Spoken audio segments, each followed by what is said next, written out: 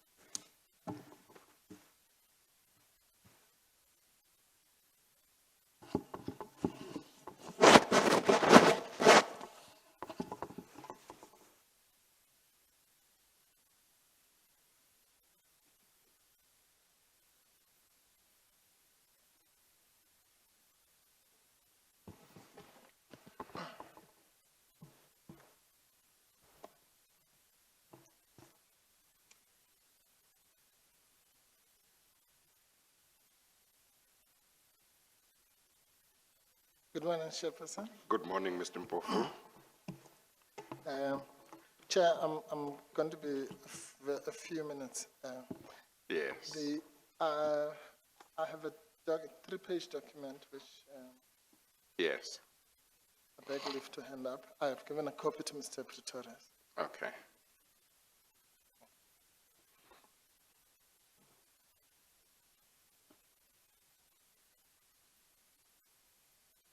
Yes. Chair, this is really just to put a few matters in perspective, particularly because the coverage of what happened last time was a bit worrying. So yes. Okay. I can't remember what it was like. Yes, no, and it's the usual. We don't blame the media. Some of these things maybe are technical. Yeah. But Chair, what we want to put in perspective is simply this: that of what happened the last time we were here, which is that we had moved, as the Chair knows, a postponement application premised principally on 2 grounds. One was the right to silence, and the other one was the right to for the privilege against self-incrimination.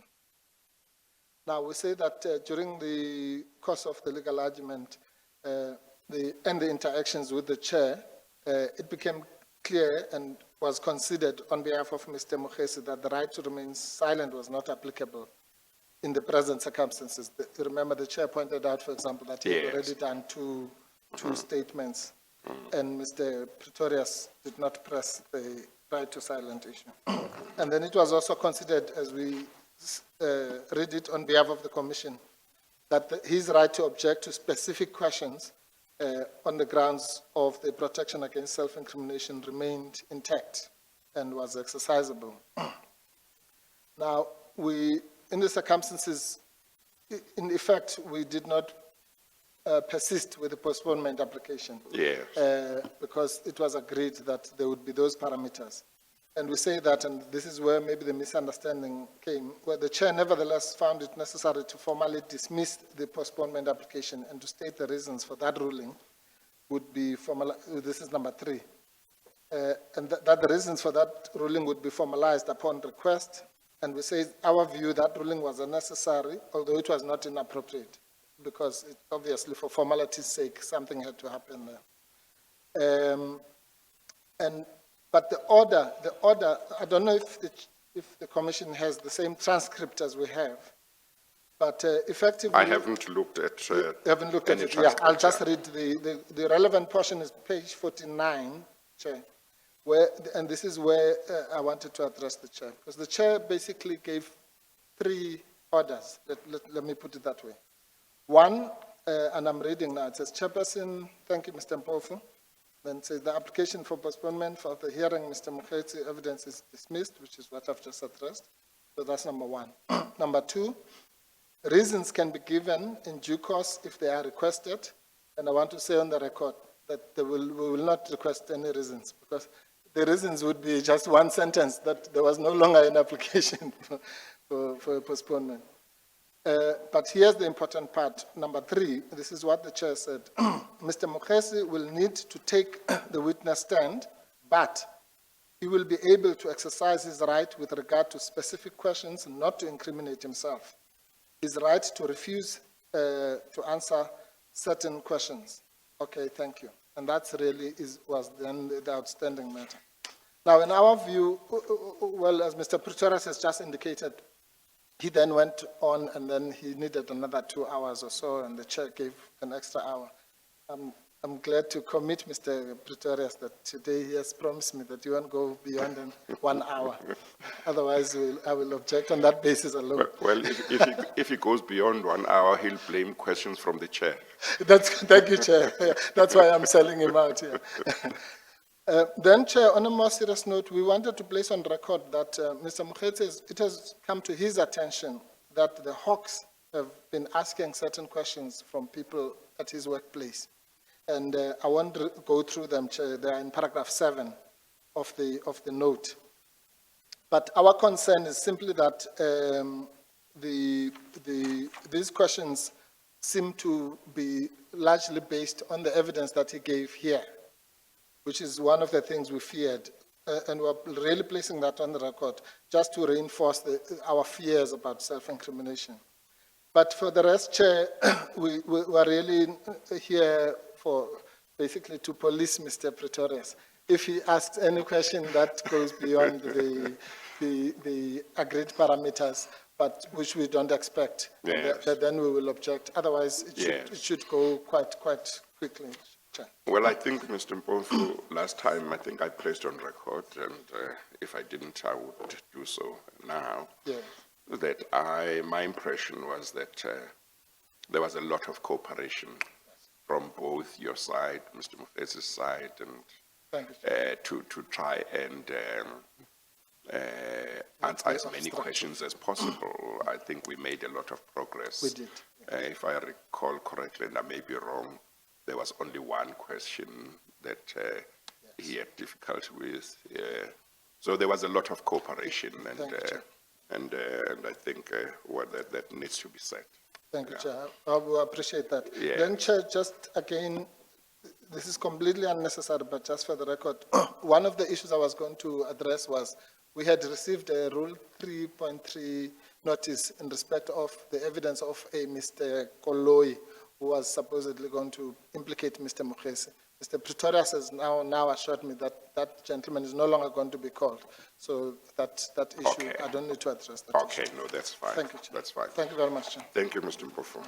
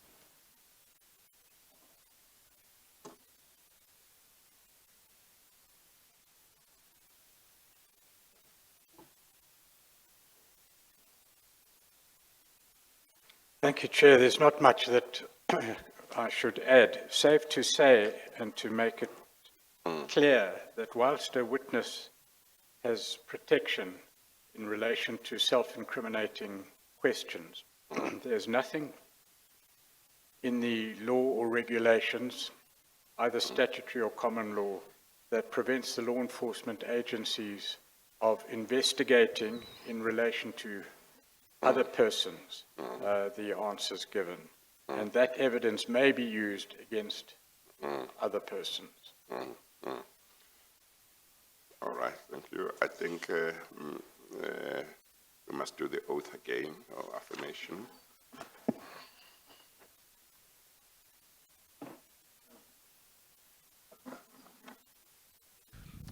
Please state your full names for the record. Nthimotse Mokhesi. Do you have any objections to taking the prescribed oath? No? Do you consider the oath to be binding on your conscience?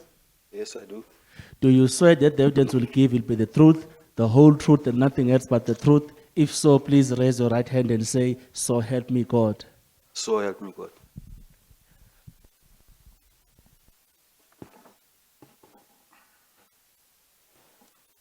Good morning again, Mr. Mokhesi. Morning, Mr. Pretorius. Would you please look at bundle FS8?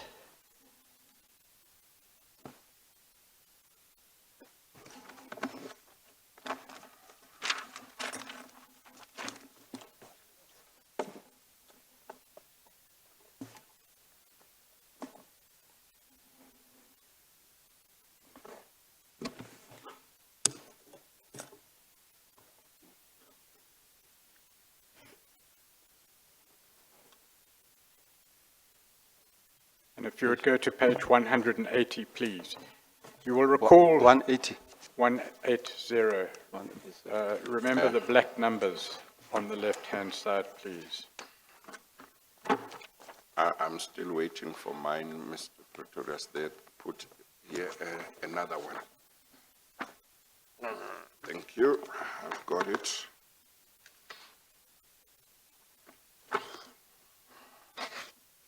Yes. We concluded your evidence on the last occasion in relation to the asbestos project, Mr. Mokhesi, by referring to the letter on the previous page addressed by yourself, dated the 11th of August 2014 to Mr. Sodi, the CEO of Blackhead Consulting Pty Limited. Yes. Yes. And if you look at the subject line, your letter says to him that this letter concerns the appointment of Blackhead Consulting Pty Limited for the asbestos eradication program in the Free State Province. Yes. You then referred to that letter in your reply, and that reply appears, I'm sorry, that's your letter to him. The reply comes from Mr. Sodi, the CEO, Blackhead Consulting. And that appears at page 180. Yes. That's a letter addressed by Mr. Sodi to yourself, Department of Human Settlements, Free State. It's dated the following day, 12 August 2014. Yes. It's on the letterhead of Blackhead Consulting and Diamond Hill Trading 71. Yes. And the subject line is appointment of Blackhead Consulting Pty Limited JV for the asbestos eradication program in the Free State Province. And the first paragraph reads, "We acknowledge receipt of your fax dated 11 August 2014, in which you request our written response regarding the appointment of Blackhead Consulting Pty for the asbestos eradication program in your province." You will notice that Mr. Sodi pertinently refers to your letter of 11th of August 2014, which deals with the appointment of Blackhead Consulting Pty Limited, we can read in, correct? Yes. He then says to you, "We would like to confirm the following, that Blackhead Consulting Pty Limited JV is willing and committed to perform the required work for the Department of Human Settlements in the Free State. 2, that the participation of Blackhead Consulting Pty Limited JV shall not negatively impact on its performance towards the Gauteng provincial government." We know, of course, that the JV had nothing to do with the Gauteng provincial government, but I just wanted to point out that this appears to be the first mention in the string of correspondence that we've been dealing with of the joint venture. Do you see that? Yes. The identity of the joint venture inserts itself into the string of correspondence regarding the appointment, ultimately, of the JV at this stage for the first time. Before this, it's been Blackhead only. After this, it's the JV. Correct? Correct. And as recently as the previous day, the 11th of August 2014, you were speaking of Blackhead Consulting Pty Limited. Correct. Did you notice the change? Well, I did not. When I look at, I also had indeed looked out at the correspondence throughout, and just to try and find out why it did not change, why all of a sudden, you know, particularly from this particular date, why it changed. I then noticed. Remember to look this Oh, side. sorry. Mr. Mokhesi. Sorry, Chair. My apologies. Yes. I Just then, start your answer Okay. fresh, please. I'm saying, as Mr. Pretorius has indicated, all the letters and the correspondence to different people and so on has always been Blackhead Consulting Pty Limited. Not at any stage has there been mentioned in the AG. So I went back and tried and find out how did it come about.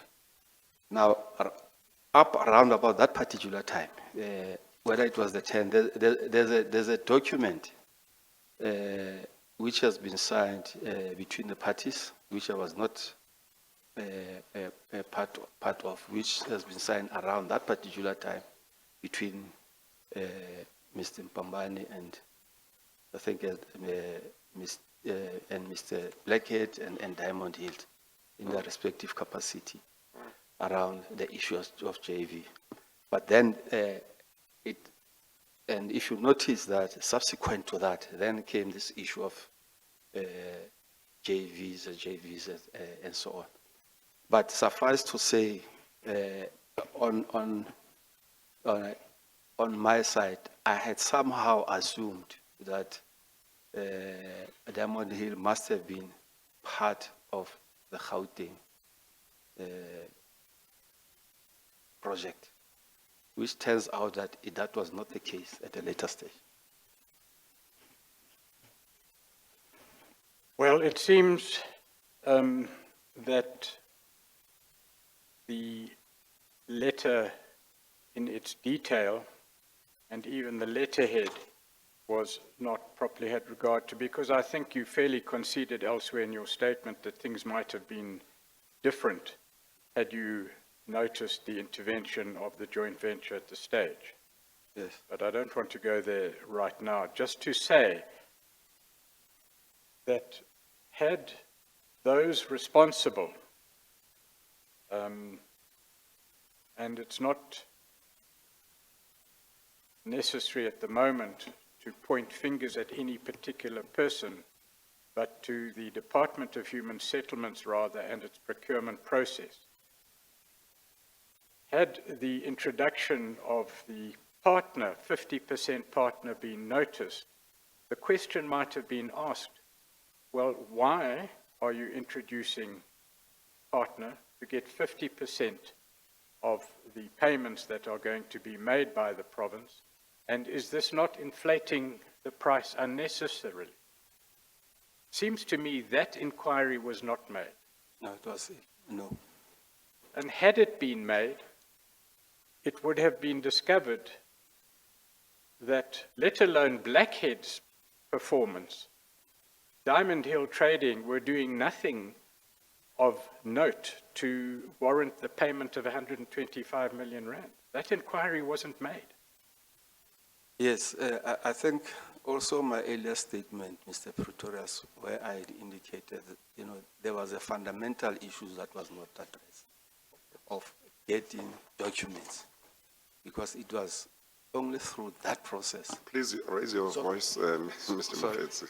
I'm saying there's a fundamental issues that never happened. I think earlier on I indicated that there were 3 issues that could have assisted here. The first, the most fundamental one, despite the fact that the Treasury regulations does not require of that, but there is a underlying, particularly on the risk management, to say if the the procurement or the supply chain had taken the trouble of getting documents, a lot of issues could have been picked up, including what Mr. Pretorius is raising right now.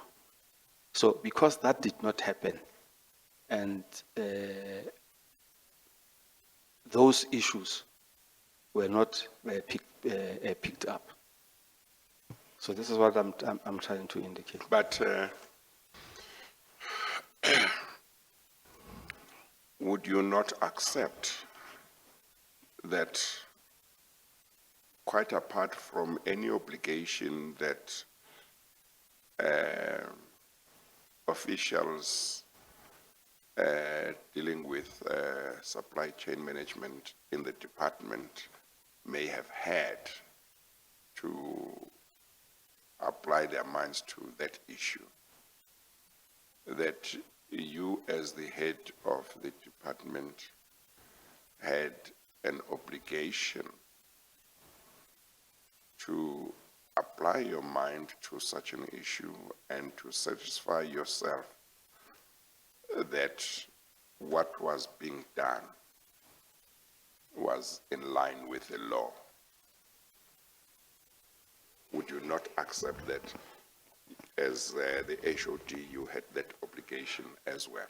Yeah, Chair, how far, maybe I should have gone further, you know, because as I've indicated earlier, you know, the supply chain practitioners of government are trained. They attend workshops on almost on a monthly basis. The practice notes that come from Treasury goes to them. They advise us in our management meeting about the new issues and what is happening now. And here I'm indicating about an individual who also has experience, who has worked in that environment over time. Now, and one tends to, you know, to trust, because I know this individual. I've known him for quite some time, even when he started. So one tends sometimes to trust, you know, as I've indicated, to sometimes pick up these particular issues when there's a problems already, like we are facing right now.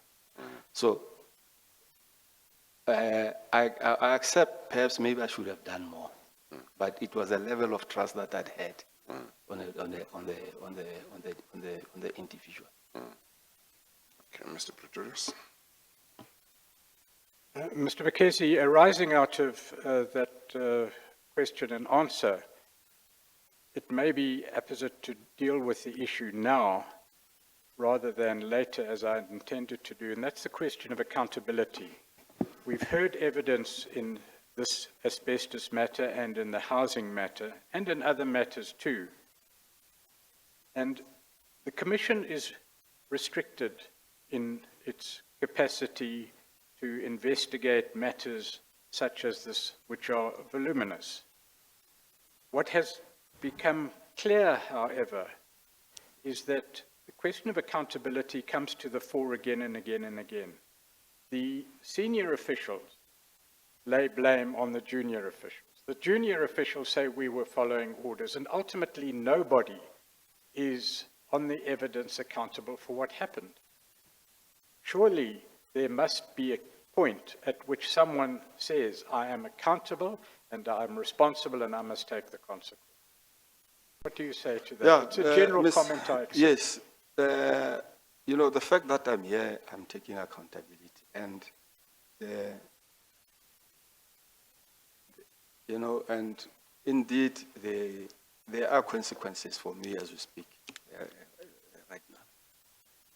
I'm not abdicating on my accountability. I might not have been responsible, but I'm still accountable, because those officials who are below me report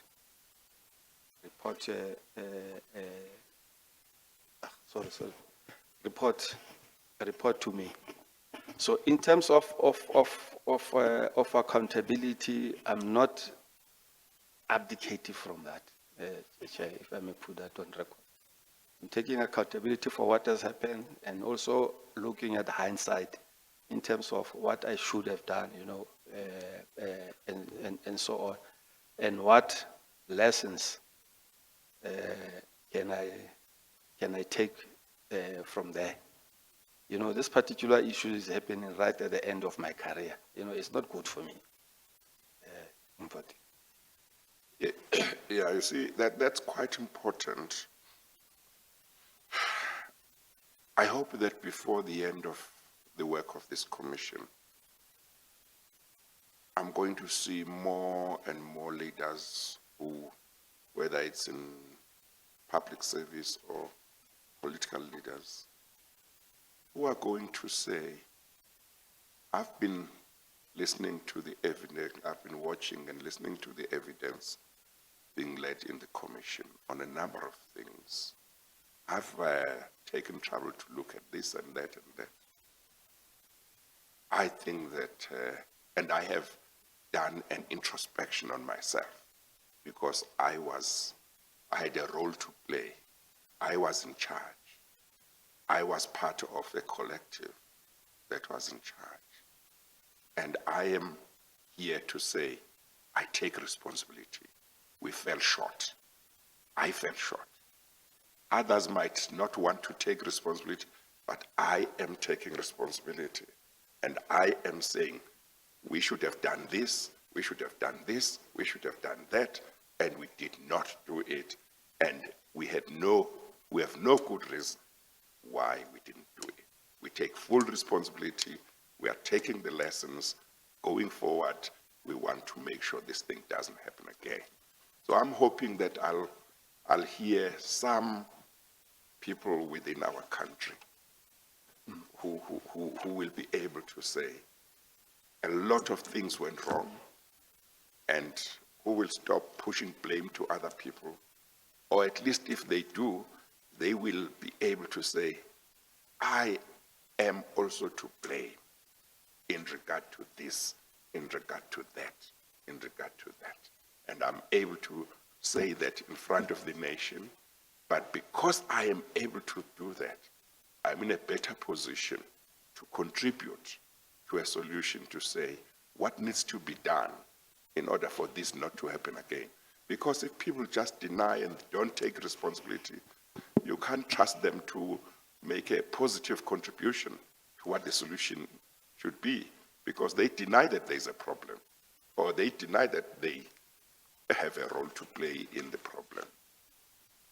Yeah, Chair, I've certainly made an introspection as well myself. Yes. There is a level of accountability in this whole thing, where I said I could have done, there are certain things that I could have done and I did not do. Yes. That I accept. Yes, yes. Even in an accident, they say both of you, there is a level of responsibility for that particular accident. You might say that I was right, but you probably, if you have done something else, you could have avoided. So I'm not completely saying and standing aside and saying, no, it's not me, it's somebody else. Yes. But I'm stating the facts as they are in terms of what has happened. Yes. And I've never at any point in time denied that that which was happening was irregular. I haven't done that. I have not denied or tried to defend it. Okay, no, thank you. Just a few more pieces of correspondence, Mr. Mokhesi. Over the page, at page 181 of FS8, is a letter from Mr. Tabani Zulu. We know that he was the Director General of the National Department of Human Settlements, addressed to yourself. Do you see that? Yes. This deals with the appointment of a professional resource team to a departmental panel. So what Mr. Zulu is thinking about, we know that he has to deal with the funding issue in due course. But what he is under the impression is happening is that there's an appointment to a panel or database, which is talked about later. And he's also speaking about Blackhead, not the joint venture. So he's somehow been informed or drawn conclusions, at least two of which are quite incorrect. We know his participation later is quite important. Do you have any comment?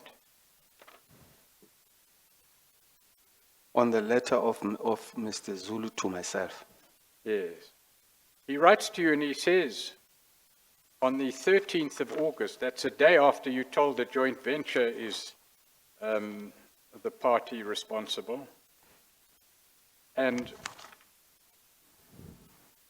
the fact that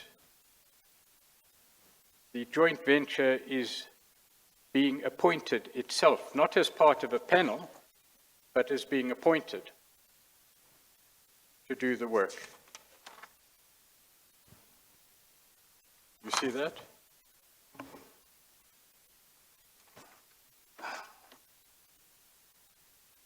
Can you read me a specific paragraph, Mr. Well, just look at the heading. The heading, okay. Appointment Yes, of professionals. appointment of professional okay. resource team to a departmental panel. Oh, okay. Yeah.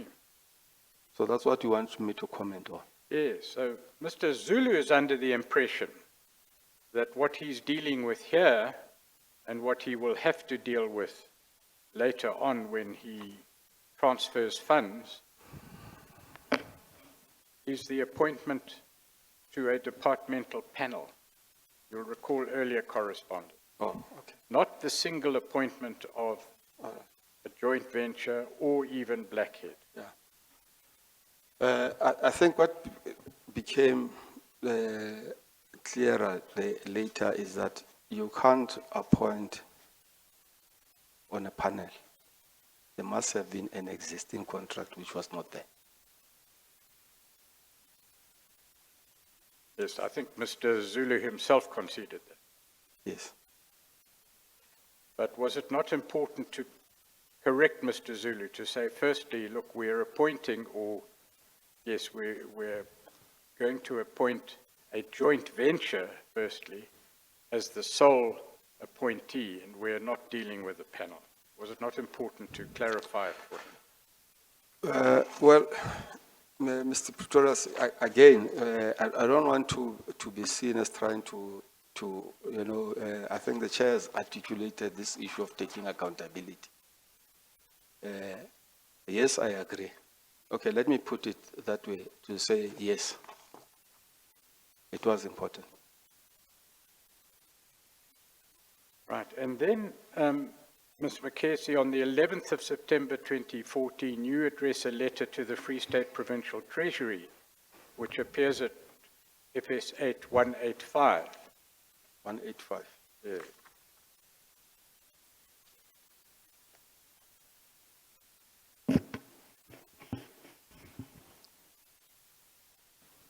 Yes.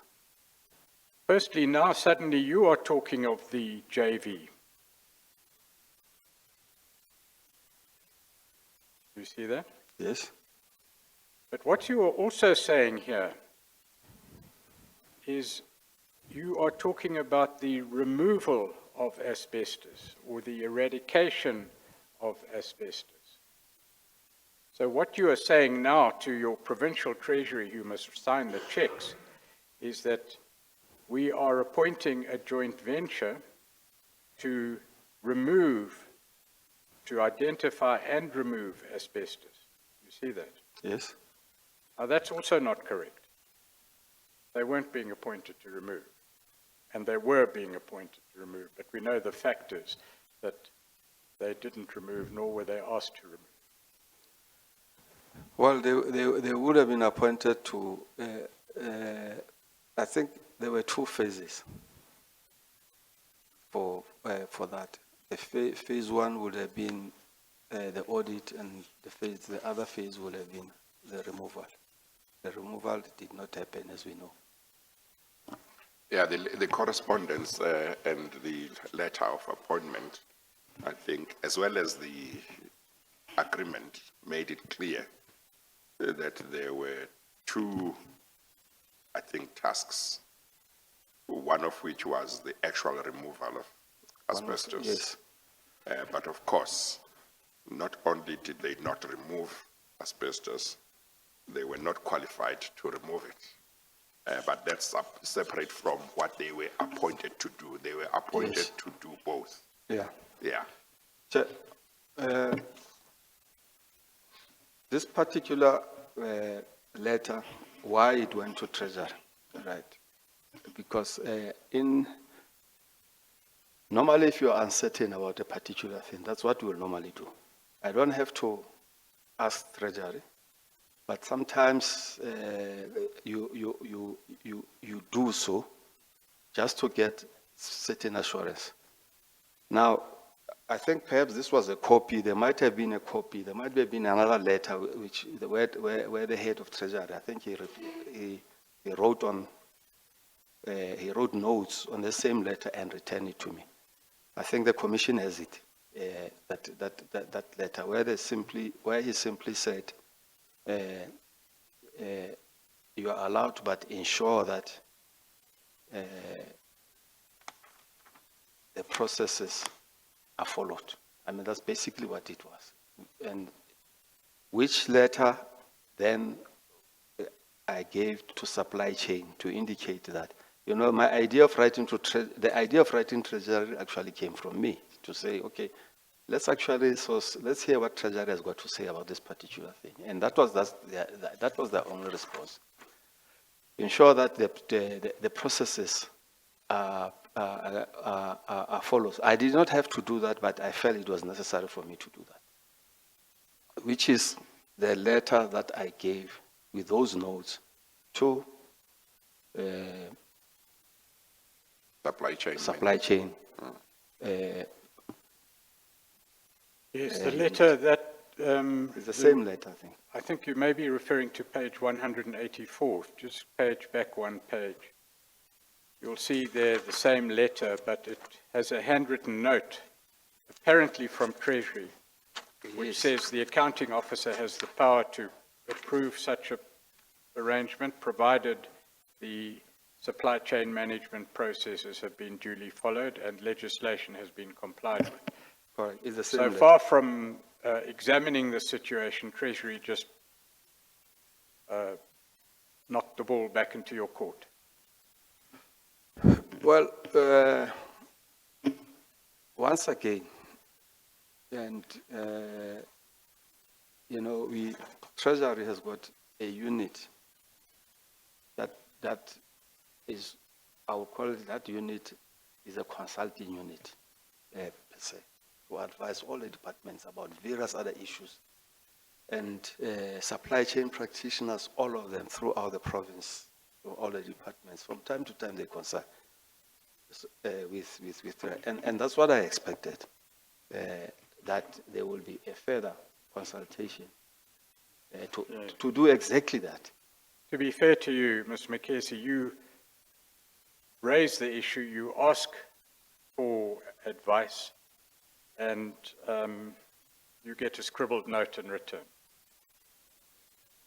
That's not good enough, surely, for Treasury, who is in a position to advise and should know, not to at least enter the fray with some advice at least. All they say to you is, you can do it, just make sure you follow the law. I mean, that begs the question, you're asking them, what is the law? Yes, and documents were sent to them as well. Yes.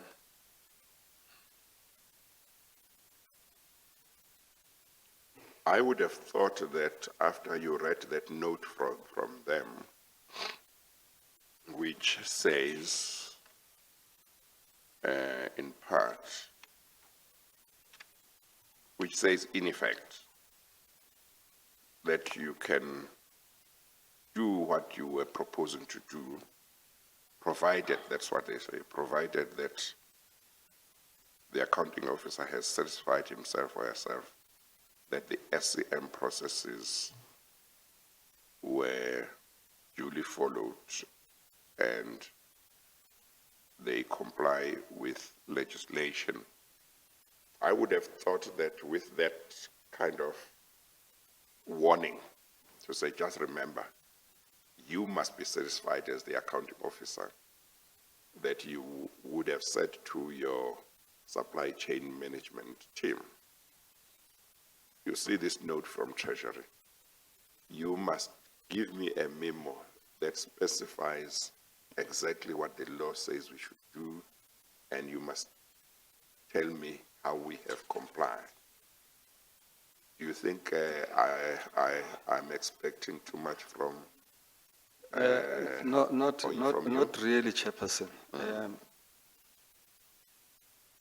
When this response came, also taking into consideration that I had at all material times had a discussion with the head of supply chain. Yeah. Also with this particular letter, as we can see, Yes. the letter was offered by him after I had indicated that, and say, well, I know that we are not supposed to consult Treasury here, we have to do it, but let's, just for completeness, let's hear what they say around this particular, send whatever documents, all the documents that are there and so on, let them, and this is what we received as a response, and simply said, okay, this is a response, just ensure that we, the process is above board, basically. Okay. And that's basically what. Julius? On page 188 of FS8, Mr. Mokhesi, is the so-called appointment letter dated 1 October 2014. It's addressed it's addressed by you to the Chief Executive Officer, Blackhead Consulting Pty Limited JV. You see that? Yes, yes. The second paragraph reads, the department wishes to advise that your company has been exclusively appointed for the audit and assessment of asbestos handling of hazardous material, removal and disposal of asbestos contaminated rubble, and I'm not sure what those next two words are, with SABS approved materials in the Free State Province. 2 points arise. At this stage, you appoint the JV, the joint venture, and not Blackhead Consulting Pty Limited. And the second is the appointment includes the removal and disposal of asbestos contaminated rubble. Yes, yes. May I just suggest that the reason why the JV was only introduced late in the day, expressly, your letters refer to Blackhead Consulting Pty Limited and expressly incorporate in later correspondence the JV, is because had the JV be introduced up front, there would be no question of a transfer of a contract from Gauteng to the Free State. Agree. You agree? Yes.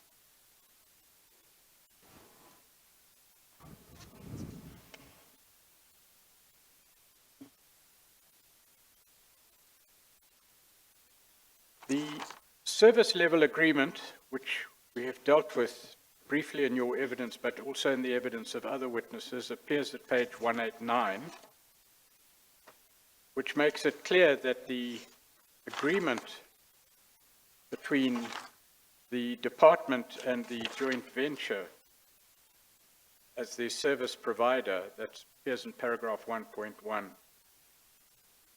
is to carry out a project, and project is defined as the appointment of the service provider, that is the joint venture, to assess, audit houses roofed using asbestos material, handling and disposal of asbestos sheets to an approved designated disposal site. That concept is repeated in paragraph 2 under working relationships. That was the appointment to both identify asbestos and to remove it. Correct? Yes.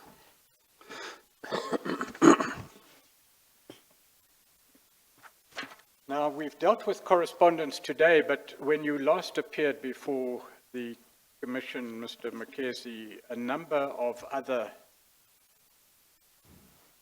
items of correspondence were dealt with, including correspondence involving Ms. Diedrichs from the Gauteng Department of Human Settlements. You recall that? Correct. I just want to summarize, if I may, the confusion or the deliberate concealment of facts and how they played out in this correspondence. The first point is that in correspondence that you've referred to in your last appearance, you sought the extension of the national panel contract and Mr. Zulu cooperated. That was in correspondence to National Department. You recall Yes, that? correct.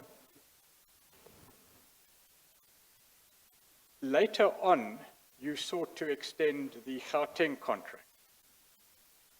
You Correct. recall that? Yes. Ms. Diedrichs sought to extend a panel, not an individual appointment. You recall that? Yeah, I think I recall that, yes. Ms. Diedrichs and Mr. Zulu, at least up to a point, yourself, talked about Blackhead. The appointment letter appoints the joint venture. Correct? Yes. You've dealt with that. Yes, we've done it. And we know that this is not a panel appointment, it's the sole appointment of a joint venture, not Blackhead, not a panel arrangement. And we also know that it's not in accordance with the Gauteng terms and conditions, especially price. Yes. Need to deal with another topic that appears in correspondence. Would you go to page 190, please?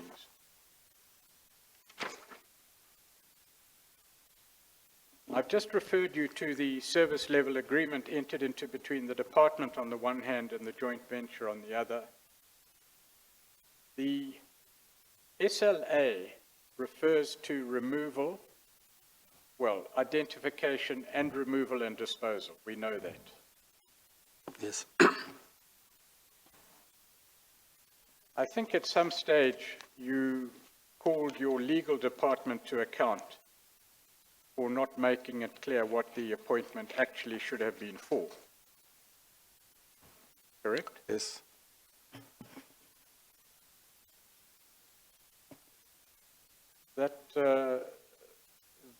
That appears in the transcript of your interview at bundle FS 6442 to 443. Your legal department drafted this. Correct? Yes. Yes. Do you need some file? I think if you need some file, Mr. Mokhesi, they can assist you. I think he wants to look at something. All right. No, if you I want to thought you see said it, FS. you want to see it. Oh, okay. No, if I mean, I it's thought you were common referring cause. me I to- think you accept that you told your legal department Okay, to draft, all right. and this is what they gave you. Okay. Okay. Perhaps it should have just restricted the appointment to what they were actually appointed to do, and that is to identify the asbestos houses. Yes. Okay. But what is important is what follows. At FS8, page 234,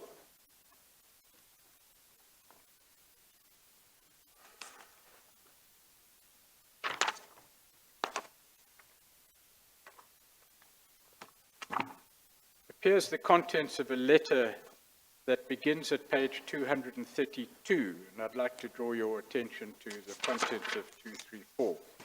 232 or 234? Yeah, do you have, well, perhaps just go to page 232. Is that 332? 232, Chair. 232. Yes, of FSA. Okay. Now we know, Mr. Mokhesi, that Mr. Zulu played a role in the finalization of the contractual arrangements, and in particular on the making available of funds to allow it to happen. We know that. That evidence has been given. Yes. By yourself especially. Yes. In order for the funds to be made available, they had to be transferred from the budget of another province to the Free State. Not in that manner. How did it have to happen?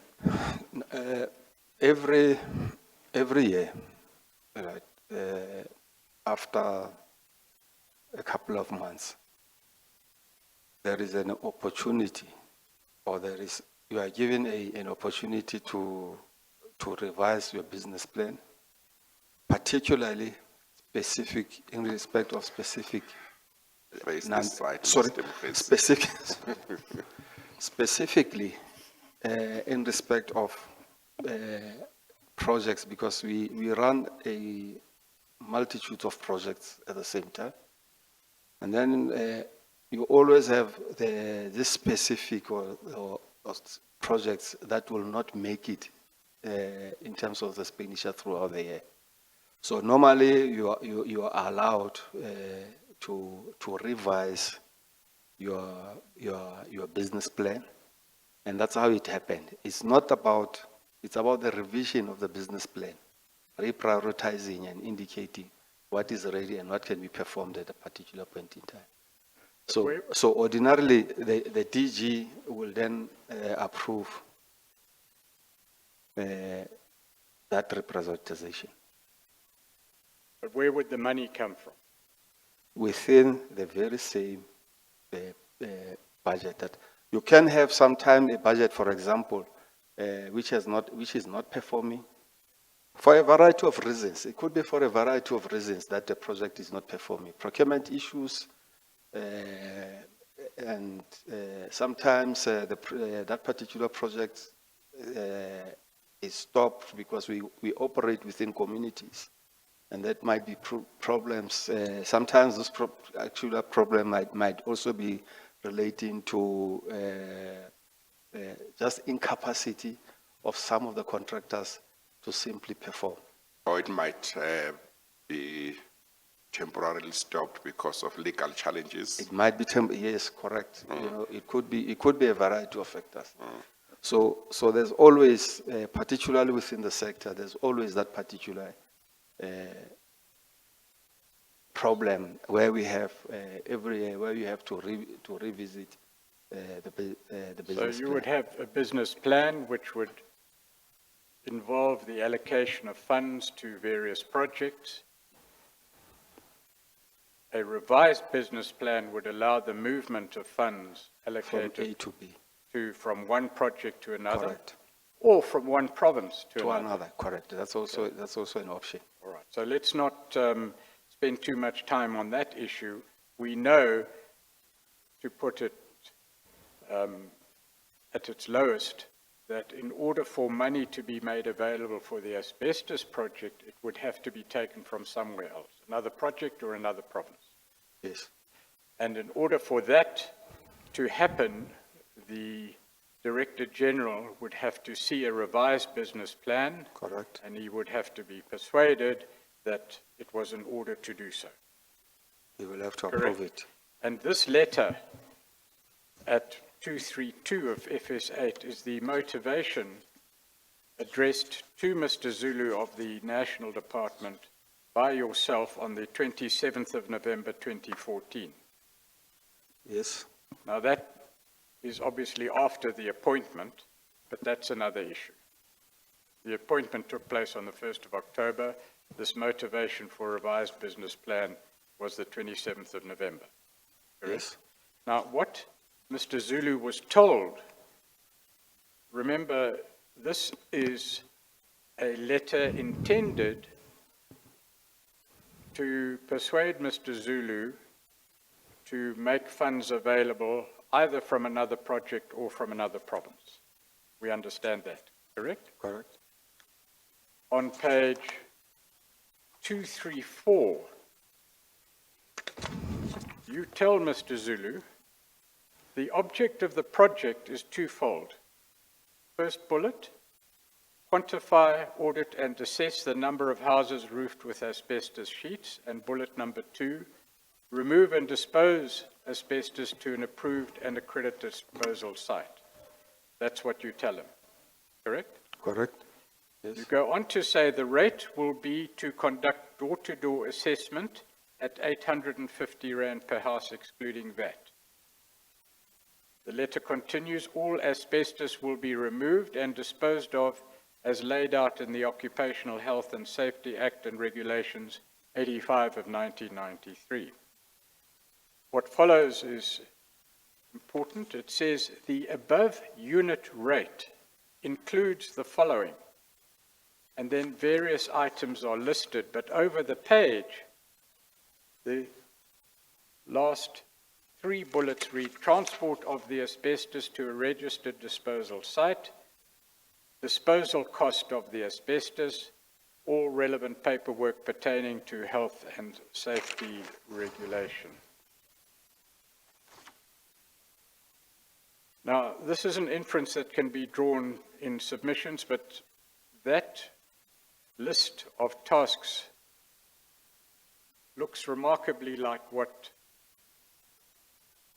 the Gauteng project put up, but I'm not going to go down that route for the moment. All I want to point out to you is that Mr. Zulu was told when he had to consider making funds available that the 850 Rand per house would include the transport of asbestos to a registered disposal site and the disposal cost of the asbestos.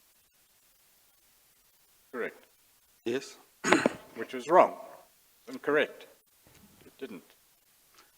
Yes, what is, I agree, what is missing here in this particular, in this letter, because it's actually impossible to do that at 850 per unit. It is impossible. Sorry, it's not possible to do all that at 850 per unit. So what should have the letter should have included? It should have included, which is also part that takes care of there, because if you remove, we must also replace. The 32, I think, which was mentioned in the proposal, the 32, which was the phase 2 part of it, because 850 per unit is just not possible. It actually was meant to refer to the phase 1 of actually taking stock of what is there. That was basically. I consider what should have been included there should be in that one. Mr. Mokhesi,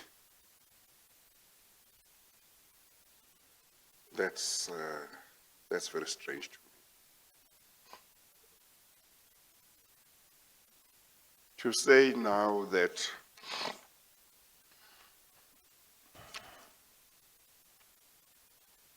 the price that you specified as a department in the letter of appointment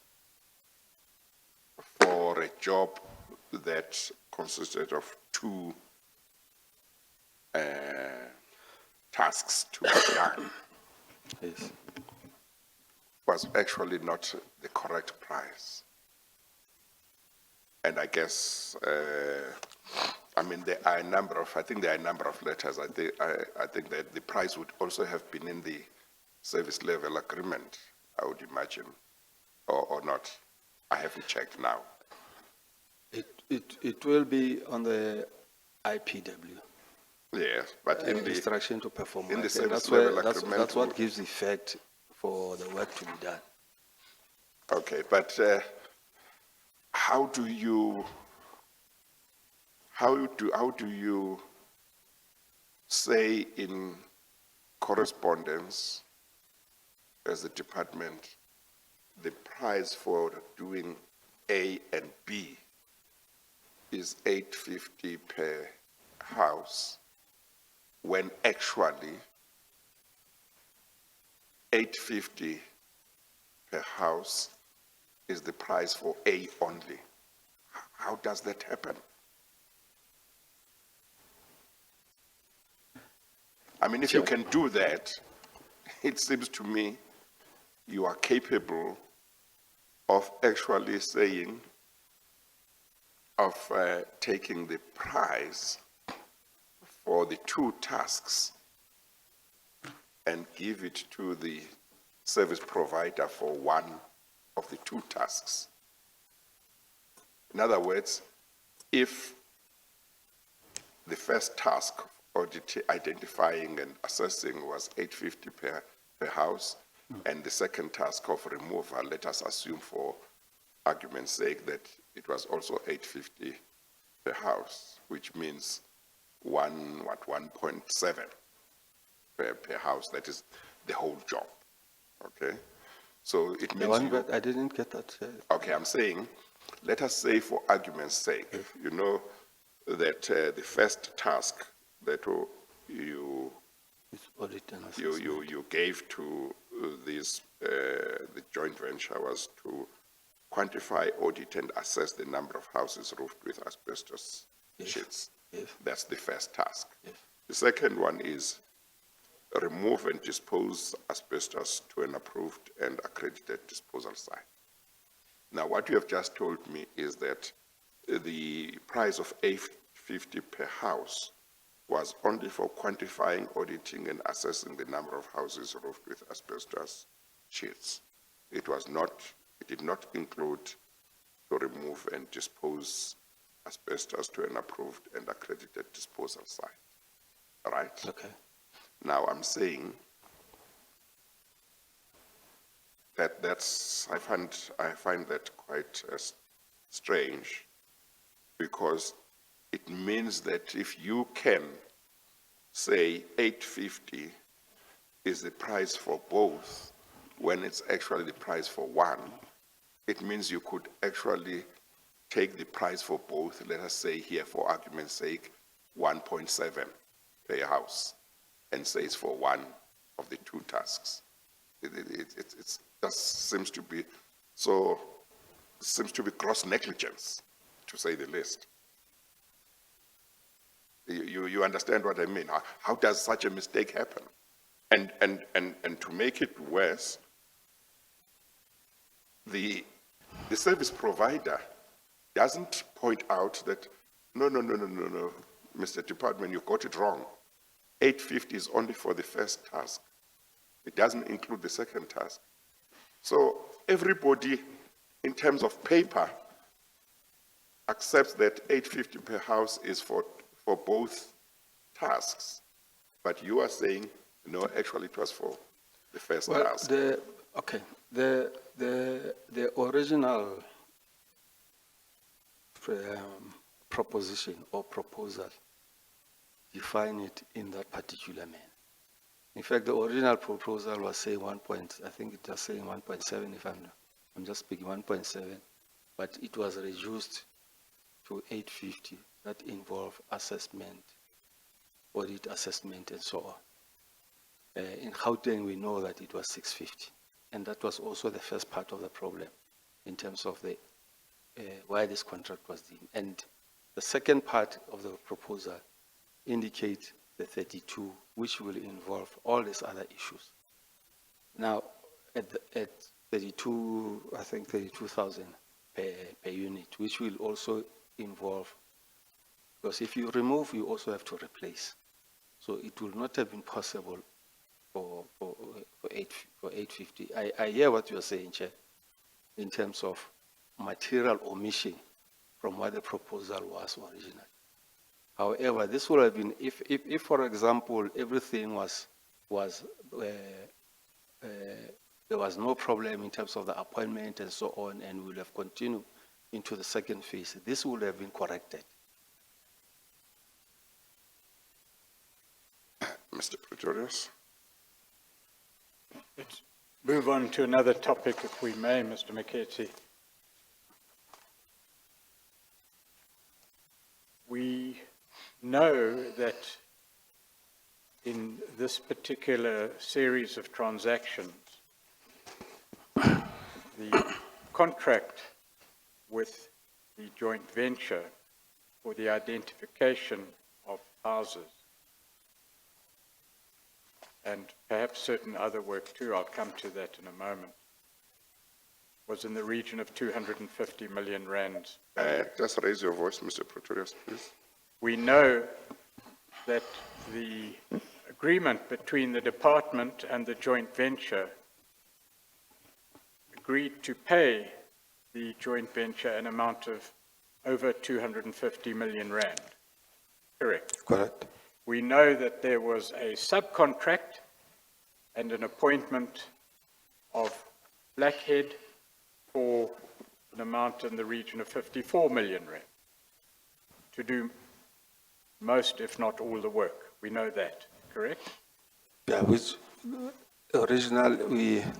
okay. I know of it now. Yes, you Okay. know of it now. So So I'm please. not saying you knew of it then. In fact, that's precisely the point I want to raise.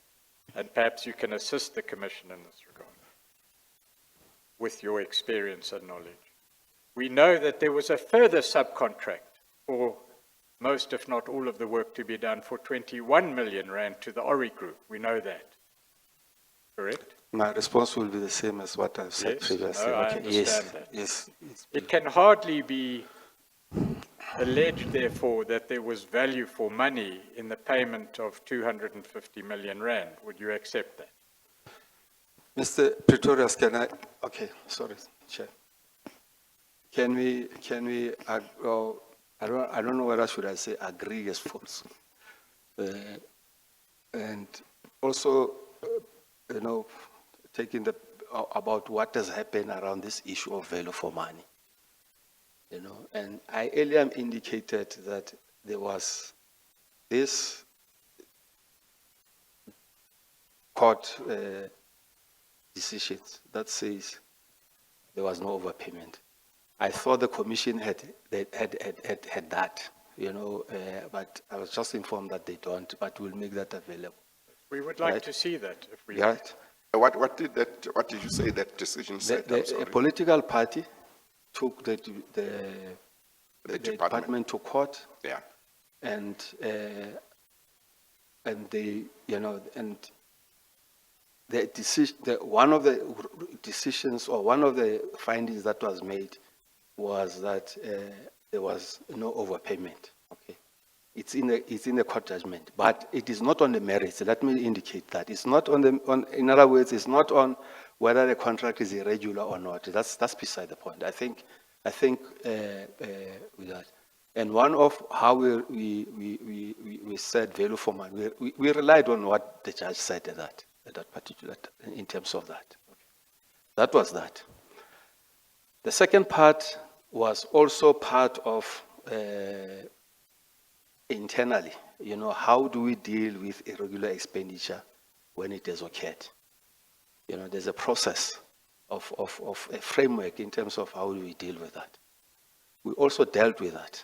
And I'm certain the AG will not have agreed in terms of the write-off if maybe it is because none of the parties involved there were experts. Maybe it is because of that. Yeah, I'm just saying. But there was a process. That's the second part. And subsequently, there was also an investigation by the public protector, who arrived at a different conclusion. I think the commission and the public protector's conclusion are the same. We now have an investigation by the SIU. Now, all that I'm saying, because also the SIU will also come up with to say, let's leave, in terms of the issues of the value for money, can we then leave it perhaps also either to the SIU? No, we can't. To, No, Mr. Mokhesi, we can't. We have to make our own decisions.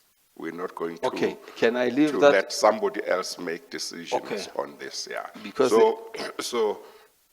even if a judge had said there was no overpayment, just from that. Yes. I haven't read the judgment. I don't know what the judgment says, but it seems to me that he or she might be talking about whether you paid more than you had undertaken to pay, which is different from the question that Mr.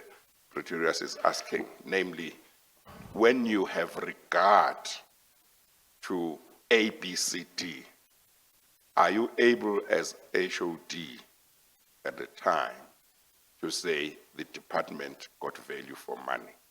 So you go into, what do you mean when you say value for money? You look at what happened and you say, yes, we are able to say we got value for money, or you say, look, knowing what we know now, we are not able to say we got value for money.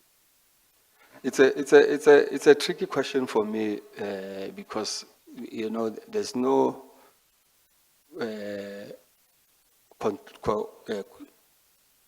what would I say? There's no conclusion, because we might at a later stage, the department might have to write back based on, you know, based on the either the outcome of this of the commission or whatever body that has been tasked to investigate this issue of value for money. So But- we might have to write something back and also pursue.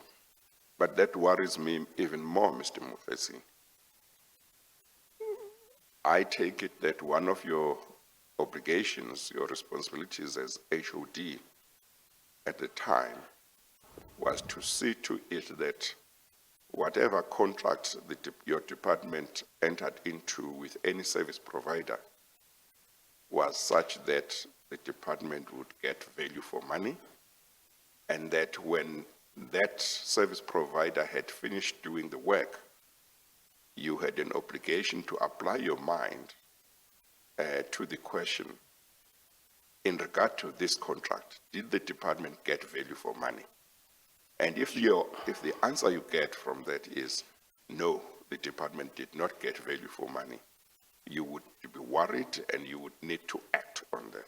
Yeah, Chair. Now, the answer you are giving me suggests to me, and maybe I misread what you are saying, that you didn't do that, because if you had done that, you'd be ready to deal with the question that Mr. Pretorius puts to you. You Chair, say, I don't know what the SIU will decide, I don't know what this commission will decide, but I have applied my mind to the question as HOD, and my answer is A, B, C, D. Chair, at that time, right, this information that Mr. Pretorius is talking about, that they were subcontracting and so on and so on, that information was not there. At that particular point in time, the fact that it was written off, it is because there was certain work that was done, and they came to a conclusion that there was value for money, right? That was before the other inquiries, like the inquiry right now that is happening, which attempts to get deeper into the issues. Now, obviously, when that comes, that's why I'm mentioning this independent, which I would say independent body outside the department, right, will then be in the position to inform, because I'm sure the service provider themselves will also want to make a point or a case in terms of whether value for money. The outcome of this commission in terms of that is going to be very important as well, because then it's done independently. Outcome of the commission plus the outcome of an independent institution like SIU, and I'm sure somewhere we will converge, and there will be indications as to why there's either no value for money, because I have done that already, and what is being done now seems to contradict that conclusion based on the information that was available then. Mr. Pretorius? Do you wish to take the short adjournment now? I'm happy to do We can either take the adjournment, or if you want to pursue one or two questions before we do so, I'm happy to. Well, perhaps we should just tie up this topic. Mr. Mokhesi, we don't know what the court was told in relation to this contract and its performance. We've asked for the judgment, and perhaps we will still get it. I think the initial investigation that was given to the investigators, but we'll make that available. Yes, but the point is we don't know what the court was told and what conclusion it drew in relation to the facts that we now know Okay. before us. So I'm not sure we can rely on the court as a I'm not. fair and informed judge of whether there was value for money. Well, I'm not saying that, Mr. Pretorius, you should, because even that judgment was never appealed against. Okay. And, so, in the absence of anything to the contrary, one is bound to conclude as I've concluded. I'm putting the contrary to you, Mr. Mokhesi. We don't know what information the court was given in regard to value for money, nor do we know now what it found. As the chair has pointed out, it's for this instance to make its own findings on the facts before it. Yes. You now know the facts, and we now are dealing with hindsight, not what you knew at the time. I am quite willing to approach this matter with the benefit of hindsight for the present purposes. It appears, and I want to get to another point, because the chair will make up his mind as to whether there was value for money. There's plenty of evidence, including the evidence found by the public protector that the work was done for approximately 21 million rand, right? And 250 million rand was the charge for the work. And quite frankly, it's quite obvious that there was no value for money here. I want to raise another point with you, Mr. Mokhesi. And that is what happened here, unbeknown on your version, and we must accept that for the moment, unbeknown to the department, there were two levels of subcontracts happening. Correct. First to Blackhead for 54 million rand, then to Ori for 21 million rand to do the field work. Correct. Yes. You weren't told that. No. I think you said Blackhead, Mr. No, yes, you meant- I you meant was not told that. Master Trade, I Master think. Trade, I'm Yeah. sorry, Master Trade. Yeah, first to Master Trade and then to Ori, correct? You weren't told about these subcontracting arrangements. With hindsight, how would you regulate matters to prevent this sort of thing happening again? So what we have here, and it's not uncommon, according to the investigations of this commission, is that you get a company that tenders for government work and then subcontracts it at a much lower price and makes a huge profit, simply for intervening as the contracting party. Can this be prevented? Can prejudice to the state be prevented? Can you help the chair in that? In terms of making suggestions, Yes. or how, You were on the ground, you know, you have experience. Perhaps you can help the chair. yeah, Chair, sometimes the contractors are also becoming very creative. It's very difficult, but ordinarily there would be a particularly on construction, because people do sell work. We know that it does happen, like Mr. Pretorius has indicated. In terms of trying to maybe prevent or try to manage, because you cannot completely, I don't believe there's anything that says you can completely, but you can minimize opportunities for that happening, is to have with the main contractor about how much, in other words, putting up the rules to say, yes, you can subcontract because you can subcontract because there will be work that needs to be subcontracted in any contract, in any event. Setting out the guidelines to say you can only subcontract no more than 20 or 30% of the work. The rest, it must be done by yourself as the main contractor, and get perhaps the list of the people who will be doing the work, and prove that they are the actual people, they are the actual, your actual employees, so to speak. So in requesting those particular details, perhaps maybe for the future, it could assist to prevent people subcontracting or selling work 100% to others. Yes, just one point. It seems that from the side of the various departments that give work, we've heard both in this matter and in the housing matter of very creative ways of avoiding competitive bidding. And it appears that greater control must be exercised and loopholes must be closed. Got it. Do you agree? Yes, I agree. There's just one more brief topic to deal with, Chair.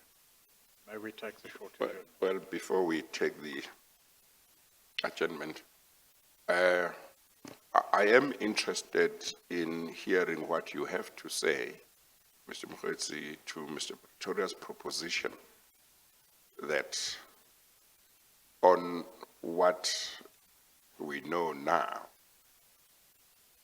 the department did not get value for money.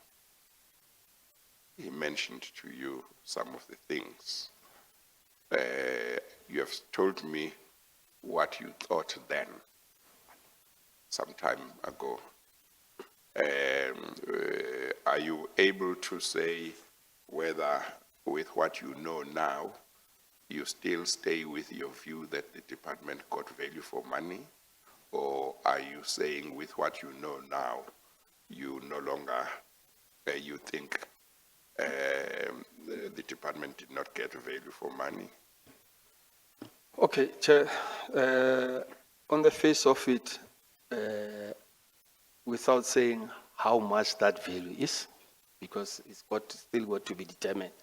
There will be to say the department probably did not get full value for money, without putting an amount. And this amount, I think, will be the outcome of the inquiry at the stage to say this is what we think.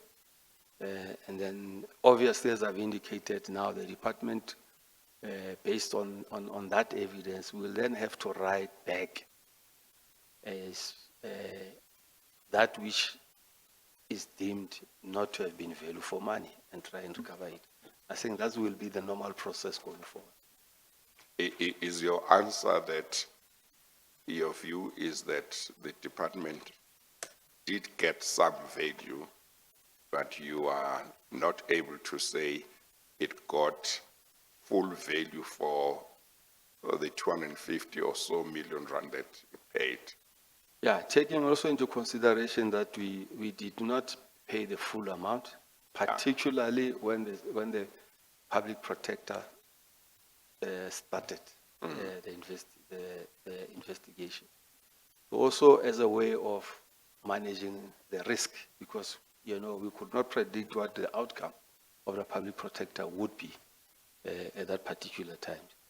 So, and I think the same information that the public protector had in her investigation is similar to what the commission, and possibly the commission did more, basically. Now, based on that, and with possibly the quantum that I'm sure the commission will be able to determine,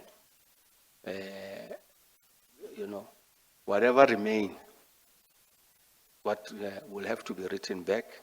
But my answer is possibly the department did not get full value for money in this instance. I'm not able to say how much. Yes, okay, all right. Let's Chair. take the... Chair. Oh, yes, Mr. Mpofu. Thank you, Chair. Just a request more for personal reasons. Yes. If Mr. Pretorius has indicated to me informally that he needs another 10 minutes or so, so I wanted to request, if it's at all possible, whether we could deal with that and then take the break, or... Yes. Yes, no, we can. We can do that. Yeah. Thank you. Okay, let's do that. But Thank you very much. yeah, maybe before we do that, let me ask another question that I was going to ask after the tea adjournment. You might not need to go to this page, Mr. Mokhesi, but it's page 234. That's one of the pages of the letter that Mr. Pretorius referred you to, which you addressed to Mr. Zulu. You signed it on the 27th November 2014. At page 234, there is the part where you say the objective of the project is twofold, and then you specify. You know which one I'm talking about. 234. You might not need to read, but to look at it, but you can if you want. Page 234. Yeah, I'm on page 234. Yeah, okay. Somewhere in the middle of the page, you say the objective of the project is twofold. Then you specify the two objectives. I'm not going to repeat them. Then later on, down the line, you say all asbestos will be removed and disposed of as laid out in the Occupational Health and Safety Act and the Regulations 85 of 1993. I take it that that's the Act and the regulations that also specify the requirements or qualifications that need to be met by anybody who wants to remove asbestos. Is that correct? Correct. Now, Mr. Sodi gave evidence here, and he considered that Blackhead and the joint venture did not have the qualifications and were not accredited to remove asbestos. Did you hear that part of his evidence? Yes, I've noted that. You have noted that evidence that he gave. Yes. Now, were you aware of that prior to him giving that evidence, or were you not aware? No, I was not aware that they don't have. The qualifications? Yes, I assumed basically that they should have, because they did the work in Gauteng. But as I've indicated earlier, Chairperson, you know, the documents, if we had requested the documents of all the Gauteng in terms of what we, this matter would have been picked up as early as that particular time. Yes, but you see, I'm worried because from the fact that you say in this letter, all asbestos will be removed and disposed of as laid out in the Occupational Health and Safety Act and the regulations, gives me the impression that you are aware that there is a special procedure that must be followed, is laid out in that act. And I take it that you would also have been aware that not anybody could do this job. This job requires somebody to have certain qualifications or to be accredited. You were aware of that, were you not? Yeah, yes. Yes. And this, okay. Yes. Sure. So you see, my question, therefore, is how was it possible that as HOD, you could not at least say to your officials, where are the qualifications or where is the accreditation of this entity that they can do this job? Because that must be quite an important and basic question to ask before you give anybody a job. Let me respond to that. Yes. It's not the first time that we remove asbestos. It was only, this scale is was a different one. We have been, particularly with old pre-1994 houses which are dilapidated and so on. Now, we have been removing them, albeit not on a, on a larger scale and so on, only to people who to those individual who are qualifying for government assistance and are living in those houses. Now, it's not a new thing, the issue of the removal of asbestos. I don't have to repeat it to the officials. So they know that. As I've indicated, this was not the first time, Chairperson. We have done that partly in Soutpan, even in Mangaung, certain houses where, and ordinarily what will normally happen in that instances, while we appoint a contractor to do that, he would have outsourced, because that's not the main part of it. He would have requested somebody, because there's quite a few people in the province who are qualified to remove that, the asbestos. He will then do that before the demolition of a structure. So that we have been doing even before that. But are you saying to me that you were, okay, you said earlier on it was the first time you had that they did not have, Blackhead did not have accreditation or qualifications. So you were under the impression that they did have the necessary qualifications or accreditation, is that correct, or Yes, not really? yes. You were under Because- that impression? Yes. But that's something you had not checked. You assumed that they did Yes, have. because in our normal course of work, we have always, some as I've indicated, remove asbestos, and there are procedures. The first one is you must produce the certificate that the person who's going to remove that there's a process as to who qualifies and so on. The disposal sites, it's not anywhere. You can't just dispose it, for example, in any landfill site and so on. So we have been doing that before.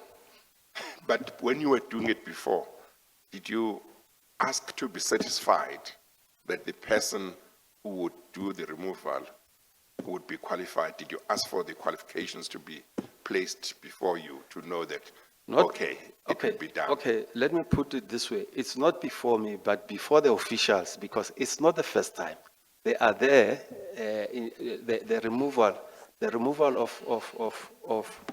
of asbestos, as I've indicated. We have been doing it as a matter of course, particularly for the beneficiaries who are qualifying to do that. But, Who are qualifying for government assistance. but why is there nothing that is given to you that says,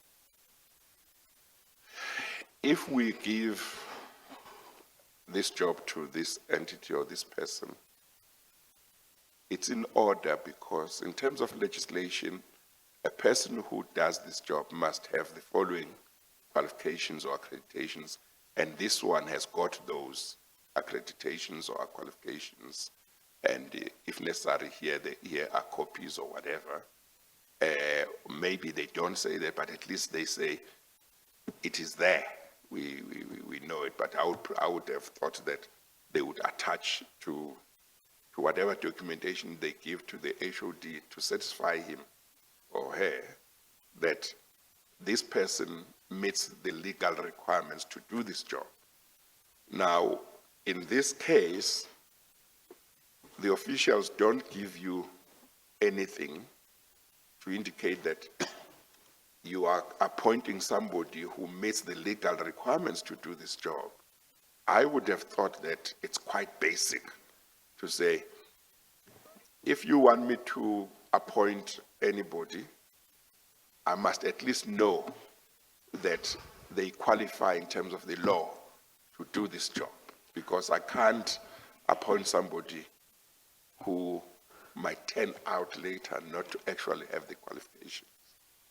Chair, certain things are so basic, like you have just said now, you know, are so basic that I don't even, as an accounting officer, have to say it, because this is the work that we have been doing. You know, in government, things are largely standardized, right? To say if this is what you have to do. There is a checklist of the individual. So, and I think I've earlier indicated, you know, with a span of control of 11 people that reports to me, it's actually, and each one of them being senior managers in their own right and could be actually the accounting officers in their own right. They can apply for my job, right?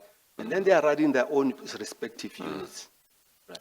So in most of the cases, it's through engagement and reports and so on. So that is in a checklist, basically. And you expect them to I do expect that. You know, I don't have to even to tell them, because it's not even the first time that we're dealing with asbestos. Well, now that we know, or let me ask this question. If you knew that Blackhead or this joint venture did not have the qualifications or the accreditation required to do the removal of asbestos, would you still have appointed them to do this job?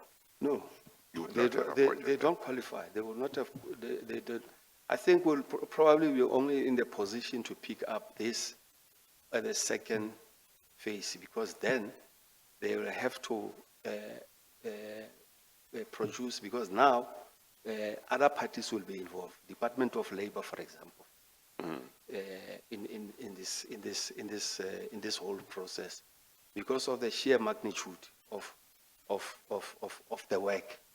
And definitely labor would have been involved, and you know, there would have been checks and balances along the way.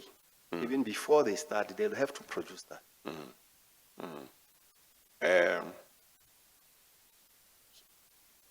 So it seems to me that the joint venture of Blackhead also made a misrepresentation to the department, because in this service level agreement, they assured the department that they had the capacity and the experience, I think they say the qualifications, if I'm not mistaken, to do the job.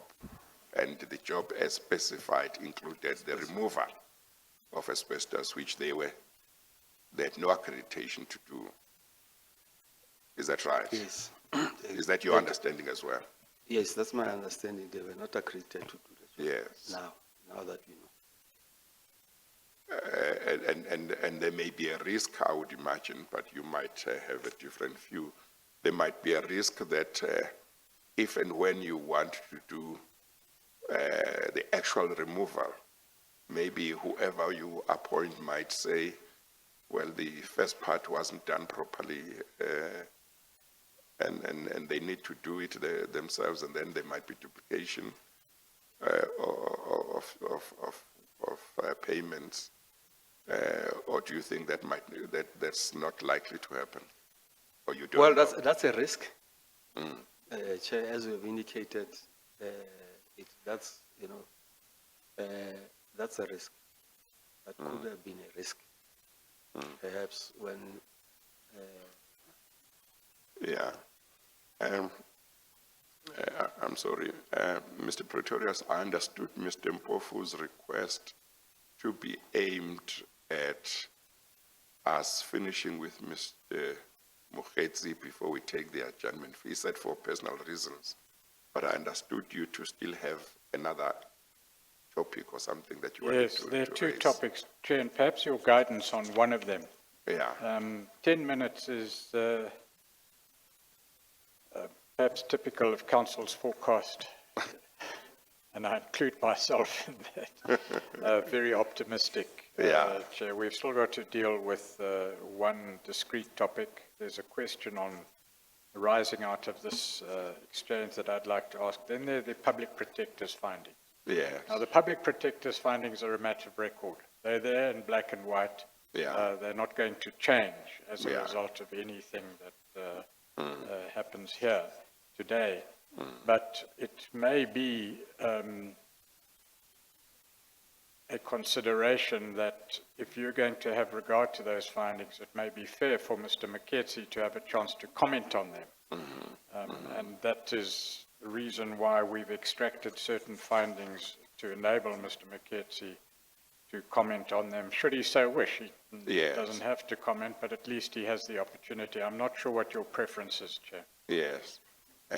So on your assessment, if you have got to deal with all of that, how much time do you think you might need? 30 to 40 minutes. Yes. Mr. Mpofu, what's your situation? It's okay, Chair. We can take It's a okay. break. Okay, let's take the tea adjournment. It's 10 to 12, and then we'll resume at 5 past. Yeah, okay. We adjourn.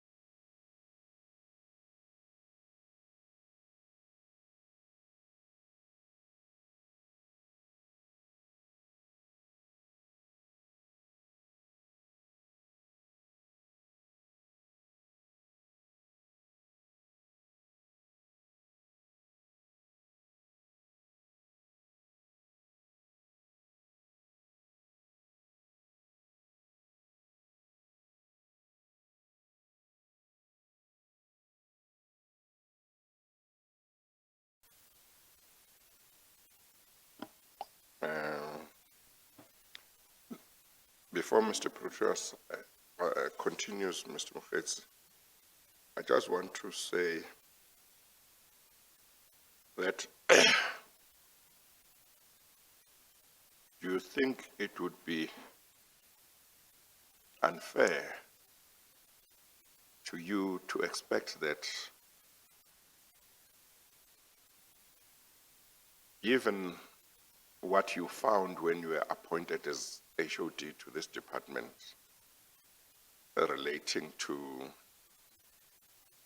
the 1 billion rand housing project, 1.3, 1.4 billion rand project,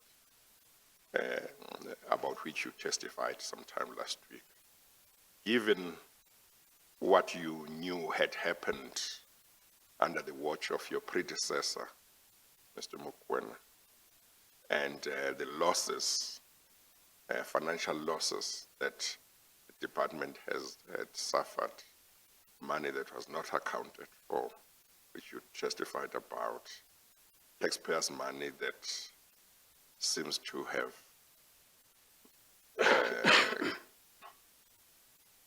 been paid away with no real work being done. Do you think it would be unfair to expect that your attitude would be that under your watch as head of that department, you would be more stricter in terms of making sure that processes were followed and legislation was followed, because you wouldn't want something similar to happen?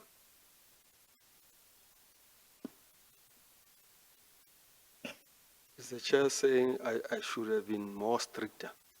No, I'm asking. So maybe let me put it this way.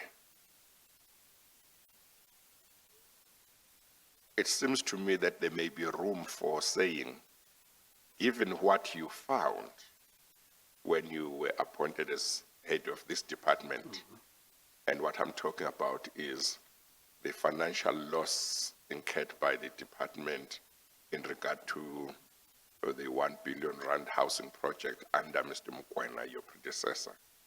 Given that that is what you found, and it was quite a big problem, I would expect that you would have been more determined to make sure that such losses as far as possible were avoided during your term, and that for that reason you would be stricter in making sure that legislation and processes were complied with during your term. So I'm putting the question, do you think it's unfair to expect that that's the attitude you should have adopted? Chair, I don't think it's unfair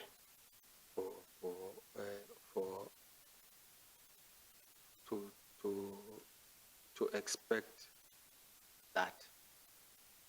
And,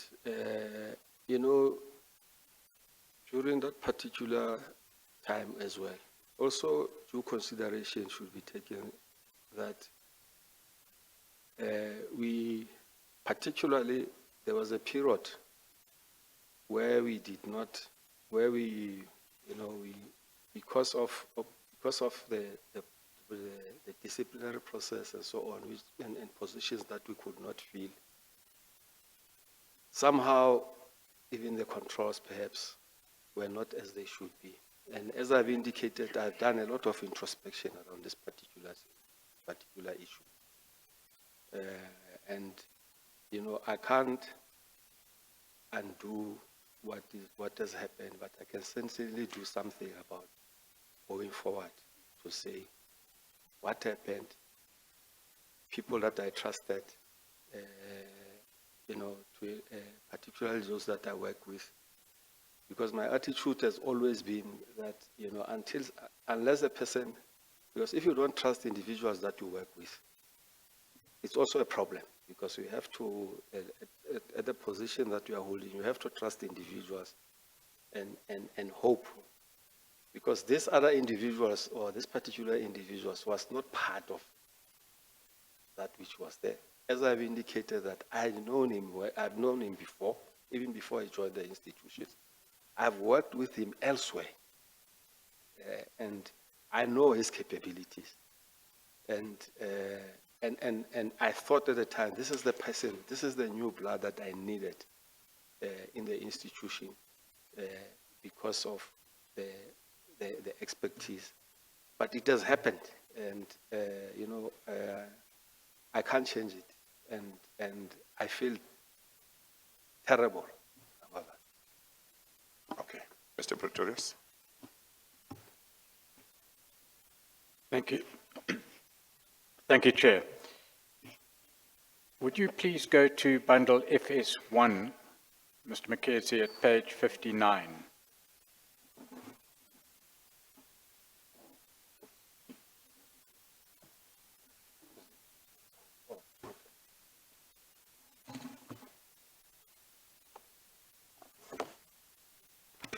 Page 59. Yes, please.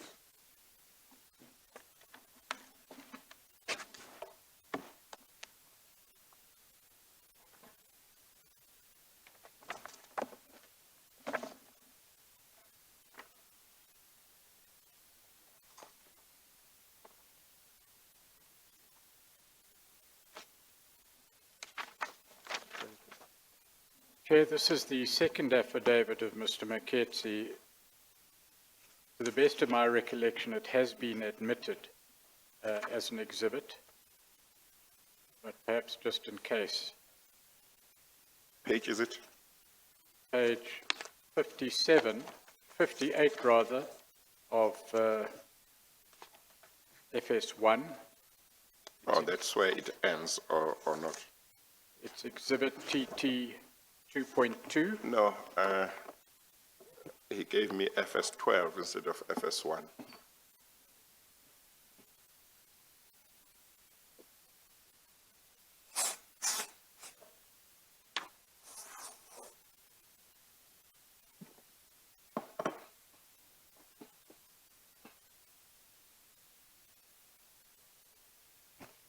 Page 60 of FS1, is that your signature, Mr. Mokhesi? Page 60. Page 60.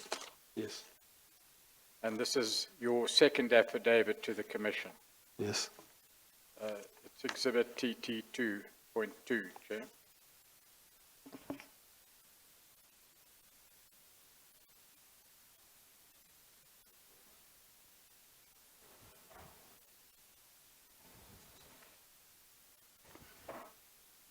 You go to page 59, paragraph 7. Yes. You say in paragraph 7.1, during the time of the asbestos audit, I became acquainted with Mr. Edwin Sodi. We became friends.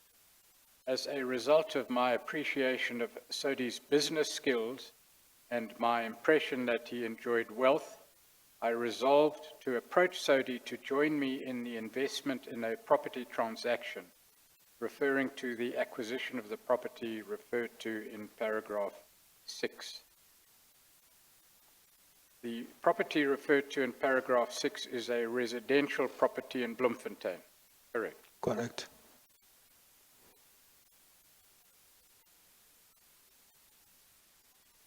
Paragraph 7.2 and the statement in paragraph 7.1, is that correct, true? Yes.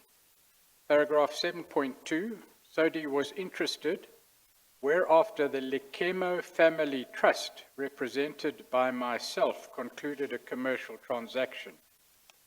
The terms of the commercial transaction are contained in a written agreement annexed as Annexure D. We'll get there now. Correct. Yes. The third statement you make in paragraph 7 says it needs to be recorded that at this juncture, that the asbestos audit, which was conducted by Blackhead Consulting Pty Limited, was already finalized at the time the transaction was entered into.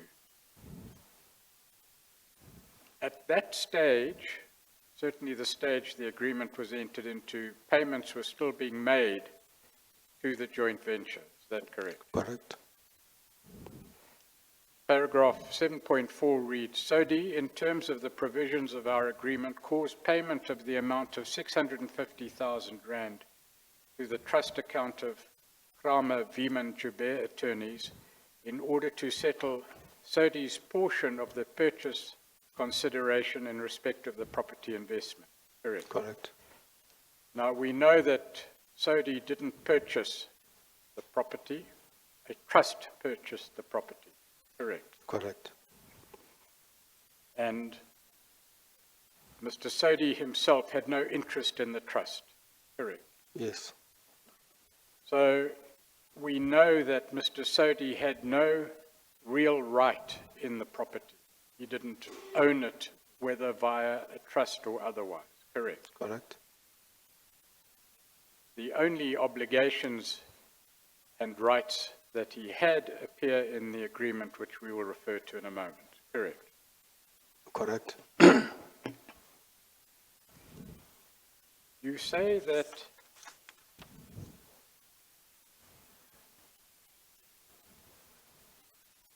SODI was interested, whereafter Lekemo Family Trust, represented by myself, concluded a commercial transaction.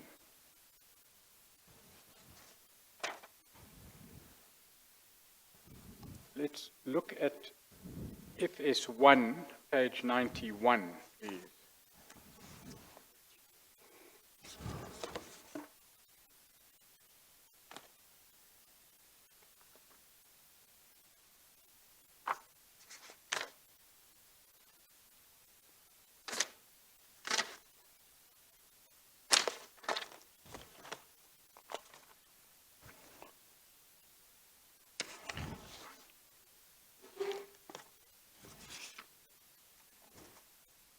Correct me if I'm wrong or putting the position incorrectly. That is the signature page of the agreement. Yes. It's signed by yourself on the 1st of April and by Mr. SODI on the 1st of April. Yes. If one goes to page 89, you will see the first page of the agreement, Page. 89 of FS1.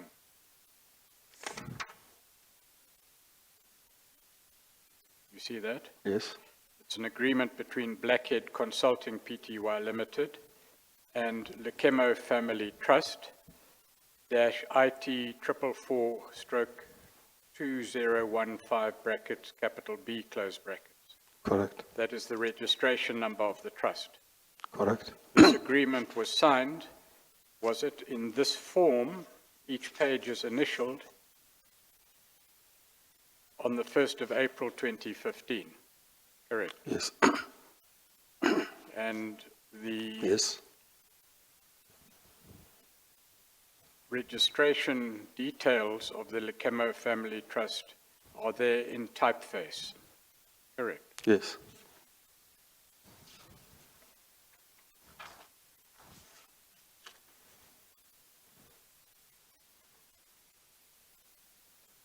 We know from documents that are attached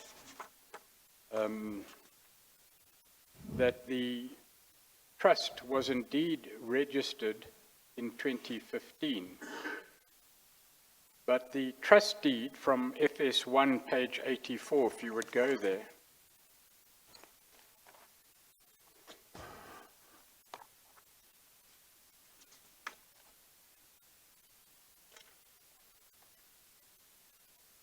was signed on the 4th of May 2015. You see that? Yes. The various trustees sign, and you as the founder trustee sign in Bloemfontein on the 4th of April 2015. This document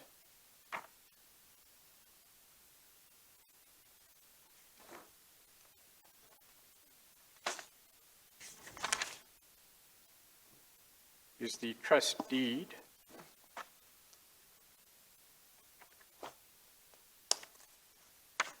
I'm sorry, what page did you say we should go to, Mr.? Did you say 84? 84.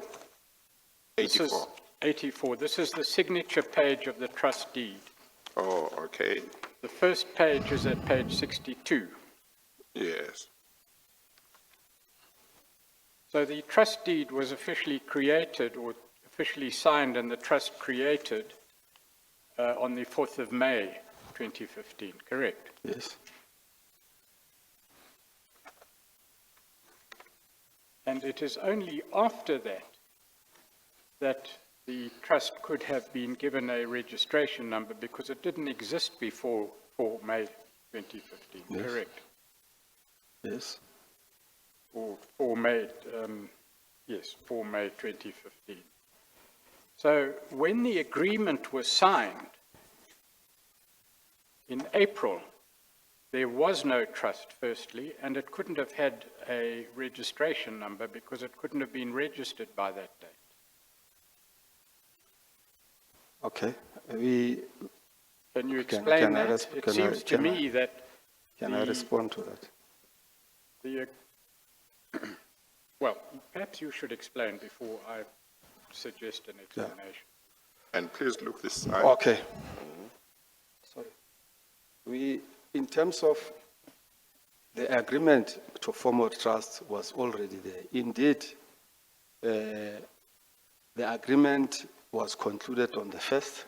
The trust was subsequently formed thereafter. Then the trust number was put there later. This is what we in terms of the vehicle that was going to be used around for the acquisition of this property. Indeed, the agreement was that I will form a trust.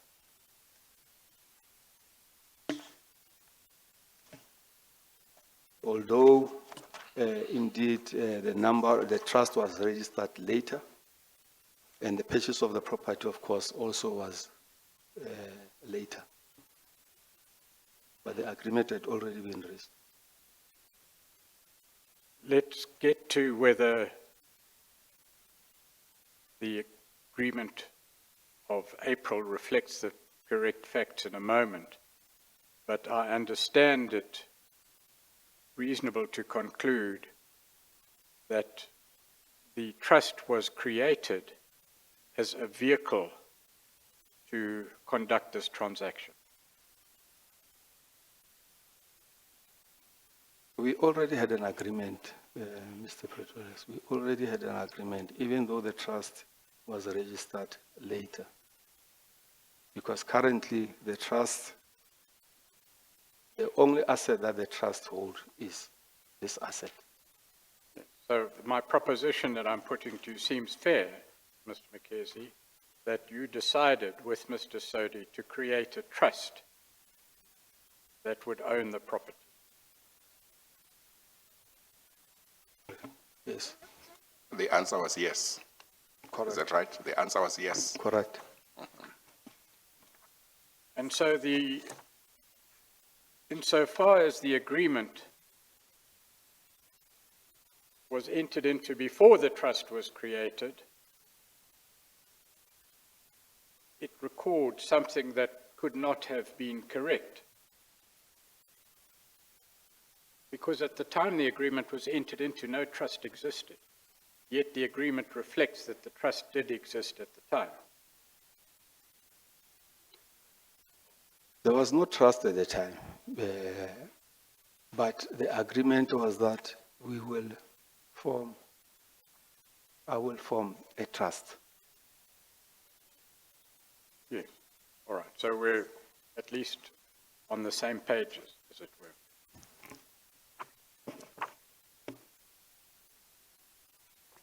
The way that this arrangement was made, from Mr. Sodi's point of view, he makes a payment to the trust account of an attorney, correct? Yes, If one follows the trail, that payment then is allocated to the benefit of the Lekemo Trust, correct? yes, So, and the property is not registered either in your name or in Mr. Sodi's name, correct? Even Yeah, though it's a joint investment. yes. Correct. So nowhere in Mr. Sodi's books, as it were, does it appear that he made a payment for your benefit or for the joint investment, let me put it neutrally. Nowhere does it appear that he is the owner of a property together with you in any records, correct? Well, I don't know what appears in Mr. Sodi's. Well, it doesn't appear, it wouldn't appear in any bank Well, account. he means there is no document that would reflect that anywhere. He means there is no document anywhere that would reflect that Mr. Sodi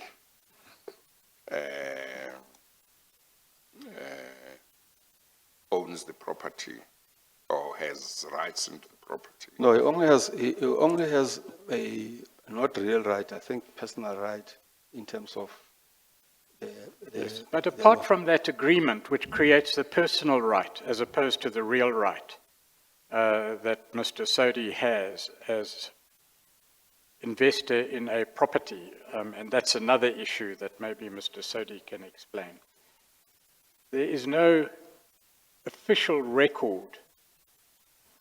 In other words, there's nothing in the deeds office that shows that Mr. Sodi owns a property with you. There's nothing in any bank account that shows a payment to you. Correct? All that exists is a payment to an attorney's trust account. That's in Mr. Sodi's records, presumably. And it doesn't show his interest in a property together with you. There's no document that would show that except the agreement privately entered into between you and he. In respect of the property. Yes. That's the agreement, yes. As far as you're concerned, there is no record in your bank accounts of money being received from Mr. Sodi. Correct. No, it couldn't be, it couldn't, the record that exists is the record in the attorneys, Yes. right? Plus, there is a trick about that. Plus, that for the acquisition of the property, in which instance I have, on my side, I have raised 60% of the required through a bond, and him 40% of it. Please Sorry, look this side. sorry, Just sorry, repeat Chair. that answer. I don't hear. I'm saying, the record that is available is the record. It's what goes to the transferring or the transferring attorney, and plus the purchase later stage on the deeds on the title deed, which indicate the full amount plus what I've raised, the 60% of the required capital, and 40% of the full amount is reflected. But Mr. Pretoria's proposition or question Yes. is that even in your bank accounts, there would be nothing that would show that Mr. Sodi put in this amount for this joint venture between the two of you concerning this property. It can't be Is on that my. correct? Is that not correct? Okay. Yes, but it can't be on my bank account if our agreement was for investment in property. It could not be in my bank account. Well, whether it could not be or was not, the fact that nothing appeared in your own bank accounts in relation to any money given to you by Mr. Sodi. This money is not given to me, it's for investment purposes. Right? Maybe let me try and indicate that the property that is in Bloemfontein, that's not my primary, it's not my primary residential property. I'm staying in that property because I work in Bloemfontein. That's the only reason why I had to do it. And I also stay there I also stay there You know, if you're going to stay in a place for more than 3 years, the rule of thumb is instead of renting, you must buy. And I've stayed, indeed, for the past 3 years or so before this, I had already changed. I had rented and moved twice from different places simply because the landlords were selling at that particular, and I could not get the 100% bond from the bank. Why I could not get the 100%? The ABSA picked up that I had a judgment against me, which was obtained by SARS, and therefore my credit rating could not be in the position to offer me to be able to raise the 100% bonding. I must also indicate that before I get to know that Mr. Stodi is investing in properties, I had also approached family members who are also, albeit in a small way, who are also involved in property investment, but they could not come to me. They could not. They were not in the position to support me in that because of the commitment at that particular time. So this was not, this was not money for me, because it has got to go back to Saudi as an investor. First, the guaranteed capital, plus whatever surplus or profit on a 60-40 profit sharing. But it seems from what you have just said that you needed accommodation in Bloemfontein, is that right? Correct. And you had challenges in getting a full bond because of the SARS judgment, is that right? Correct. Which I was not aware of. Sorry? I'm saying which I was not aware of. Until ABSA raised it. Until ABSA raised it. Yes.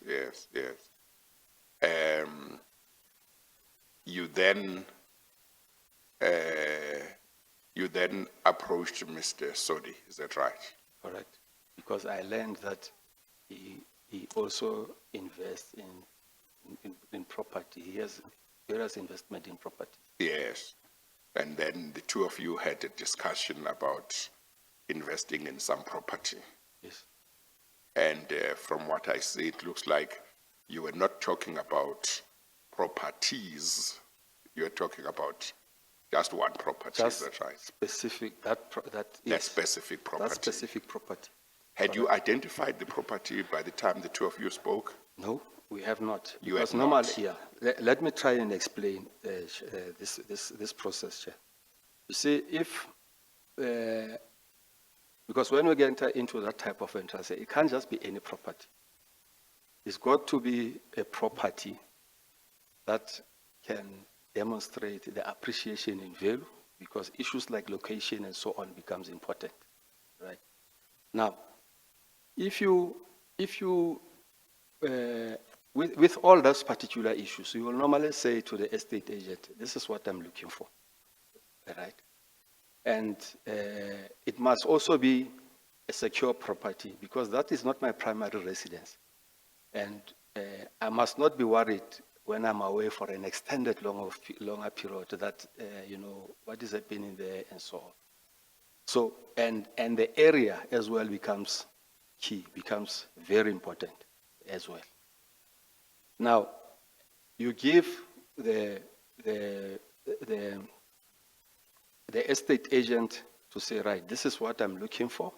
And indeed, he goes out and he identifies a property to say, this is the property that I think, which indeed is the property that is secure. It's in an area. In fact, it is a new area in Bloemfontein. Over a period of from 2013 to up to now, you know, on a trend, it has been, the prices have been growing there at 16%, at 11%. That information is widely available.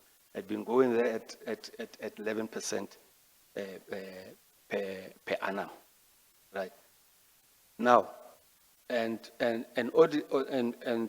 obviously, if you have to ask somebody to invest, you know, if I were to ask you to say, please invest with me in this particular problem, the question is, why should I invest with you when I can take my money, for example, and put it elsewhere in the bank, where there's a risk-free, you know, you'll sleep very well, you won't have to worry, and then you will get your period. You must demonstrate that you are going to get a return on investment that is more than what you would get if you were to put in a risk-free investment. Now, what is the risk-free investment that is available around? You know, not even the bank. The absolute risk-free investment that you can compare it with is a Treasury bond investment, which form the basis that says that if I take this money for a period of investment of 7 years and put it in a Treasury bond, how much will I get in terms of the future value of that investment? Obviously, the Treasury bonds have got different maturity periods. Okay, I'm just trying to give the thought, what the thought behind this particular issue. Yeah. Okay, now, the Treasury bond that matches the maturity period of this investment is R197, which a coupon rate, which is 5.5 CPI, coupon rate of 5.5%, because it's the safest investment that is risk-free, that is available, that will match the investment period or the maturity period of that, which is 7 years. Okay, it was issued in 2001, but the maturity period of it is December 2023, which nicely match the 7 years of that investment.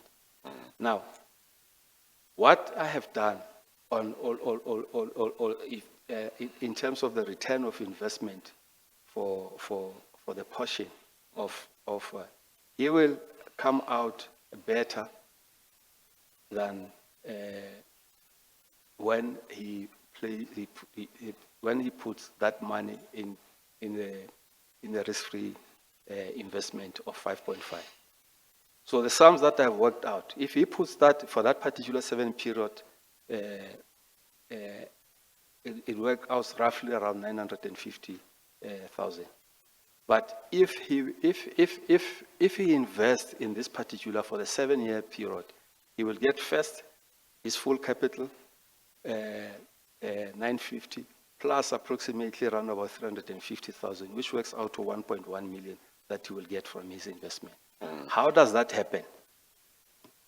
For example, now the bond that I've taken on the 1 million. In fact, all the risks that relates to the properties are with me, okay, and not with him. That first that I mentioned, your property rates, property insurance, suretyship, and so on, they are with me. Now, how does that happen? The loan period of the 1 million bond that I've taken, it's over a period of 20 years. The installment on that it's roughly around about 7,800. The interest is 6.80. This is the contract that I've signed with the bank. Now, I'm not paying 7,600. I'm actually paying 13,000 of that particular bond. Why? To reduce the repayment period. And by so doing, I've halved the repayment period instead of 20 years to 10 years. Now, the balance of the capital as at the end of, in period 7, in 7 years, will be roughly around about 300,000 in the manner that I've been paying consistently more. I think you will also appreciate and know that if you pay more on a bond, you tend to reduce the period very quickly because bond payments, interest on that are, the bond it's on a daily basis. Interest is charged on an outstanding balance on a daily basis. It therefore pays to pay a little bit more, which then says at the time when we will be selling the property, because right now the properties in that particular area, the last sales from September or from August up to September, for example, the lowest was at 1.8 and the highest was 2.6. Now, if I were to sell this particular property now, I will easily sell it for 2 million. However, I can't do that at this party because the only person who will benefit currently out of if I were to sell it now, it will be the other party and not myself. Taking into consideration that currently all the costs that relates to that properties are with me. So at the end of I will have to wait for 7 years to be to sell, so that it could be for mutual benefit of both of us. Because currently, the favor is on his side, given the risk that I've taken. But the idea between the two of you of investment in property was limited to this property. Subsequent to this transaction, the two of you did not get involved in any other properties together, or did you? Well, he himself has got investment in other properties as yes, but the two of you? It was only limited to this particular. Only this property? Only limited to this particular property. Yes. Mr. Pretorius?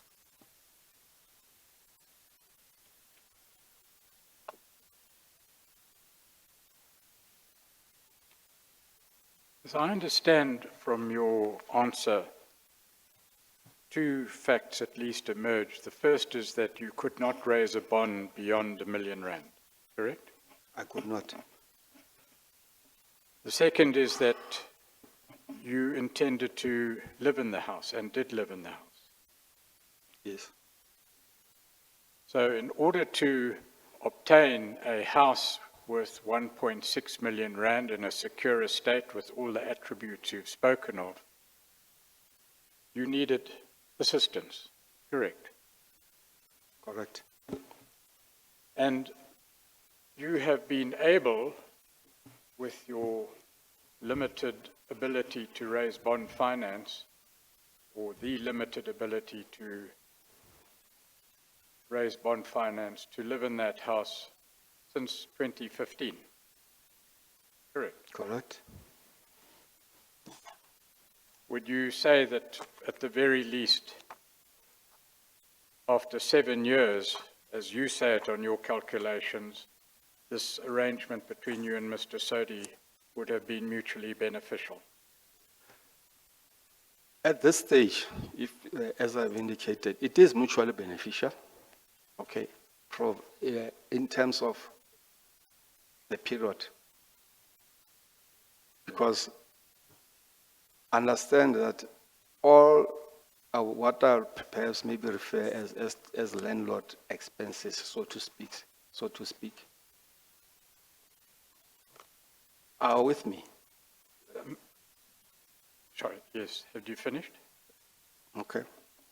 I didn't want to interrupt you. I'm sorry. If you hadn't finished, please. No. The point that I'm trying to make, Mr. Pretorius, is, the amount of all the expenses, your maintenance, property taxes, insurance, and over and above that, I've also indicated that I'm paying more to reduce the repayment period, and possibly at the end of 10 years, because in these instances, the plan is after 7 years, either two things will happen, right? I will refinance the property further or simply sell it outright. I Okay? understand. And make the calculations in terms of what should have been. Okay? Can we- But, okay, I'm but sorry. that's a decision that one will have to make at that particular. But his original investment is guaranteed. Well, that's the point we'll come to in a moment. Can you explain why Mr. Sodi, who wants to invest in property, would not register a share of that property in his name, but limit his rights to rights against a family trust? Can you explain why he would do that? Ordinarily, an investor in property would want rights in that property, I would understand, but in this case, all he does is enter into an agreement with a trust, and presumably any collapse of this whole scheme would leave him with rights against a trust only. Well, would he do how would it so collapse in these instances? Because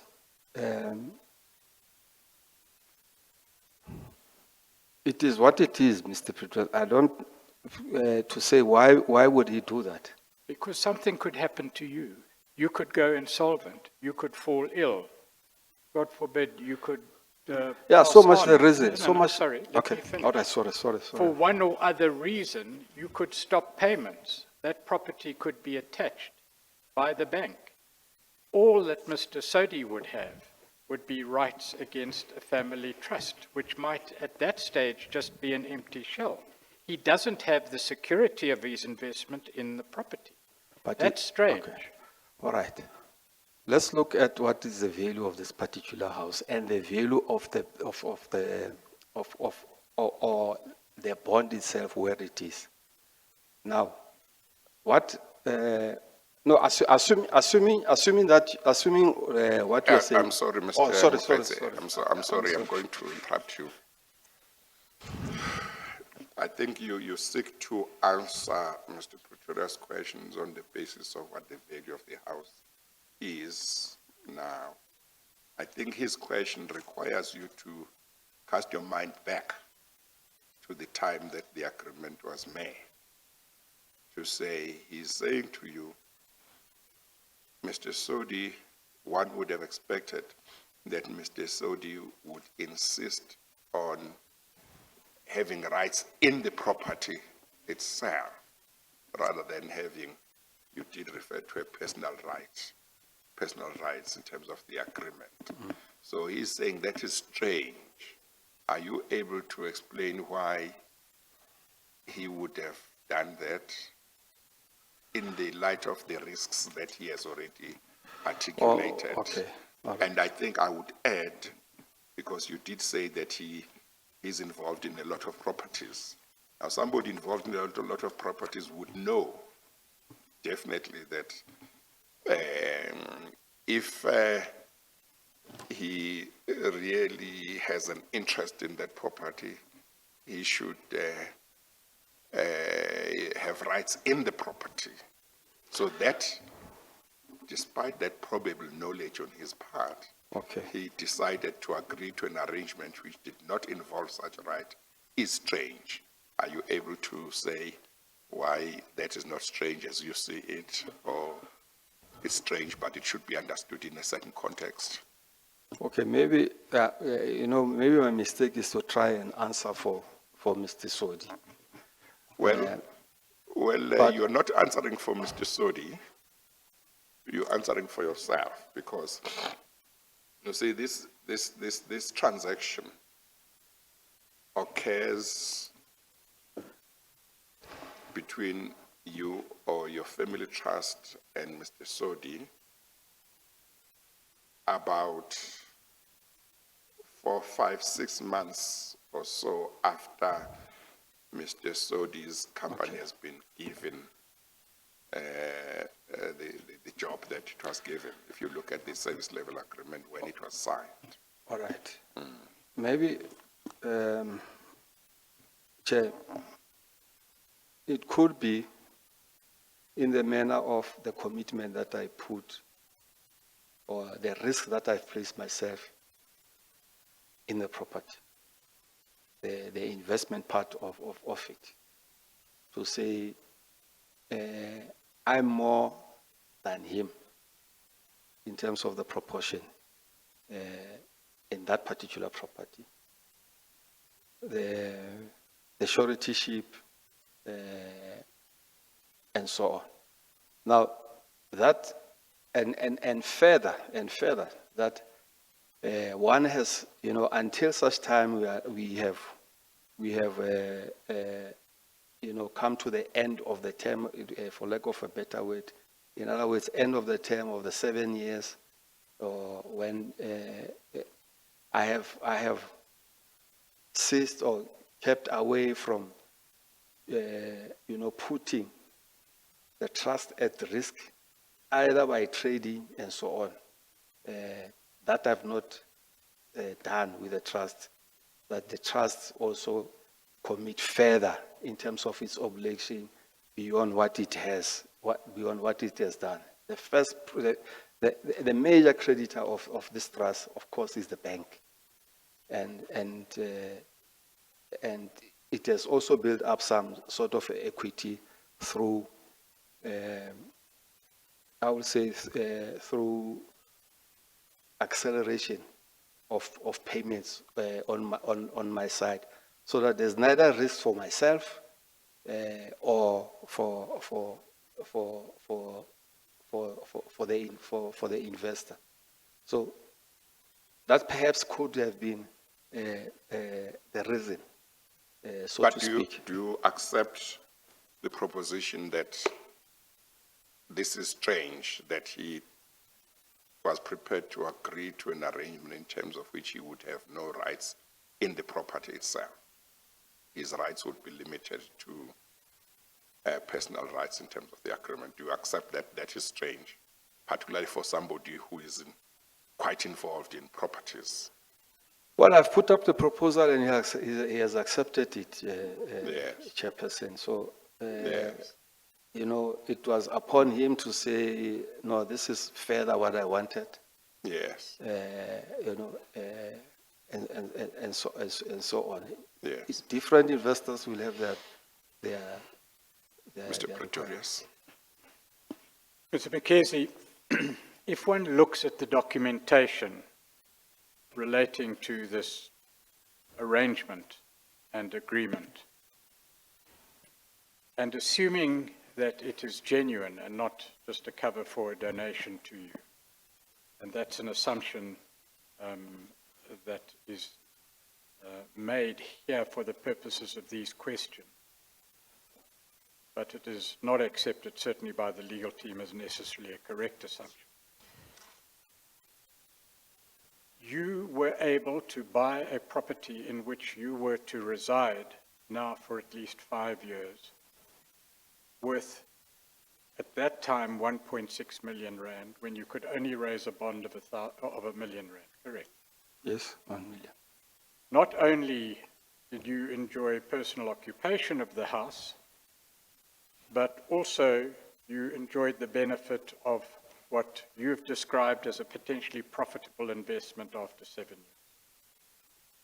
Correct. Correct. Which you would not have had, either of which you would not have had Mr. Sodi not invested 650,000 rand in the scheme. Correct. Yeah, but that's an investment, Mr. Pretorius.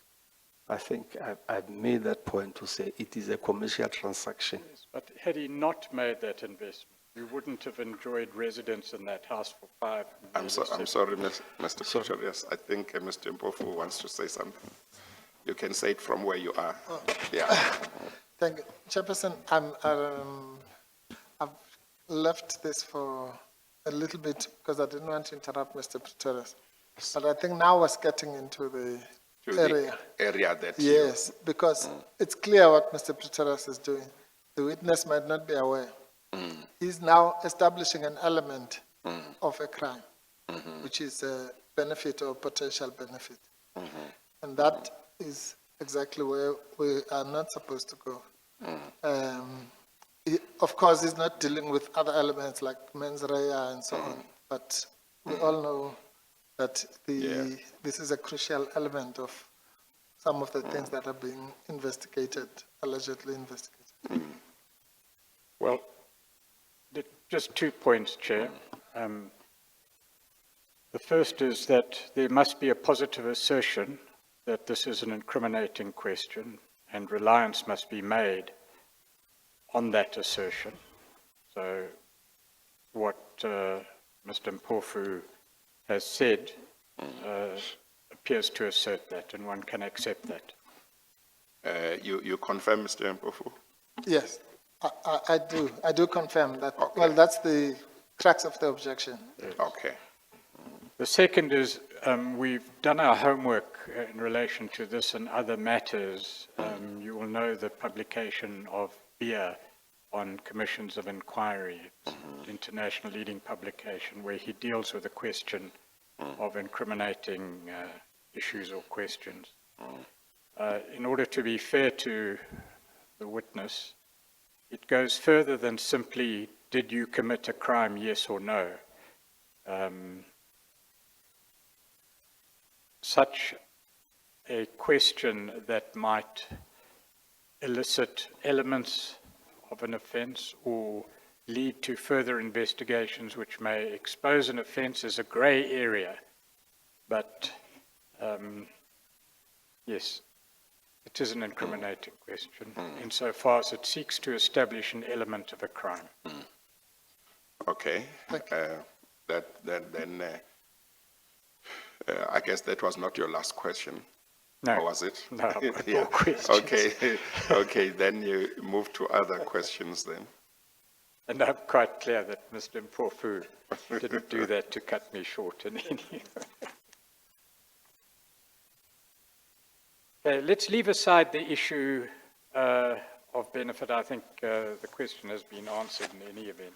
The issue is now whether it can be used against you. The agreement itself. Let me ask this question, if Mr. Pretorius, before we proceed. Mr. Mokhesi,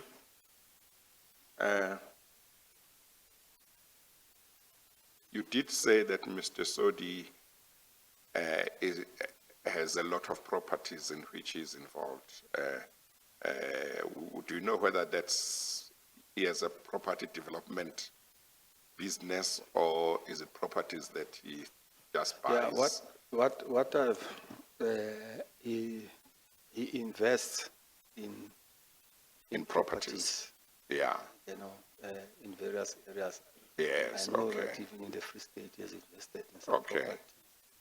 And Okay. I think in the Western Cape, in Devon, and so on. Okay, your voice is too low now. I Yeah, think it's I'm saying I know that he invests in properties. Right, he is I know that he is in Free State, he has invested in properties, I think as well in the Western Cape. Yeah, your voice goes down. And so on. Yeah. Okay, you know that he invests in many properties, is it right? Yes. Okay.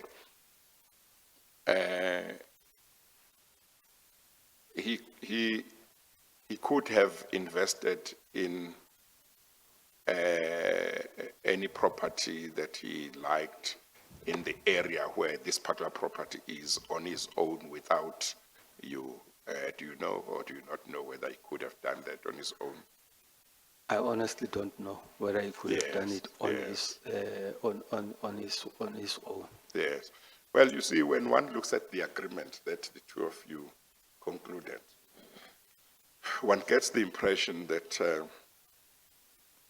he wasn't bothered about this 650,000 rand. He didn't bother to say, I must be one of the owners of the property.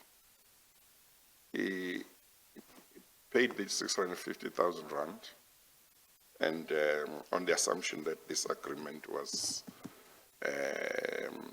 is genuine, concluded this agreement, and maybe basically to assist you.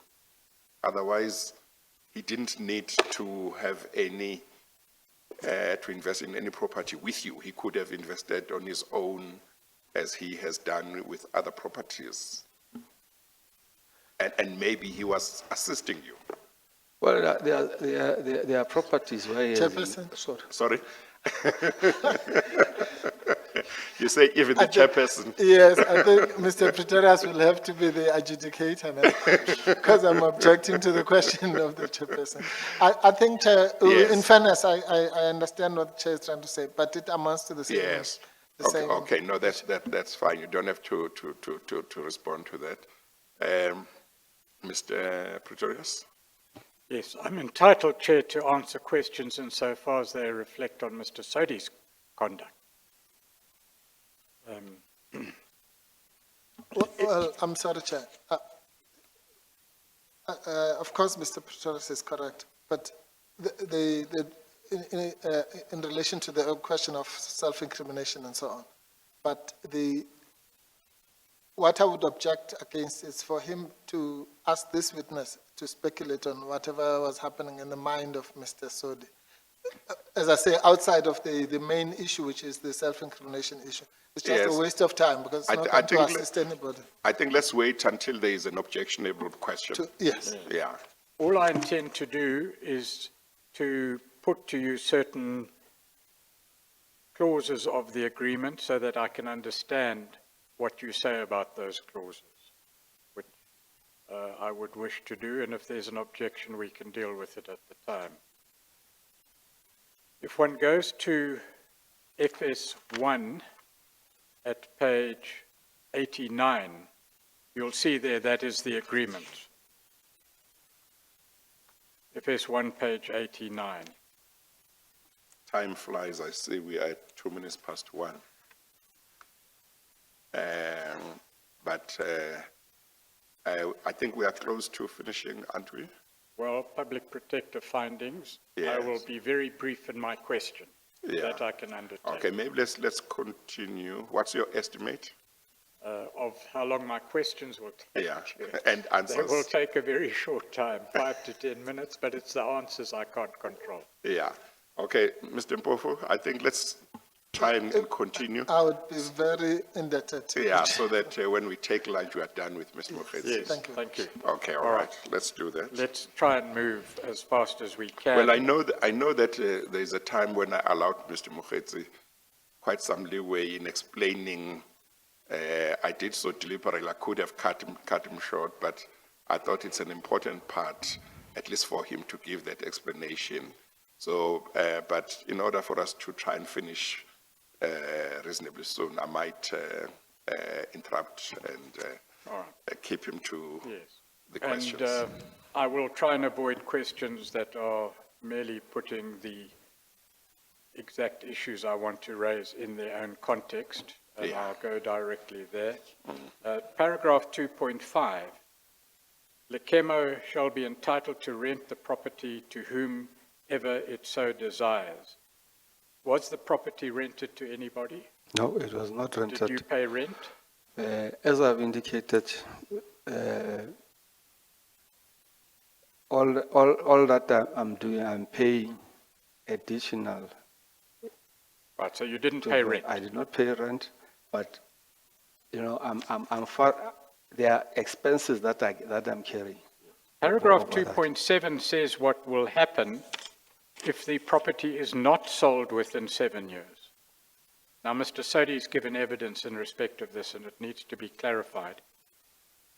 If the property is not sold within 7 years, then Lekemo shall pay Blackhead its initial investment of 650,000 rand, its proportionate share of the rental income, less any expenses incurred for the maintenance of the property.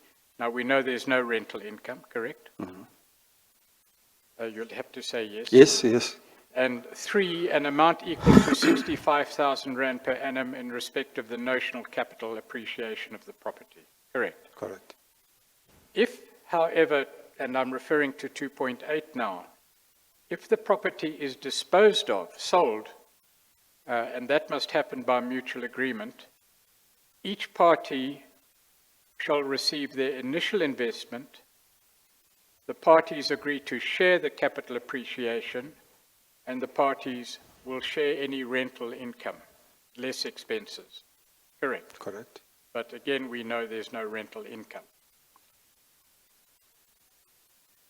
Of course, there's an anomaly in paragraph 2.7, which says that if the property is not sold,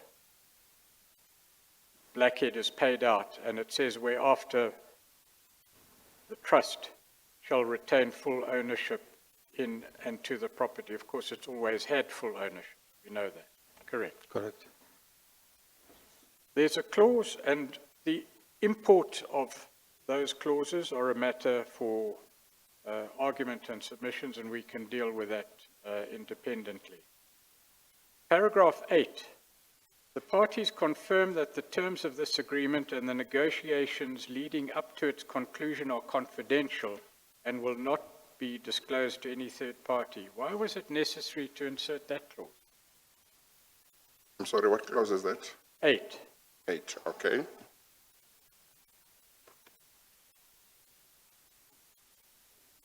Well, Chair, I took this as a standard agreement between two. In any way, it does not in any event exclude parties like commissions or legal, but not private parties. It appears to exhibit an intention to keep the terms of this agreement secret. Otherwise, No, all you would see is what you would see in official records. And we've dealt with that. Only for the people who are. The commission is, for example, this is why I'm making an example. Commission is entitled to this information, right? I'm not saying it's been breached. What I'm asking is why have it in the agreement in the first place, if not to keep this agreement secret?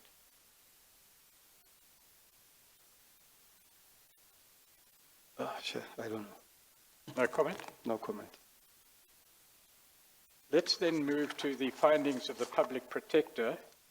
They appear in bundle FS3. It's not necessary for you to go there. Let me just introduce this series. Before that, Mr. Pretorius, I'm sorry. Before that, this agreement, Mr. Mokhesi, as I said, was concluded about, 5-6 months after the appointment of the joint venture to do the job. Yes. Now, there was a part of the job that had not been done, namely the removal of asbestos. So this agreement was entered into at a time when Blackhead had been appointed to do a job that had 2 tasks. Let us say it may have finished doing the first part, but it had not started on the second part, namely the removal of asbestos, isn't it? And as far as you knew, at the time you took it that they were accredited to do the second part of the job. So was it not problematic for you to do that? At the time. In other words, my question is, as HOD, was it right for you to enter into this arrangement, even if you were doing so through your family trust with Blackhead, in circumstances where Blackhead had been appointed by your department to do a certain job, the first part of which they may have finished, but the second part of which was still to be done? Chair, I'm sorry. Yes. Is it one of those? Yes, it's one of those. The first part is quite, to be fair to you, Chair. The first part where you obviously are establishing the sequence, I think I can't object to that. Yeah. But the second part where he either has to say that he was culpable or not, then clearly that. Well, maybe if we don't look from a legal point of view, let's look at it from an ethical point of view. How is that? From an ethical point of view, Mr. Mokhesi, was it fine for you to enter into this agreement in these circumstances at that time? Well, this was a commercial transaction, Chairperson. You know, inviting somebody to come and invest with you on specific terms which are purely commercial. And that individual could either have said yes or no, I'm not interested, because it was purely commercial from that point of view. But are you entitled to enter into such a commercial transaction ethically as head of department with an entity that was in this position, such as Blackhead at the time, namely, had been appointed to do 2 tasks, it had done 1, there was still a task that it was still going to do?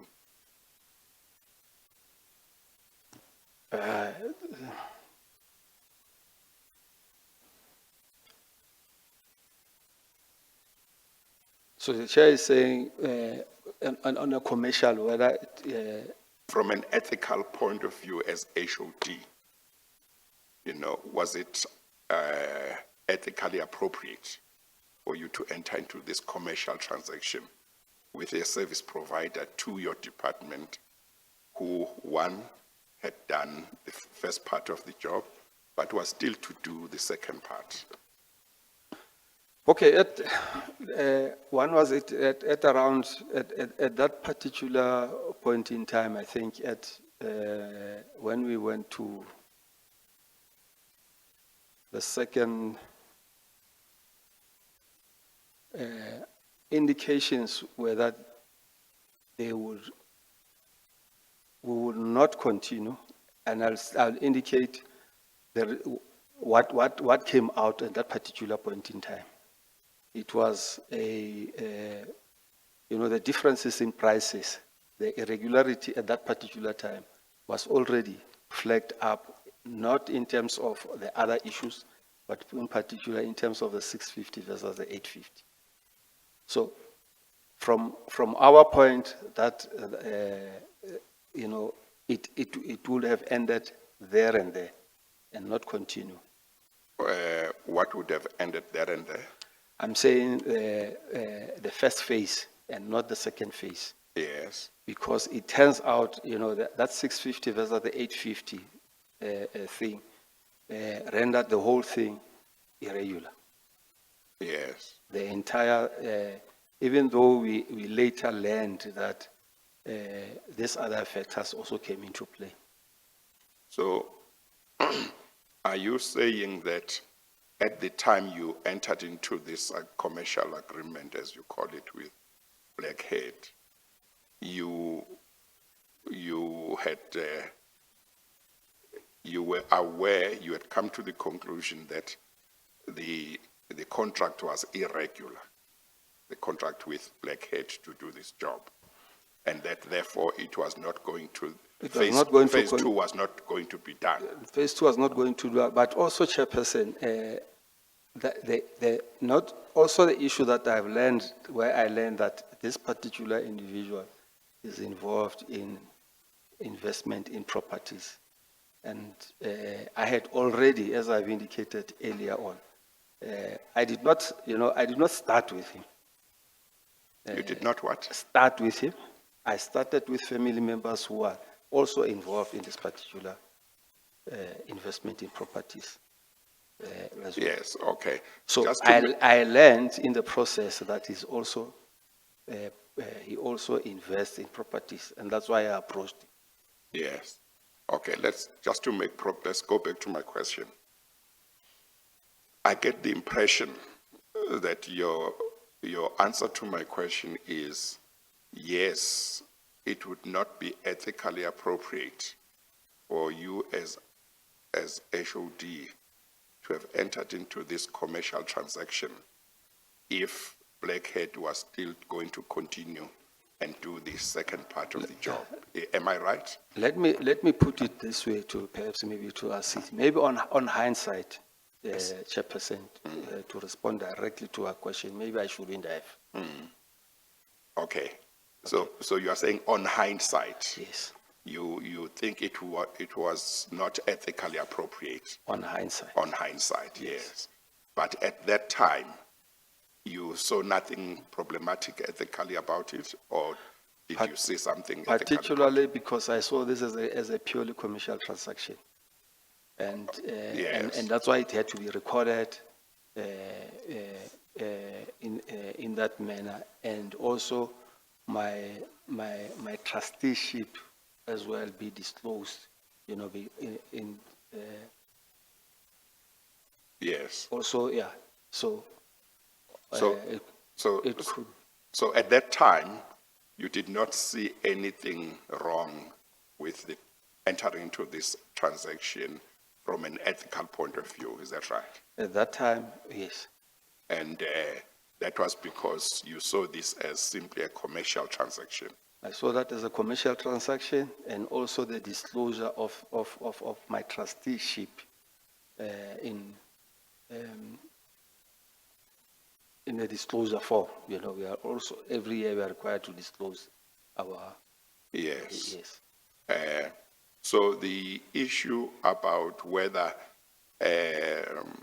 Blackhead was still going to do or not do the second part of the job, namely the removal of asbestos, that was not an issue that influenced you in No. in entering into the commercial No, I was transaction. not influenced by that. You are not influenced by that. But as a matter of fact, was that the position at that time, or is it something that arose later, namely that they were not going to do the second part of the job, namely the removal of asbestos? Well, because of, well, as I've indicated, because we learned of the 650, 850 at a later stage, it came to my attention that Treasury was not approached of that, because that was the only thing that we knew. Plus, Yes. as well as, because what prompted that was actually when the investigation of the public protector started. Yes. But you say that arose later. That arose later. Yes. So the only thing that made you believe that you could enter into this transaction with a service provider at that time was simply that this was a commercial transaction. It was a commercial transaction. But that reason, Mr. Mokhesi, doesn't sound convincing to me, because if that was a good enough reason, it would mean government officials could have these commercial transactions with service providers anytime because it's a commercial transaction. Whereas my understanding is ethical is precluded because you don't want any perception that you may be doing favors for a particular service provider because of any transaction or arrangement or closeness that you may have with them. Chair, I appreciate where you're coming from. I've indicated that on hindsight, right, because I indicated it was a commercial transaction. My trusteeship was declared. I had no intention of hiding that transaction. It's auditable or it's traceable, for lack of a better word. And one wanted to keep it in that particular level of a commerce transaction, so that you deal with in that particular case, in an event that anything happens. And I contributed substantially more in that particular as well, in that particular transaction, just to show what is it. But maybe on hindsight, I shouldn't have. You see, I have some difficulty in accepting, maybe later on when I have more time to look at everything, I might not have the difficulty, but I have some difficulty in accepting the reason that you give as justification for entering into the transaction. Because I'm thinking, if any of your officials had come to you and said, you know, I want to have this kind of transaction with Blackhead, while Blackhead was doing business with the department, and they came to you as HOD for advice, wouldn't you have said, no, you can't do that? Would you not have said that?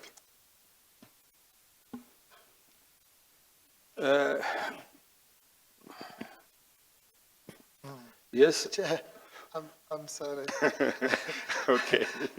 I'm Mr. sorry. Mpofu. Yes, no, I object to that question, Chair. Yes.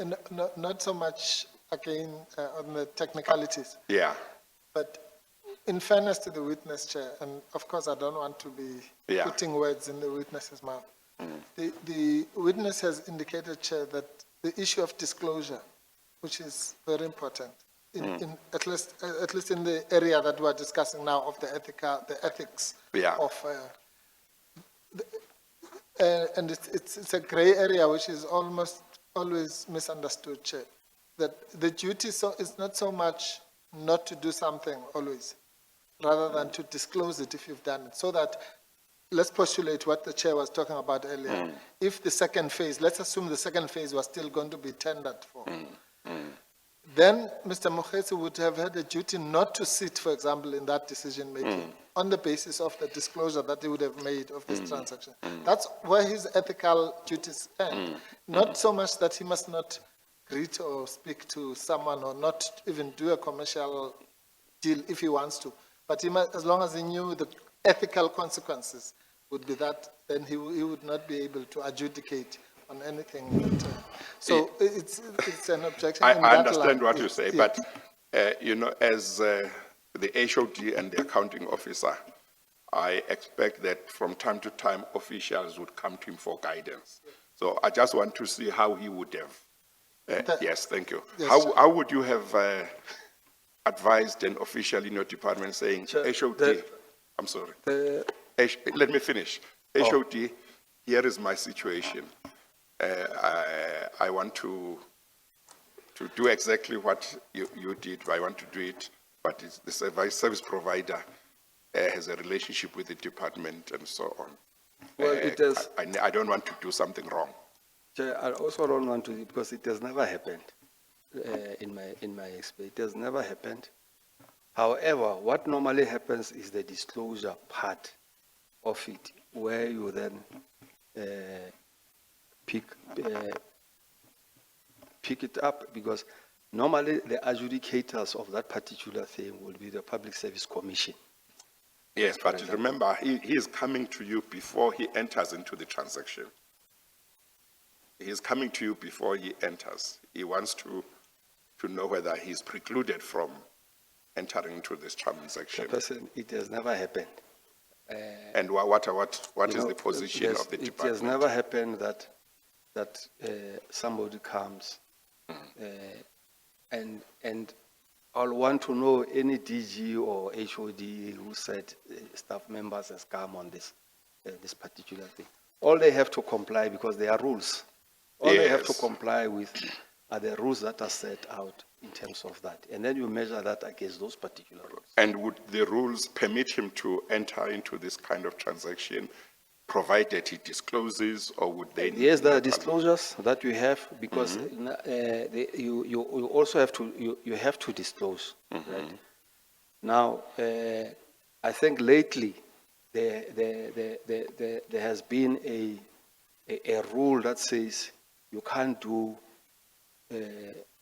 business with the state, right, as I say.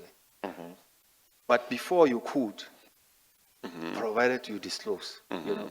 And those are the developing trends over time, and so on. Now, to ask me that question in a way, you know, is actually unfair to me, because it has never happened. You can put any HOD or Well, DJ. It's just it calls for your knowledge of the rules or policies of the department to say, as the HOD, I know that we have a policy that says ABC about this, or I know our policies don't say anything about this, or I know they say you may do it provided you do this or that.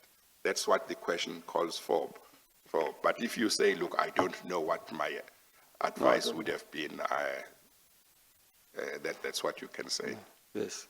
You don't know what the answer would have been. Okay, Mr. Pretorius? 2 points arising out of that, Chair. The first is that we know that at the time the agreement between Mr. Sodi and Mr. Mokhesi, or his trust, was entered into, payments were still continuing in relation to the so-called first phase, if that reference can be made.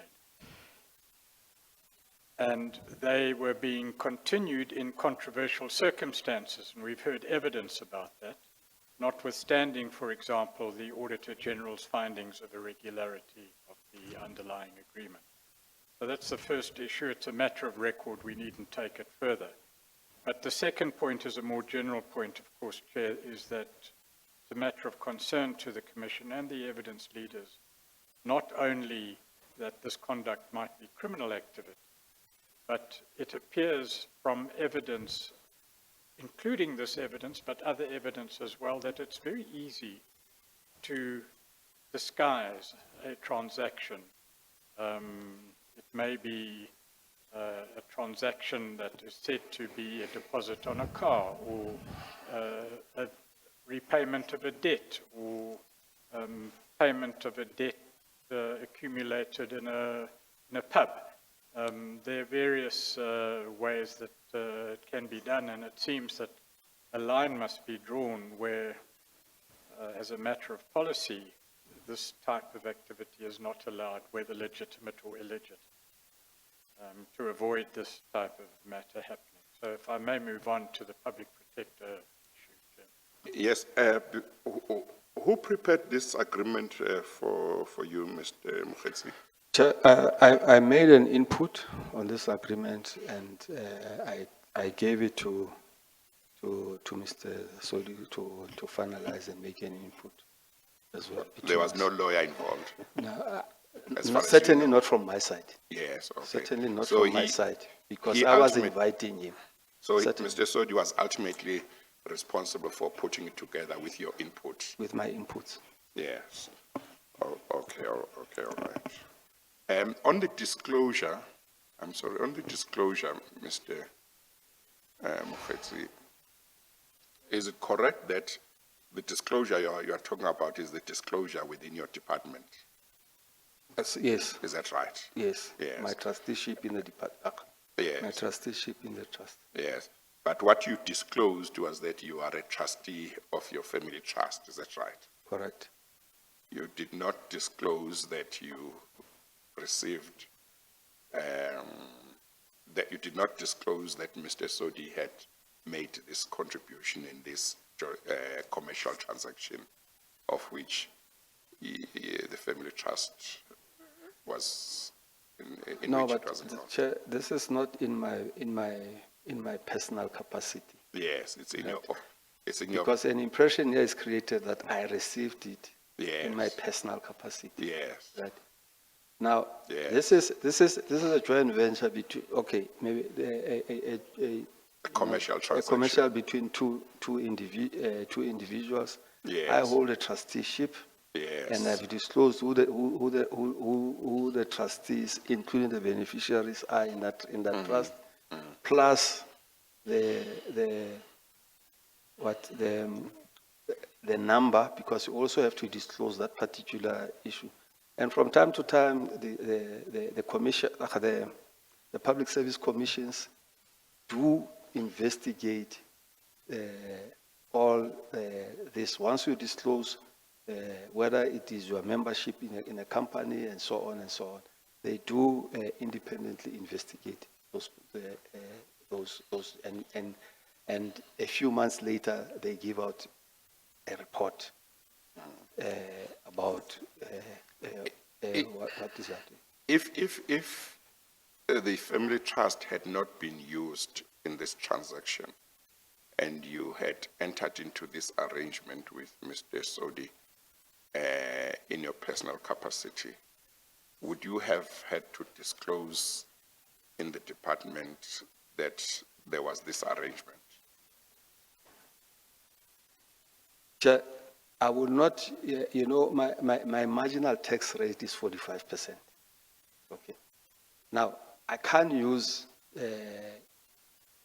and receive the money directly. You know, you have to use some sort of a tax efficient structure in a way, because I'm at the highest at 45%. And this might be, if it comes directly, and this is what informed the formation of a structure like that in the main, right? Number one. Number two, and also you don't want to mix up, because I also have assets and properties in my personal capacity between myself and my spouse. Now, if you bring in the third party in this type of Okay, Mr. Mokhesi, what's maybe the I'm answer talking to too my much. question? Is it yes, you would have had to disclose it if you had entered into it in your personal capacity? Or is it no, you would not have Yes, had no, to? you have to disclose You it. would have had to disclose In a it. personal, like Yes. and like all others that are in my personal capacities that I'm Yes. disclosing. So, one advantage of using the trust to enter into this transaction is that you would not have to disclose this amount because you didn't get into the arrangement in your personal capacity. It's Is that not right? an advantage. It's not an advantage. It's a commercial to say. But Mr. Mokhesi, it's an advantage because you told me that you could not get a 100% bond. You needed a place for accommodation. The ABSA could not give you a full bond. You needed somebody in order to get accommodation beyond 1 million rand. You spoke to Mr. Sodi, this arrangement was done, you were then able to live in the house. That's a benefit, isn't it? That's the advantage, otherwise you would not have had. Chairperson, I'm Mr. Mpofu. I'm sorry, Chair. Yes. I thought my day was going to be easy, but it looks like it's not. Chair, with the greatest respect, that's exactly the question that Mr. Pretorius refrained from asking, Yes. that you are putting about the benefit. Yes, okay, no, I will not insist that he answers it. Sure. Yes, Mr. Pretorius, continue. There is a related question which is not prohibited by the regulation, Chair, if I may ask it. Mr. Mokhesi, how many of the other beneficiaries or trustees enjoyed rent-free accommodation of the property? I'm the only one staying in that house. I'm the only person who stays in that house. I've indicated that that is not my primary residence. Let's move on to the last issue, if we may, Mr. Mokhesi, and that's the Public Protector's findings.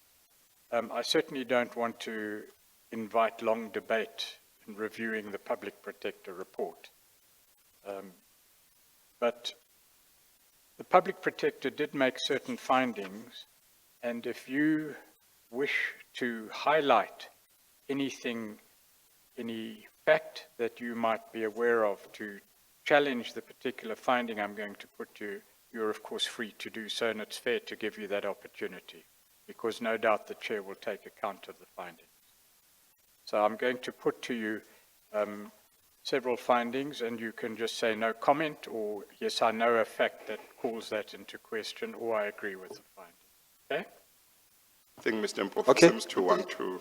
Yes, Chair, again, I don't want to stifle Mr. Pretorius, but he can make a choice, so it's not a formal objection. But for the record, the witness does not wish to challenge any finding made by the Public Protector or comment on it at this stage. If he wants to review the Public Protector's report, he'll do it like everyone else. So I don't see the futility of reading the report to him.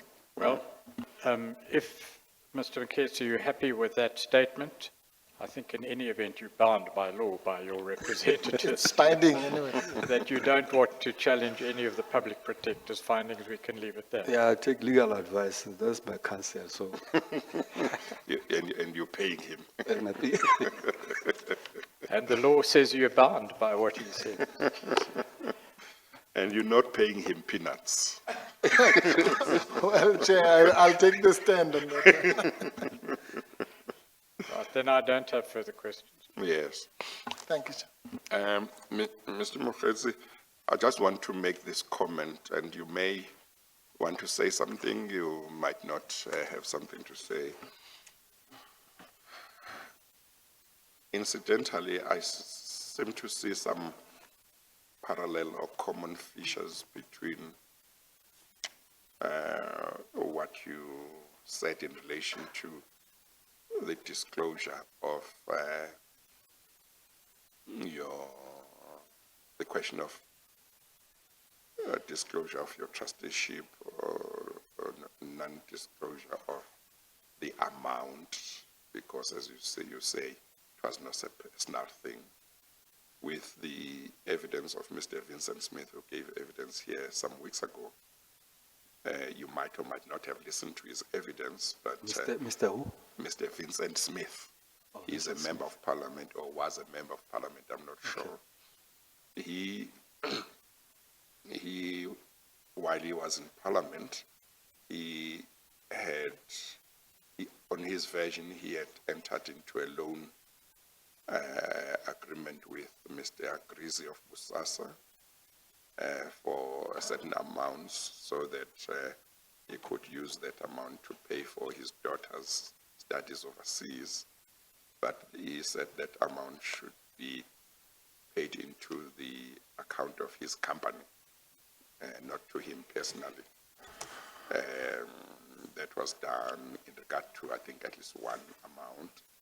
But from the Busasa's part, when their lawyers sent that amount, they said it was in regard to an accident, a car accident settlement.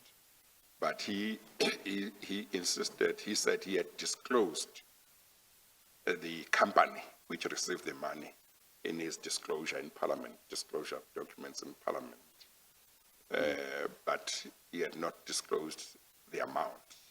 So in your situation, you have disclosed your trusteeship of the family trust, but not the amount on your side, because you say you were not getting this money personally. So I'm just saying there is another case there, or another witness who has given evidence which seems to have some similar features, at least to some of the features of your evidence. And incidentally, on your version, your commercial transaction with Mr. Sodi of Blackhead was entered in 2015, and you say it was for, there was the arrangement that after 7 years, the property could be sold. So he said his loan with Mr. Grizi was entered into in 2015, and the repayment was going to be to happen after 7 years, which is 2023, same 2023 as yours. So I say nothing. I'm just saying I'm observing just certain features. You might not wish to say anything, Yes, Mr. Bo. Chair, he does not wish to say anything. Yeah. No, Okay, Chair, all right. on a serious note, I hear what the Chair is saying, but I mean, I don't know, maybe Mr. Smith's thing amounts to a criminal offense, so I would not advise him to comment on any No, that's alleged fine. similarities. No, that's fine. That's fine. Do you wish to re-examine or no? No, Chair. Okay, all right. Thank you very much, Chair. No. Okay, all right. Mr. Pretorius, you are done. Yes, Chair. Safe to point out that the value for money issue was clearly found by the public protector against the department. Public protector found no value for money. Okay, all right. I think Mr. But that's Mokhesi now might have mentioned that as well. Well, I don't- Chair, now Mr. Pretorius is provoking me. He's provoking. Chair, I think my your understanding was that he's partly right. My understanding was that, as the witness stated, certainly there was some value for money. Whether it amounted to 250 or not, that's a debatable issue. But certainly it's not as if there was just money that was thrown out. There was some work that was done. But I'm sure that's what Mr. Pretorius meant here. Okay, Well, the finding remains unchanged. yes. We are at 22-2. Mr. Mokhesi, thank you very much for coming back to give evidence. I will excuse you now, and if a need arises for the commission to request you to come back, I'm sure you will come back. But thank you very much, and thank you to Mr. Mpofu. We are going to adjourn for lunch and resume at 22:03. We adjourn.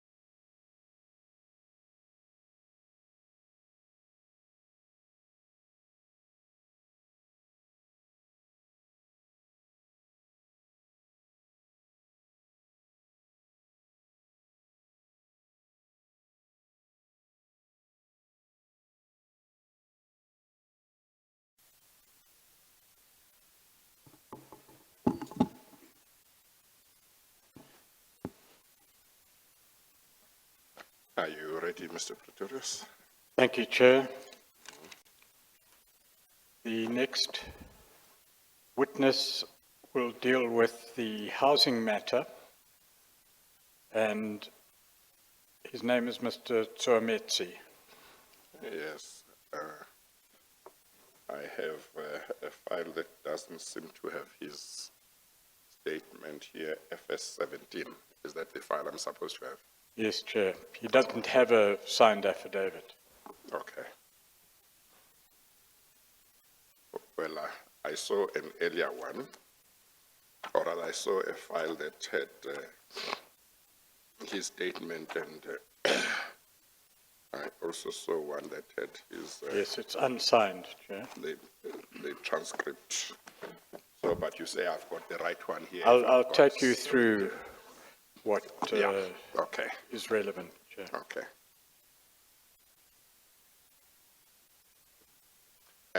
Please admit.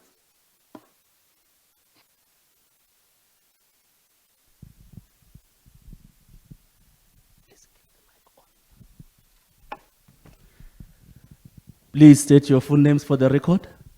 Muso Martin Nthimotse. Do you have any objections to taking the prescribed oath? No objection. Do you consider the oath to be binding on your conscience? Yes, I do. Do you swear that the evidence will give will be the truth, the whole truth, and nothing else but the truth? If so, please raise your right hand and say, "So help me God." So help me God. Yes, you may continue, Mr. Pretorius. Thank you, Chair. Mr. Nthimotse, there is a draft affidavit on record, but it hasn't been attested to by yourself. Am I correct? That's correct. In fact, it's a draft of the investigators. That's correct. But you did interview the investigators, and there is a transcript of that interview. I will just give the reference for the record, Chair. It's at FS 13, page 486 and following. You also gave evidence before a disciplinary inquiry, in fact on 2 occasions. You recall that? I think it's one occasion, but that's correct. Well, you were recalled, as I understand it, to give evidence very briefly. It's possible, yes. Anyway, those references are on FS 17, page 767 and following, and FS 18, page 441 and following. So if I may refer you to bundle FS 17, page 767, please.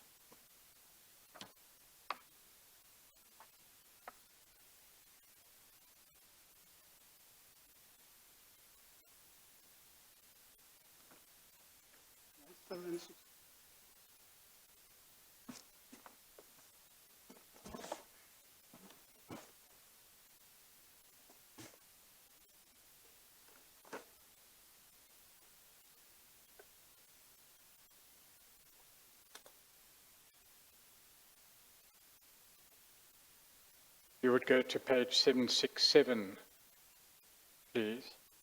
I'm there.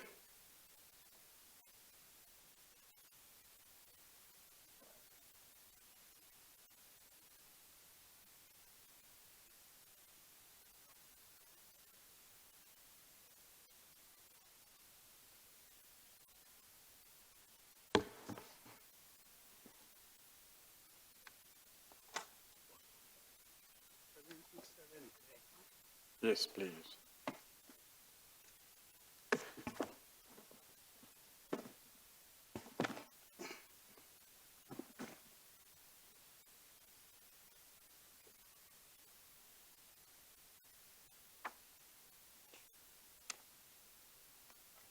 Yes. This is the transcript of your evidence before the disciplinary inquiry, That's correct. and I will in due course refer to it.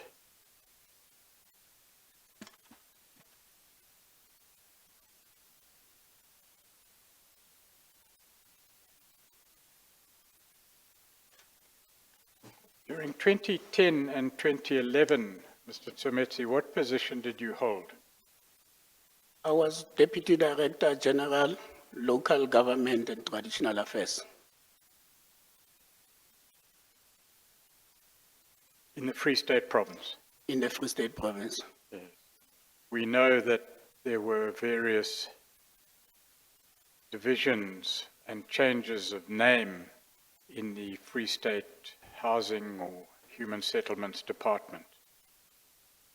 The 2009-2010 financial year, the department was called the Department of Local Government and Housing, which means it had one head of department and two branches, one for housing and the other one for local government and traditional affairs.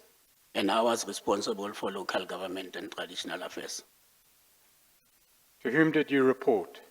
I reported to the HOD then, who was Mr. Kopung Radikonsane.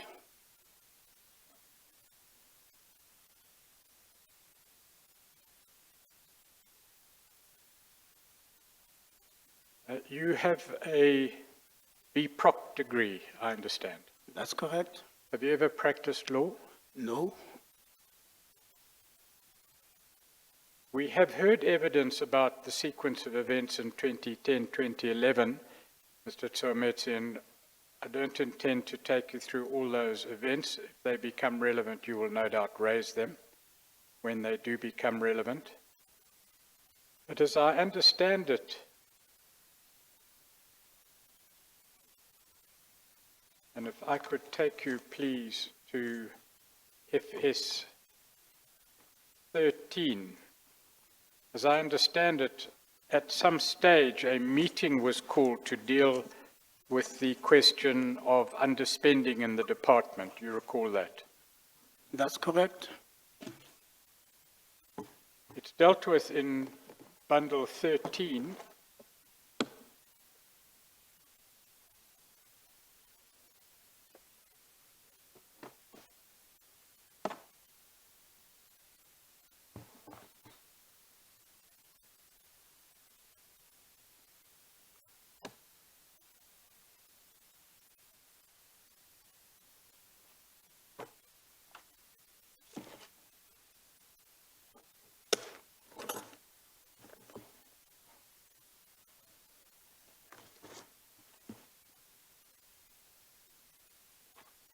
At page 485 and following,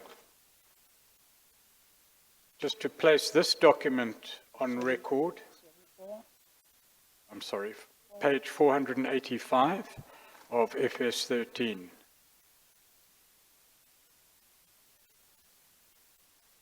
Okay. Now, you were interviewed by the investigators of the Commission during February of 2020, correct? That's correct? And what appears at page 485 of Bundle FS 13 and following pages is a transcript of your interview. That's correct? Once again, this interview deals with various matters, and to the extent that you take issue with the contents of the transcript, you of course may do so. But for the moment, we, at least from our side, are going to assume that it's a correct transcript. Yes? If you would go to page 497 of that bundle, please.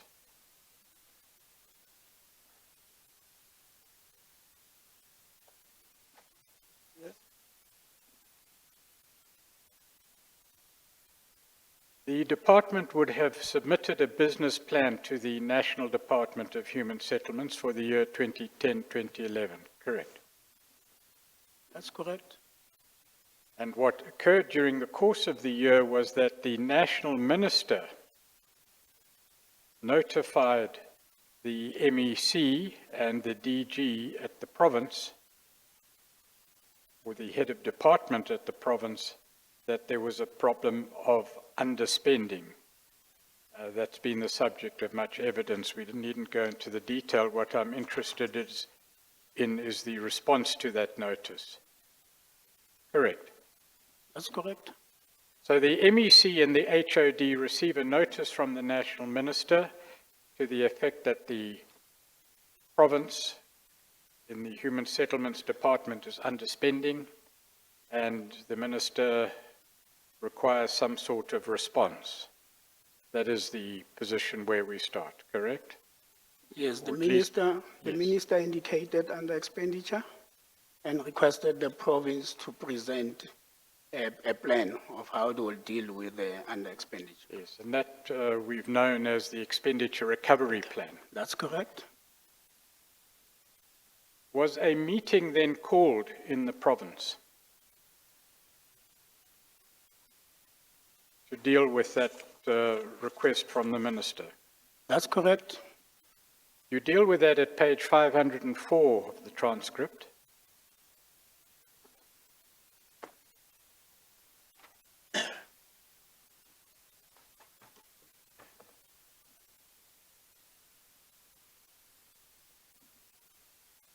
By way of introduction, you paraphrase the letter from the Minister at page 504. It's not really a quote of the letter, it's your paraphrasing of what the letter contained. You say the letter says, quote, "We are concerned, we are not going to spend, and normally good sir, in the event you do not have a plan, the money will be redirected to a province in need of additional funds or redirected back to the National Housing Office. Please present a plan." Now, although those weren't the exact words of the communication, that is the import of the communication. It's a general principle that is applicable in dealing with spending and under expenditure by the relationship between national and provinces. In response to that communication, a meeting was called, as you've said. That's correct? That meeting would have taken place during September, October 2010. Correct? Who chaired that meeting?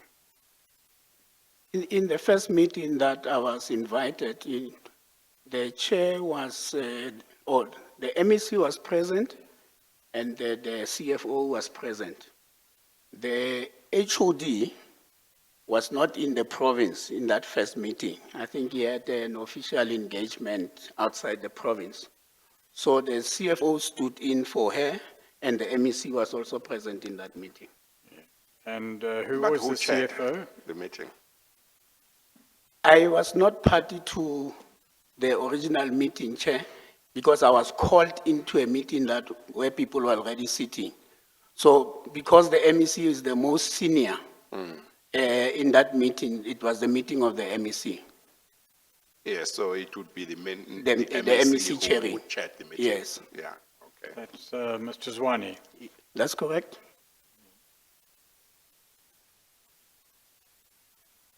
And you were present?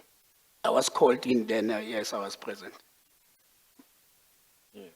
So you were called after the meeting had started. Yes, Chair? Do you have an idea how long after it had started, or you don't know? I think it should have just been after maybe they have done a roll call. Or And just then a- they asked who else is here. Then people said, no, Nthimotse is in his office. Yes. So I was called. Oh, so- Because when the meeting started and the purpose of the meeting was explained, I was in the meeting. Oh, so for all intents and purposes, I was you in the were there meeting. throughout the meeting Yes, in Chair. terms of substance? Yes, Chair. Okay. You deal with the content of the meeting on page 507 towards the second part of that page. What was discussed? How did the chair deal with the meeting? The principal chair was that we've received this concern from the minister. The province is expected to develop a plan. I'm expecting officials to develop a plan. And that is when we started to say, what is it that we can do as officials? Were various problems associated with the underspending issue discussed? In order for us to deal with a program, we had to go through what I will call, for purpose of this presentation, a project plan. That when you build a house, you first need to make sure that you have beneficiaries. So the question was asked, officials that are responsible for beneficiaries, what is the plan? How far are you make sure that everything that needs to be done in relation to beneficiaries is attended to. The second will be the component that deal with land availability, sites, so that people are able to build. So those officials were then mandated to do exactly that. Then there was a third responsibility that deals with technical officials that will then have to be in contact with organizations like NHRC that deals with technical quality assurance. They had to deal with that. Then there were issues. Sorry to interrupt, the NHBRC. Yes. Yes. Then there were issues around ensuring that the approved projects will then be captured. Normally we use a system, electronic system called HSS, which is where approved projects, list of beneficiary sites will then be captured. So that had to be dealt with. And all that was then populated in terms of the plan. And from there we then said, how then do we turn around the original plan to meet the current challenge? Right. You said on page 509 of the transcript, at the bottom of the page, that after the problems had been discussed, and I quote you, "That is where I come in. A meeting says, can you go and investigate? What is it that can be done? So I go out of the meeting." And Mr. Swanepoel, the investigator, says to you, "So who directed you?" And you answer, "The meeting. It is a decision of the meeting that we said yes." Just explain, please, to the chair what was happening there. Chair, I thought we were still dealing with the development of the turnaround plan. The second meeting that is being talked about is the the first second one, meeting. later. That came later. That Okay. was dealing with different Yeah. scenarios. Oh, okay. So I will suggest that we deal with the plan, we conclude the plan, and then we'll go to the second phase, which is the second meeting that now dealt with the issues of advances. Yes. Yes, it's not clear from the transcript here that there were actually two meetings. In fact, as one reads it, But is your recollection that there were two separate meetings? There were Or more more? than, there have been many meetings. There were many Chair, meetings. But for the relevance of what we were talking about is Yeah. where the MEC was present. Yes, Remember, we will then be going as officials yes, to develop this turnaround strategy yes. and look into technical issues So let's go back then to that meeting. to the which- plan.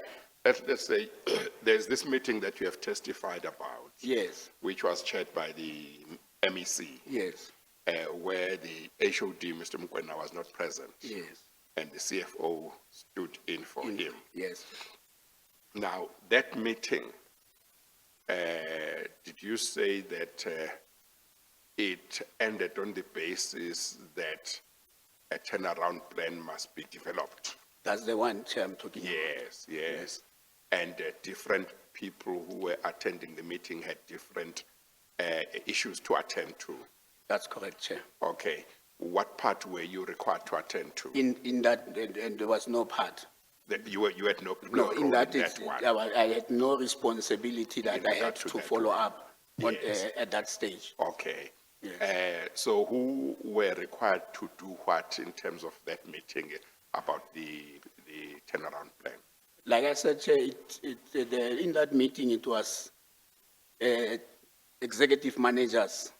So it was chief directors in the main. Yes, So the chief director who's responsible for the area that deals with land issues was then commissioned to go and look at those. yeah, The chief director responsible for technical issues, engineering services, was then given the responsibility to deal with that. The chief director that was responsible for planning and consolidation of all this information, I think Makatwa was for planning. The chief director for technical services, Mamiki Mokhele, and then the director for technical services, engineering, I think it's in Koloi. So those were the type of colleagues that had to go and deal with responsibilities according to their job description. And the responsibilities that they were given, the tasks that they were given, those were intended to form part of the turnaround plan. This consolidated They turnaround. would consolidate and put Yes. together the product of what they were going to do. Yes, Chair. Okay. So the meeting ended on that basis. Yes. Was there an arrangement as to timeframes to say how much time did they have to do this, by when the turnaround plan should be ready? That was the first decision that was taken in that meeting. The second decision was that we are going to be meeting weekly, and then we will produce this document and we'll present it to the MEC and the HOD for their approval. And then based on the approval or disapproval, we'll then take the process forward. So we were then meeting almost on a weekly basis, and on a fortnight type of arrangement. Then the MEC will then come and see what is the progress in relation to finalizing the plan. Now, in the second meeting when, Or before the second meeting, this first meeting you say was around what, September or somewhere in September? yeah, just September, early October, somewhere around that, Yes, if I okay, remember. okay. Yes. And then you say from then on, you had weekly meetings We had, as without the officials. without the MEC? Yes. And then you had bi-weekly meetings which involved the MEC? Yes, Chair. And the weekly meetings, did they involve the HOD? No, did. the weekly meetings, if he's available, Chair will come, but in the main, it was us Oh, as, okay. officials Okay. that are consolidating this. And he would be present at the bi-weekly At the, meetings? yes, because those will then be the meeting where we are now expecting the buy-in Yes. and the approval. Yes.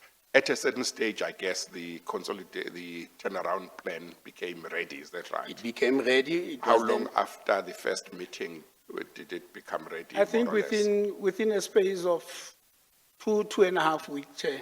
Yes, Because remember, all the information was available. yes, Project had been approved. yes, A contractor had have been identified and approved. yes, So it was a question of saying, how do we make sure that we fast track spending Yeah. in relation of the different milestones? yes, yes, Taking into account that we are only left with November, December, and January. yes, And utilizing that period, develop a turnaround plan and ensure that when it is approved, we go and we present it to the list of approved contractors.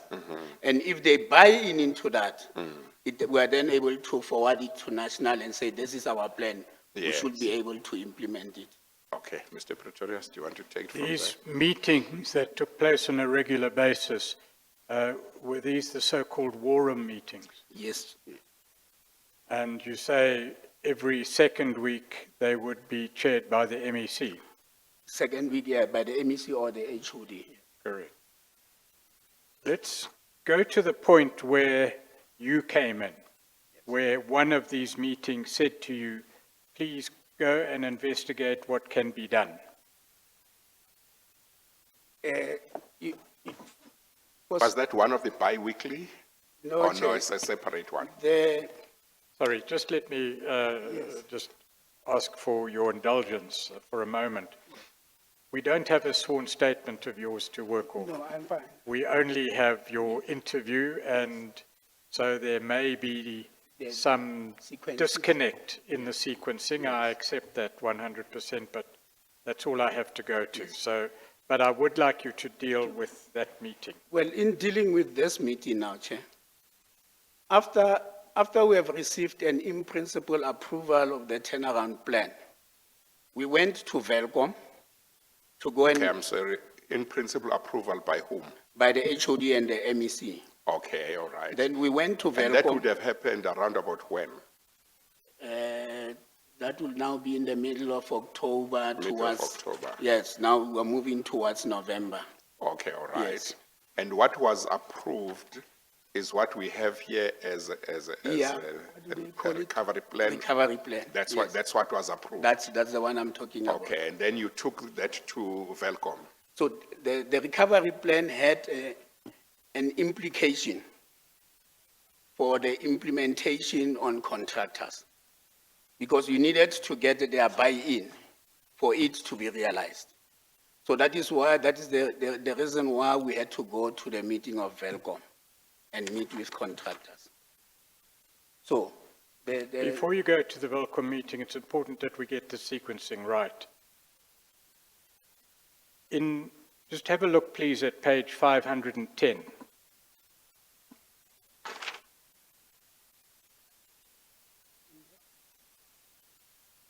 The top of the page, you say, all these things that I am talking is now resolutions of the meeting to say, we need to have a plan on this element. So people must go out within the next 5 days, get what you can get so that you develop this implementation plan.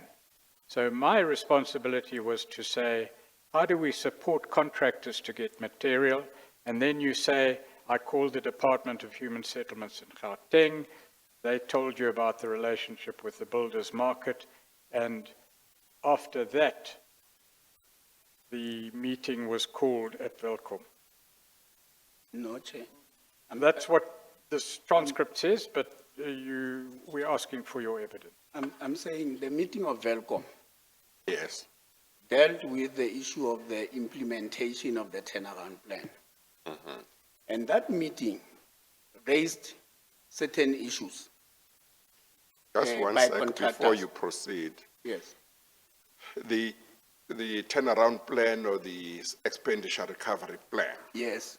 Expenditure, let me, maybe we should expenditure recovery plan. Yeah, Expenditure let's recovery. stick to the same terminology, yeah. Yeah, I will also Otherwise, get- somebody who reads the transcript will be confused whether we are talking about something else. So Yes, the expenditure recovery plan, Yes, Chair. the contractors would need to buy into it because it contemplated work being done, the building of houses during the December holidays, is that right? That's correct. That's why you needed their buy-in, Their buy-in. among other reasons. Yes. Okay, all right. So you go to this meeting at Velcom, and this is a meeting of officials of the department And the MEC. and the MEC with the contractors. Yes, Chair. Okay, all right, continue. And at that meeting, But before you go to that meeting, I know you will continue in due course. When did you speak to the Department of Human Settlements in Gauteng, before or after this meeting? after this meeting, I will explain what triggered Yes. Yeah. this. So we go to this meeting, then contractor raises 3 pertinent challenges that they are confronted with. The first challenge that they raise is a challenge to say we are going to the festive period. Availability of material might be a challenge. Secondly, they have a challenge of access to finance. Thirdly, by us as a department or as government saying to them that they must intensify work during the December festive period, it will then require that they must employ more people, which then means that they will have to be spending a lot of money with relation to the labor costs. So those are the issues that they are raising. So we take note of those issues, and we came back to Bloemfontein. And this meeting that is being referred to then took place. Now, the issues they raised, is it the fact that they might have to employ more people and the fact that they might be, so they would need money, and the fact that there might be challenges in getting material? Those are the 2 issues they raised. Those 3 issues that, Yeah, that okay. are emerging out of All right. contractors. Continue. Which contractors were invited to the meeting? The contractors that are linked to the project recovery plan, that will be the contractors that were appointed and approved as contractors that are implementing projects of 2010, 2011. You say they were appointed. That's my assumption. Who appointed them? Then the normal procedure of appointing chair in the department, just to go back a little bit, 2009, 2010, whilst we're still that department I've talked about, we issued a tender, or even before then, I think, yes, 29, and we issued a tender and we requested PwC to assist us to develop a database and to be able to create different categories of contractors according to their functionality. So that will then have been from a database that was utilized during that period. But this database— You said during 20 or 2000 and... Chair, the 2004 to 2009, it was an administration. After the election, it was a particular administration. So during this period of this administration, we issued out a tender with PwC that developed a database to run housing for that period. Oh, okay, all right. So in 2009, it then expires. It means we need to re-advertise and get a new tender to be able to develop a new database. A new database. So that is the process that will follow, informed by the supply chain management. Yes. But So now, when I say they were appointed chair, because I was not party to that process, I will assume that it is in line with that supply chain management process. Well, but the point is, you knew about a database that applied during the period 2004 to 2004 to 2009. 2009, yes.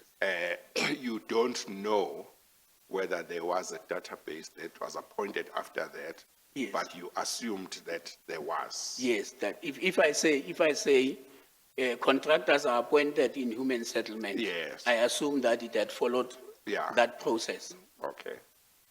well, we know from evidence given in the last week, Mr. Nthimotse, that in 2010 a new database was formed. Following the same process. No, not following any competitive tender process. Well, following a tender process that was abandoned. That's what happened in 2010. I will not understand, Chair. My understanding of a general principle is that the accounting officer will implement the supply chain management policy of a department. And it will then require that you should go out and advertise. And then through that process, you'll be able to develop. Now, if there has been deviation, You mean develop a database or develop what? to go the same process that we had gone through 2004 and 2009. To develop a database? Yes. Right. Now, if there has been a deviation from that process, it should be a deviation that is approved by the accounting office. So I'm not so sure, are we talking about him deviating from that normal process and approving the deviation, or what are we talking about? Mr. Nthimotse, we're talking about your knowledge, Yes. I don't know anything. not your assumptions for the moment. We I have don't been have told that in 2010 there was indeed a public procurement process that was initiated. The tender period expired, the tender validity period expired, and the tender process was not reinstated or corrected, it was abandoned. And a database was then compiled from various sources, a new database in 2010. That's what we know from the evidence. Do you know that that was not the case? I don't know. So I'm asking then, this database that was used to inform the selection of contractors to be invited to the Velcom meeting. Do you know where that came from? The database. Well, all I'm saying to you is who was invited to the Velcom meeting? I've just said it's, my assumption is that it's contractors that were approved to implement projects that were contained in the expenditure recovery plan. Yes. Now, what I'm saying is who appointed those contractors, or how were they appointed? And I've just explained, Chair, that my knowledge is that they get appointed through the process of going out on tender, developing a database, selecting from a database, recommending to the MEC that this is the contractors that must be appointed. Well, Shouldn't your answer, Mr. Nthimotse, be you don't know, because you don't know even whether there was a database? I You had said assumed. that. I had said that, Chair, but Yeah, it you looks like don't that answer know was how not they were accepted. appointed. They were invited, is that right? Yes, You- at the you- Velcom meeting, they were invited. Yeah, they were invited, but how they were selected I to don't know. say who must be invited, who must not be invited? I don't know. That you don't know. Yes, it was outside Yes. my, You assumed Yes, Chair. that they must have been on a database. Yes, Chair. But whether that is so or not, you don't know. I don't know, Chair. yes. Mr. Nthimotse, notwithstanding the fact that witnesses might be taken to task for saying, I don't know, sometimes it's a legitimate answer. Where I can help, I will be more than willing to assist Thank the you, Mr. commission. Nthimotse. Anyway, we know that contractors were invited, attended the Velcom meeting, and you then, after that meeting, went back to the war room. Yes. And was it at that stage that you were given a task to perform? So in this meeting, So just before you go on, when would that meeting have taken place? Sometime in November? Chair, it should still be within the October. If it is in November, it should have been maybe early. I'm not definitely sure in terms of the dates. But it is at this meeting that now we are reflecting on the outcome of the meeting of Velcom. And Who was attending this meeting? the meeting There was chaired by the MEC, attended by the same team that the HOD was there. So it was the meeting of the MEC and the HOD, and the CFO was there, and myself, and all these colleagues that I've referred to as part of the executive management. So it is in this meeting that And the CFO was Ms. Lamine? Medlamine. Yeah, Yes. okay. So in this meeting, we then discuss and reflect on the issues that have been raised by the contractors. So the MEC asked the question, why can't we support contractors and get material for them? Because it is clear that if we are able to meet them halfway, they will be able to participate in this project and will be able to go a long way in delivering on the commitments that we have made. Yes. So following on, if I may just interrupt you to get the sequence right, your evidence is that following on from the Velcom meeting, there was presumably a report back to the war room, and the MEC then came up with that idea. It came up with that question. Right. Then in that meeting, Chair, I will not be sure, but you said I should not say I assume, but I will not be sure. But the issue was raised to say, no, in the previous projects of the previous year, we had a situation where we partnered with NACHA and were able to buy material for contractors to be able to contract in a project. For the record, that's NURCHA. Yes. Right. So, discussions took place about, is this the right way to go about? Will you be doing the right thing if we say we are buying material for? So the meeting decided that I should go and do a research on this advancement informed by the fact that there was this natural advance payment that had taken place. So I'm giving this task to go out and research on this matter. So that is where I started this research that I was talking about.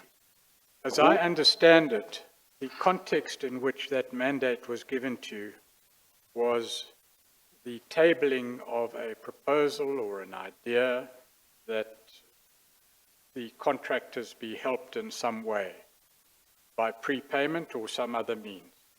And you were told, please go and research this matter. I understand that that would have been a factual research that you would, a piece of research you would do. You would Research go whether, and see how it can be done. research whether it has been done with nature, that will be the first thing. And secondly, as to how can it be done. Well, I thought you also said at the meeting, it was said that you should look at whether it would be right to do things this way.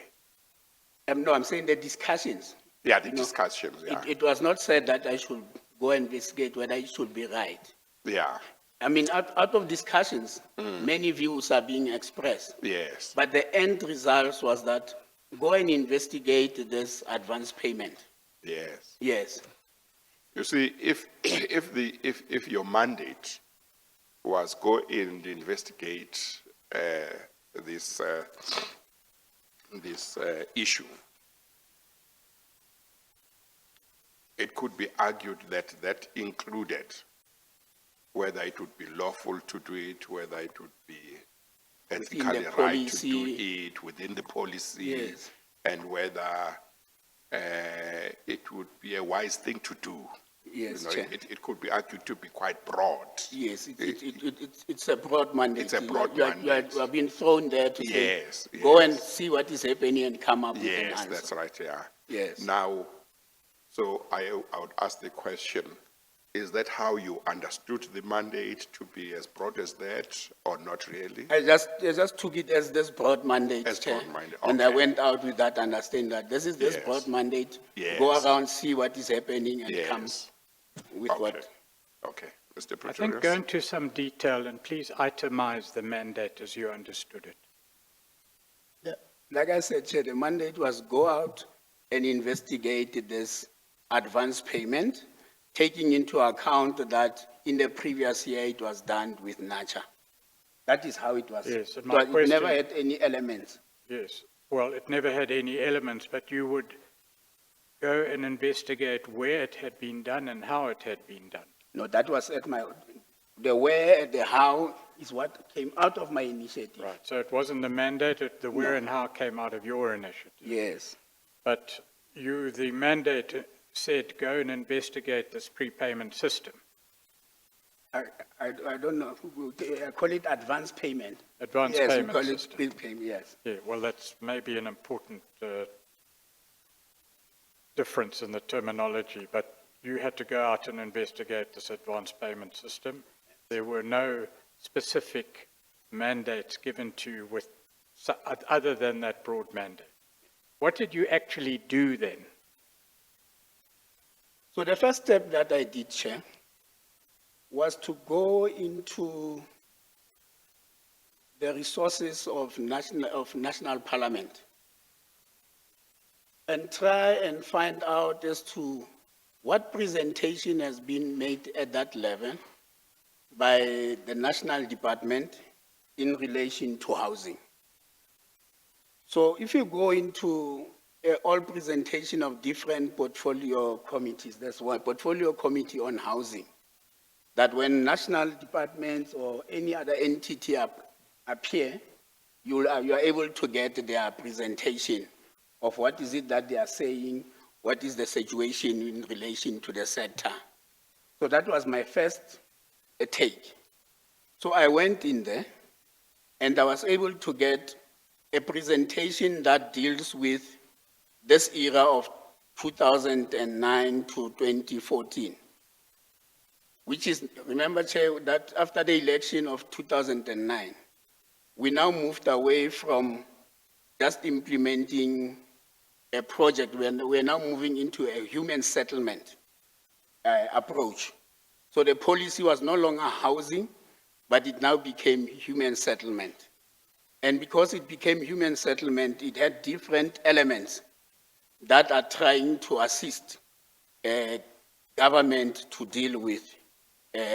So I went into that, and I came across that presentation, and I also went into the National Department website, and I came across the policy on the breaking new grounds, which is a policy that was now giving meaning to those human settlements that we intend to implement.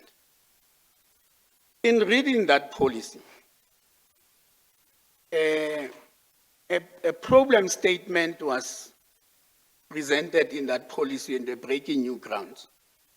And to paraphrase that program statement, it says, since the new dispensation, since 1994, in the sector of human settlement, established and well-resourced and well-capacitated contractors have pulled out of providing support to government, creating an opportunity for SMME and medium contractors who lacks capacity.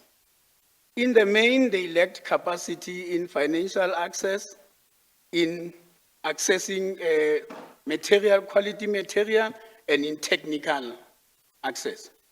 So in my mind, the same statement that was said by the contractors is now contained in a government policy to say this is a problem within the sector.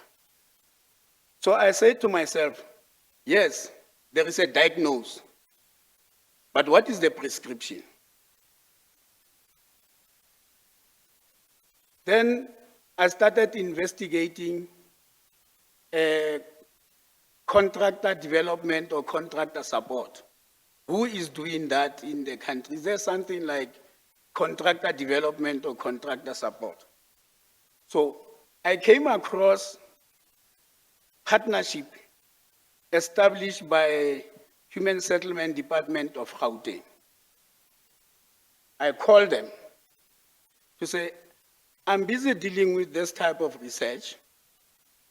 I see that you had a partnership between, with the private sector to support contractors.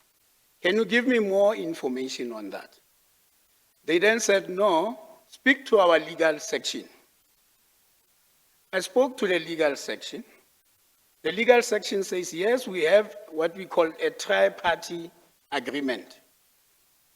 The building material, government, and the contractor, where government is supporting the contractor, but there's also partnership with this building material company. I requested that copy to also be forwarded to me. So it was forwarded to me. So that was the second now part of my research outcome. The third part was that I then went to NACHA, wanting to understand whether is it factual that they had this program of supporting contractors working together with us as the department. When I went to them, Chair, it is at the stage where they were closing the offices of Free State, but there were still officials there. So the officials then said to me, no, but the person that was managing this whole thing is having a private company. Mr. Herschel, I don't remember, Herschel Kotsios. So his company is First Inc. I called him to the office. I asked him, did you have something like this that you had managed? And he gave me how they had managed it. He gave me how to mitigate the risk. In everything that he had said, Chair, is that you need to have partnership with the material suppliers. You need to have a very strong monitoring and evaluation team that will then be the one that is doing for yourself reconciliation of collection of material and so forth. So I came back and now with these three outcomes. And then I said, we have contracts with contractors. Are we not able to amend the contract that we have and create an addendum through this process that will ensure that contractors are able to be supported, so that the original contract should then be able to be amended to include the support that we came about. And that is what led to me putting the document that I put and I had submitted to the HOD for consideration. It seems to be that what you did was you looked at parliamentary records, you looked at the nurture experience, and you looked at certain other experiences in Gauteng, right? And you collated all those and you transformed them into the ideas in your document. Yes. Correct. So at no stage did you sit down with a particular proposal and go to the Public Finance Management Act, the Housing Act, or any other legislation and compared the proposal to the provisions of the legislation. You didn't do a technical legal opinion. No. For me, it was around, here is what I found. I'm of the view that maybe if we support the contractor through the contract that we have, and we amend that contract and create an addendum through this tri-party system, we will have achieved what we wanted to achieve. Right. What is of concern perhaps is why was this being done in November of a financial year ending in March? Why hadn't all this work been done earlier? Chair, because there was a consent triggered by the minister. So The minister had raised to say, look, I have approved your plan. We are now moving towards end of the financial year. There is no performance. Yes, that I think is consistent with what the other witnesses are Yes. saying, that the need for this plan was to address the problems of the minister, Yes. to avoid losing the money. Yes. But a question that arises, Mr. Nthimotse, is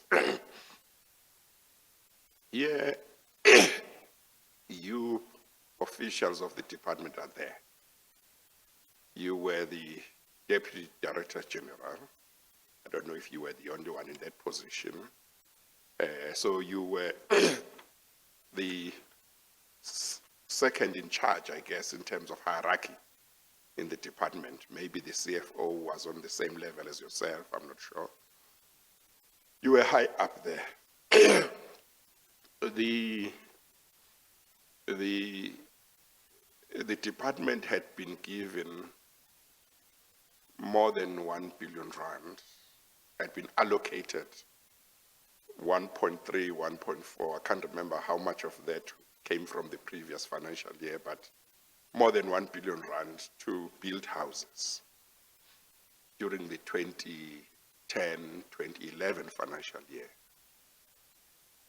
The letter of the minister, I think, came in October, or was it September? I think middle September. Maybe or September. Yes. But it looks like you were about 5 or 6 months of the financial year had gone. And from what other witnesses have told me, or at least one of them, no houses had been built as yet in terms of the 2010-2011 allocation. There might be houses that were built with the 2009-2010 financial allocation. Now, why is it that it takes the national minister in Pretoria to get you to say, hang on, there's a problem. We are not building houses. We are not spending the money that has been allocated for the benefit of the people. Why does it take somebody in Pretoria to say, hang on, what are you doing? Chair, You are part of the leadership of the department. I think, Chair, there's two factors that I need to bring to our attention. The first one is that this department was in transition. In transition in the sense that now there was a determination to say you are now having two departments, which means you are now going to have two heads of departments. Now that's number one. Number two is that when you created that department, the people that gets to be transferred into human settlement is not a total well-oiled, well-capacitated department. Because remember, the department will have different, you will have corporate service, for example. When this transfer took place, corporate service did not go with it. So they needed to create their own new corporate service. So the capacity was an issue with this department, number one. Number two, Chair, I don't know whether it was put before you that there was a court challenge by contractors who were allocated for the previous 2010, who took the provincial government to court because of the delays in allocating and appointing them. So there was also that legal matter that was dealt with. So yes, the delays are the delays that are internal through this, all this, dealing with all these challenges. And the impact of that is therefore this delay, therefore that, like Mr. Pretorius now says, that including the management of the SCM, it ended up expiring. I mean, immediately it expires, it then means you are confronted with a challenge of how now are you dealing with SCM when you have allowed this process to also collapse. Now, Chair, the point you may then be asking is to, these things that you are saying, why didn't you say in the department? Yeah, it's like the whole department was asleep. Yes, that's what I want to come Until to. Mr. Esekwale in Pretoria said, wake up. That's where I want Can't to you come see what's happening? That's You where are I not want to spending come money, you are not working. Yes, that's where I want to come in, Chair, to say, I was not a DDG for both legs. Yes, you are in traditional affairs. I was on traditional affairs. And maybe you can be forgiven. Now, that's where I'm coming to say, these issues that I'm talking about these issues as second-hand You issues. are not under housing. Yes. You are not dealing with housing. I was not dealing with housing. The Yes. only time I came to now start getting involved in housing is when I was called into that meeting for the first time, the one that we have dealt with. Yeah, it's worrying. I mentioned it to one of the witnesses maybe on Friday about the lapsing of the tender validity period. I said, but the people who were involved are supposed to have made a judgment call at a certain stage, because I was told that there were too many bids that had been put in, and dealing with them and processing them took time. That's why the period expired before the relevant committee could make the necessary decision. But I said, somebody should have made a judgment call to say, if we have got so many bids, we won't finish within this time. Therefore, we need to ask whoever has the authority to extend the period before it expires. But it's like people were sleeping. You will have heard, Chair, that I had said in that period of 2004 and 9, we went out on tender. But we also appreciated the fact that we do not have capacity internally.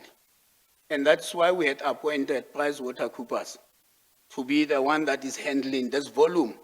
Because obviously people will have interest and the volumes will always be there.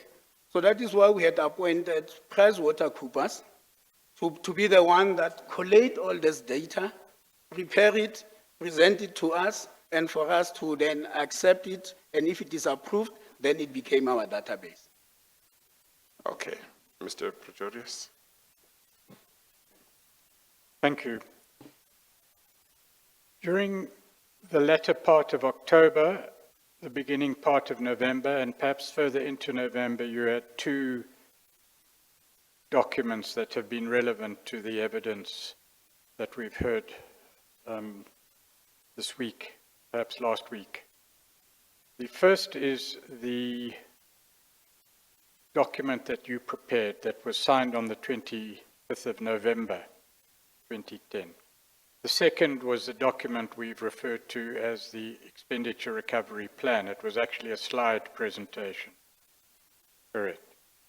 The one that you were involved in developing was the document, let's call it the 25th of November document. I will say I was part of both. Were you part of the ERP I was part as of well? the fact that I did not have specific function does not mean I was not part in, I was part of that because I was part of that meeting. Right. Now, both documents had to go to two committees which involved the National Department. Would you tell the Chair what those meetings were? No, Chair, the point that I was trying to convey to the investigators, which might have not come clear on the transcript, is that when the minister raises concerns and say, develop a plan and let your HOD present that plan to the Director General. Immediately the plans are developed. The HOD of Free State will communicate with his technical counterpart, who is the Director General, and share the plan with the Director General, with the intention that the Director General will then apply their mind and be advise the minister. That is one communication channel that I was explaining. And I indicated to say this communication channel, in terms of intergovernmental relations, is called MINTEC, because it is where technical officials are meeting. Yes, we've referred to it, or other witnesses have referred to it as technical MINMEC, but Yes, what it's is the the same. correct abbreviation? They are doing it the other way around, technical MINMEC. And then I'm saying it's MINTEC, so Ministerial Technical Committee. That sounds better. Yes. Now, the second part will then be the political oversight, political communication. And that will be between the MEC that has the relationship to communicate with the minister, and the MEC will then be able to communicate and say, in line with your concern, we have developed this plan, and the plan has been forwarded to you. Those are the two channels. So the two, in fact, these two channels took place, these communications through these two channels took place at two meetings, we know, that were held in November 2010, on the 18th and the 19th of November 2010. On the 18th of November, there was a technical MINMEC, or a MINTEC, and on the 20th November, there was the political oversight meeting, the MINMEC, where the minister would have been with the MEC. Yes. Now that second meeting, we know that the MEC and the HOD were not present. Mr. Mokhesi attended, right?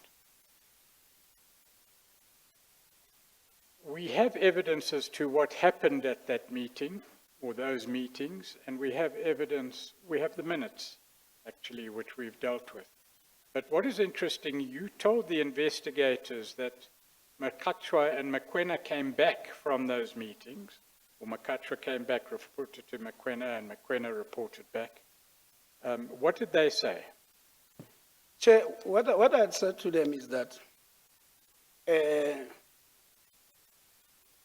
the approval to implement the expenditure recovery plan, even as I'm seated here today, I have never seen any documentation confirming that what you are proposing as a plan is not acceptable to us. So based on that, I assume that there was approval to implement. Then I also said, Chair, that there's a letter that I've seen where the minister was now threatening to take the money. That was written by the HOD to the Director General. And when you look into that letter, somewhere it says, based on the agreement that we have reached with the delegation from national, that meaning the delegation that was in the province, we agreed that we will be reporting on a quarterly basis to you. If in the evidence there's such a letter, I will appreciate if we can, We'll get can there. go to it. We'll get Because there. I'll put it will- several versions. It will explain, Chair, that where do I come from when I say there was an approval? Well, So, but am I correct in saying, in understanding your evidence to be that you are not sure that there was approval, but you thought that, or you assumed that there was approval? The second part, Chair, Yes. is that the document that I developed in November, after developing that document, remember I received the instruction where the two authorities were in the meeting, the political authority and the administrative authority, which says go and invest and research on this thing. So when I developed that document, I gave it to the HOD. I wrote it to the HOD and I gave it to him. He approved the document. We'll come and deal with that. He approved the document. So to me, he said, leave this document. I will come back to you. He later called me around about 5 and said, the document has been approved. You need to start working on the preparations of documentations. So at no stage did I get an impression to say, this that we are trying to do has no approval, whether from national or within the province. But equally, at no stage did you get told expressly by anybody that the National Department had approved the plan. Is that correct? Expressly told that we are going to present the plan, but Yeah. as to approval, yes, Chair. Yeah, okay, all right. Yes, Chair. Mr. Pretorius? all right, so as I understand your evidence, you assumed that the plan could go ahead because firstly, you never saw a document saying that it couldn't go ahead, and secondly, you referred to a letter which we will deal with in due course. In due course, I will put the various versions of other witnesses to you for your comment. But would you go to page 529, please, of FS 13? Yeah.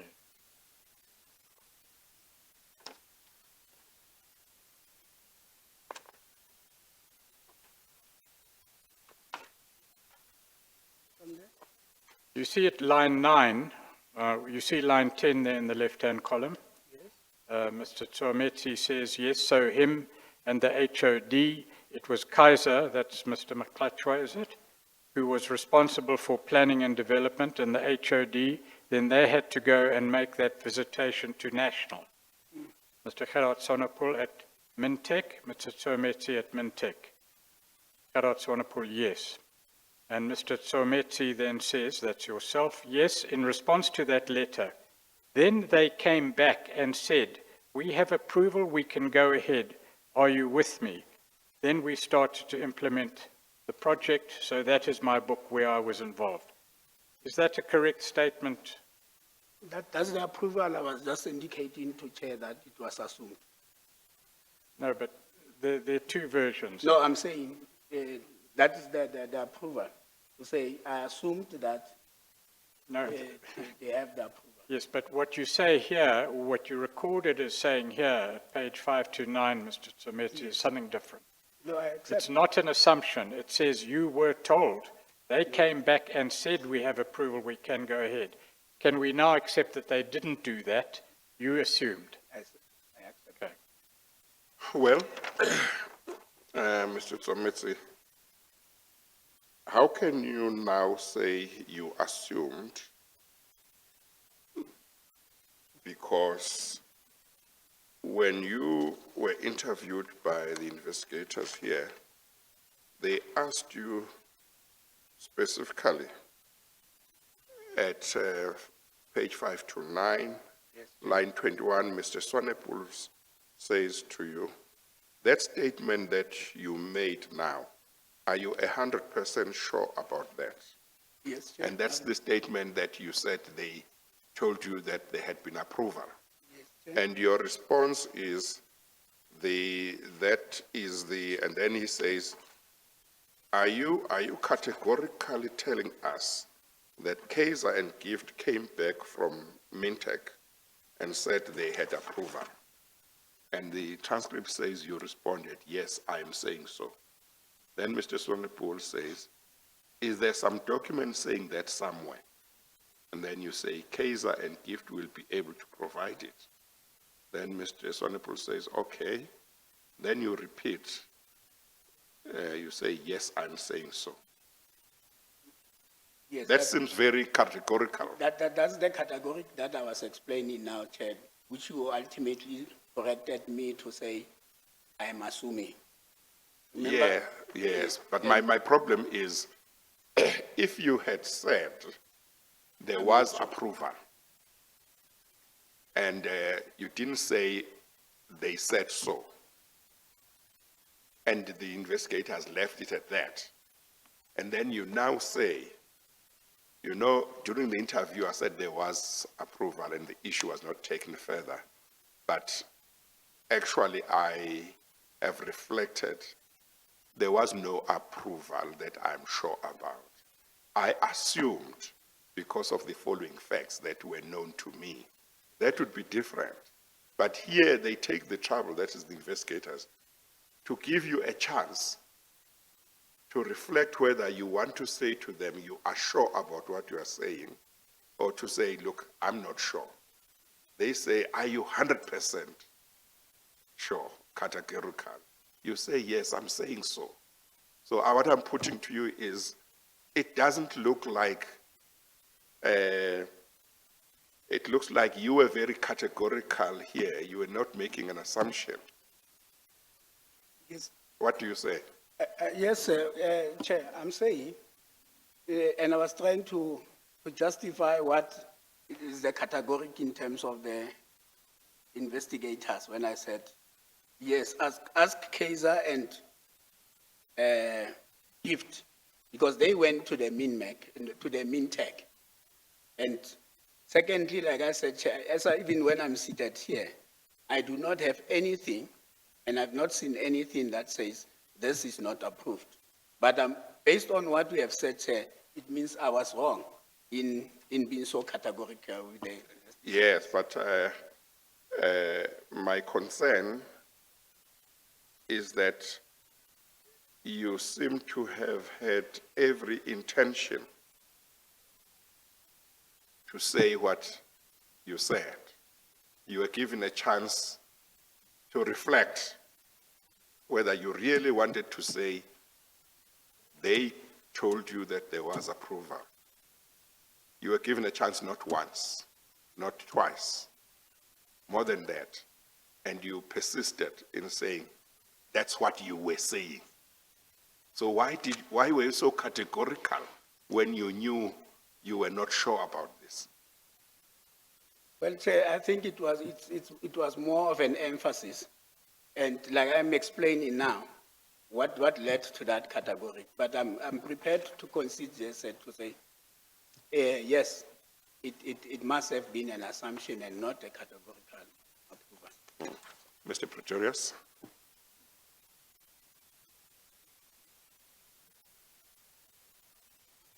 Well, Mr. Nthimotse, do you accept now that the two versions can't live together? You, on the one version, assume from the absence of certain facts and another letter that a certain attitude was taken by MinMec or Mintec. On the other, you say you were directly told. They can't live together, those two versions. I accept. Because you repeated it at page 551, line 22. 551, line 23, in fact.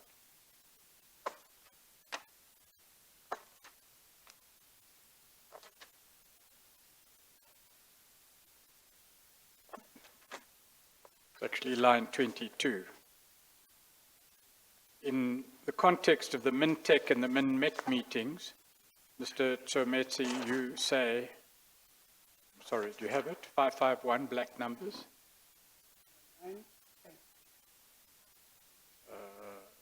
Line 22, but have you got page 551 there?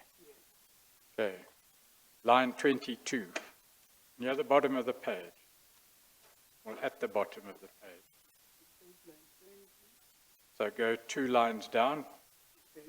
Mr. Nthimotse, Gift and Kaiser, they went as people that are going to do that presentation for all these elements, and then they came back to say there's no problem. Yes, that's the same as the earlier reference, Yes. But you say that's wrong. yes. The fact that they went, yes, correct, they went. The fact that there was a categorical approval, it was an assumption. Yes. All right. In any event, the plan was then implemented. You say that at page 530, at the bottom of the page. What plan are you referring to there? Is that your plan in the document of 25 November? The expenditure recovery plan and the document of November. So both those, as I understand your evidence, though, both those were prepared in order to ensure that money was spent and money was not taken away, and they worked together in a way. Yes. Correct. At page 531, of course, you left the department at some stage during this period. Yes, Chair. Because, Chair, there was, like I said, there was this restructuring. The two of us, me as the Director of Local Government Traditional Affairs, and my colleagues who was the Director of Housing, we were both removed from our positions, and we started working with the two HODs, just as support, waiting to be placed because of the reconfigurations. And in December, I then received my letter to say, you are transferred to agriculture. And that is the time when I was to be transferred to agriculture. All right. So you didn't stay through to March 2011 in the Department of Human Settlements. I'm just wanting to explain to the Chair why your evidence in relation to the events ends there. Then, Chair, upon receiving this letter to say go to agriculture, the position that was said I should go to, there was already a person in that position. So I had issue with, how do you take me to a department where there is a person already in the position and expect me to go and remove the person and occupy his position? So effectively, I was then allowed to say, okay, wait, we will then revert back to you. And that is the period. So that's basically what had happened Yes. to me. You say that on page 531, you say, yes, where I now move to agriculture.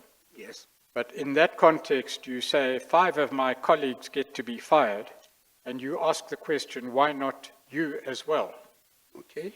And Now- in fact, you said that in the inquiry. So now I'm in the Department of Agriculture.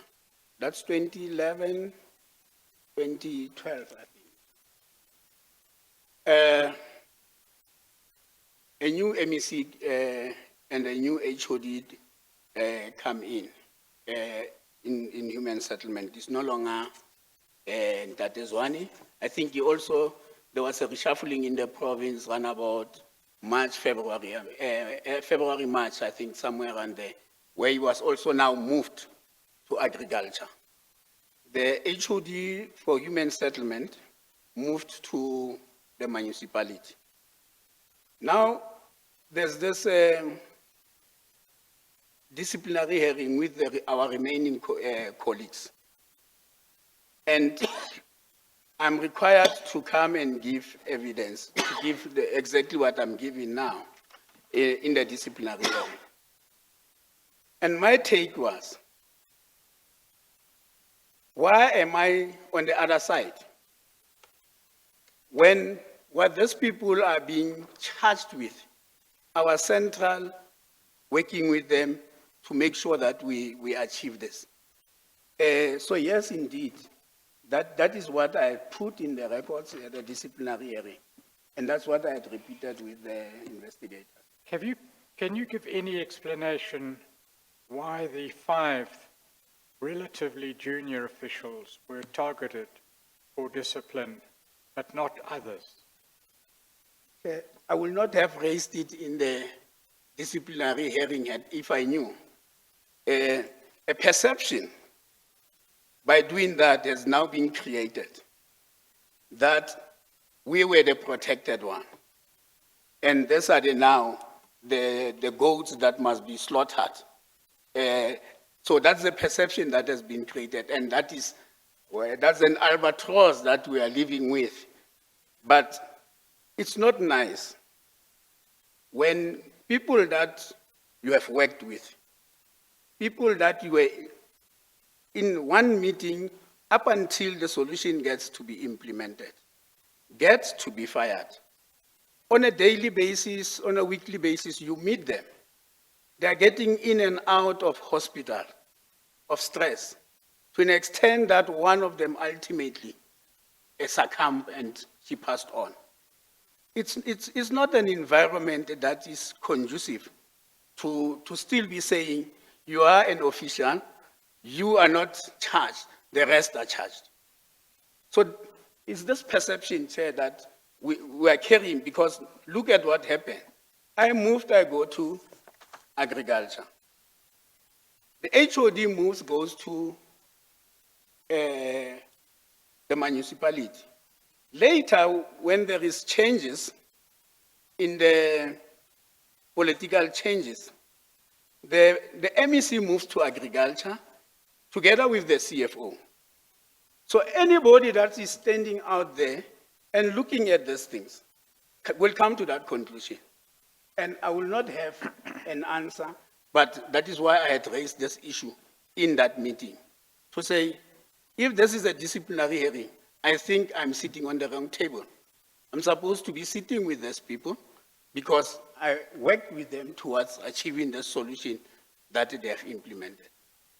Who made the decision to remove you or transfer you from human settlements to agriculture? My letter came from, like I said, I was in local government and housing, I was reporting to Radikonsani. So my letter was signed by Radikonsani. He was the HOD He was the HOD at that time. at the time. Yes.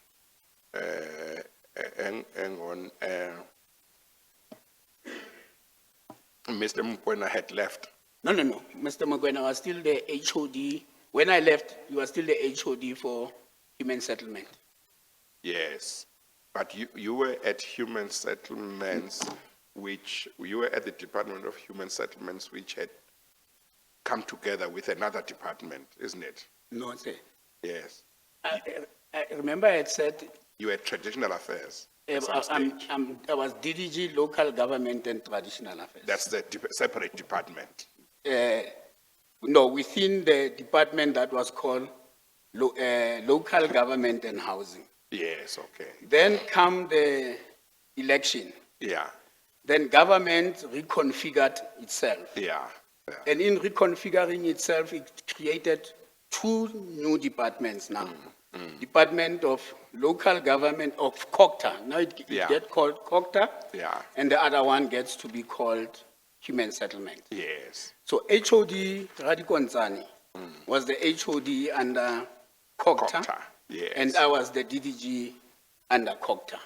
Oh, okay. So, so as at the last few months of 2010, I was when you were taking part in the meetings that we talked about, yes. you were not at Human Settlements. No, not at all. You were in a In separate COCTA. department. Yes, Chair. You were just brought in Brought for in- whatever reason. Yes, Chair. Oh, okay, Yes. okay, now I understand. Yes.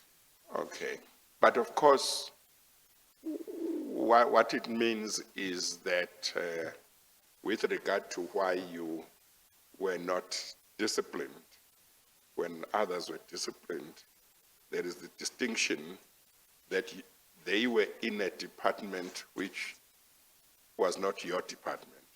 You were in another department. Whoever needed to, it would not have been the same person to take a decision to discipline those and to discipline you. It would have to be different Yes, people. but I'm still a public servant in the provincial government of the Free State.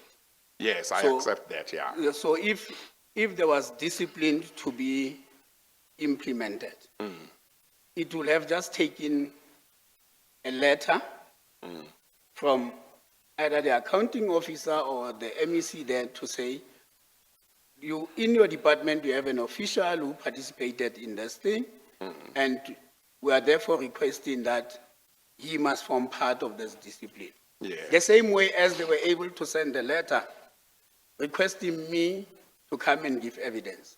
Yes. They could have done exactly the same thing Yes.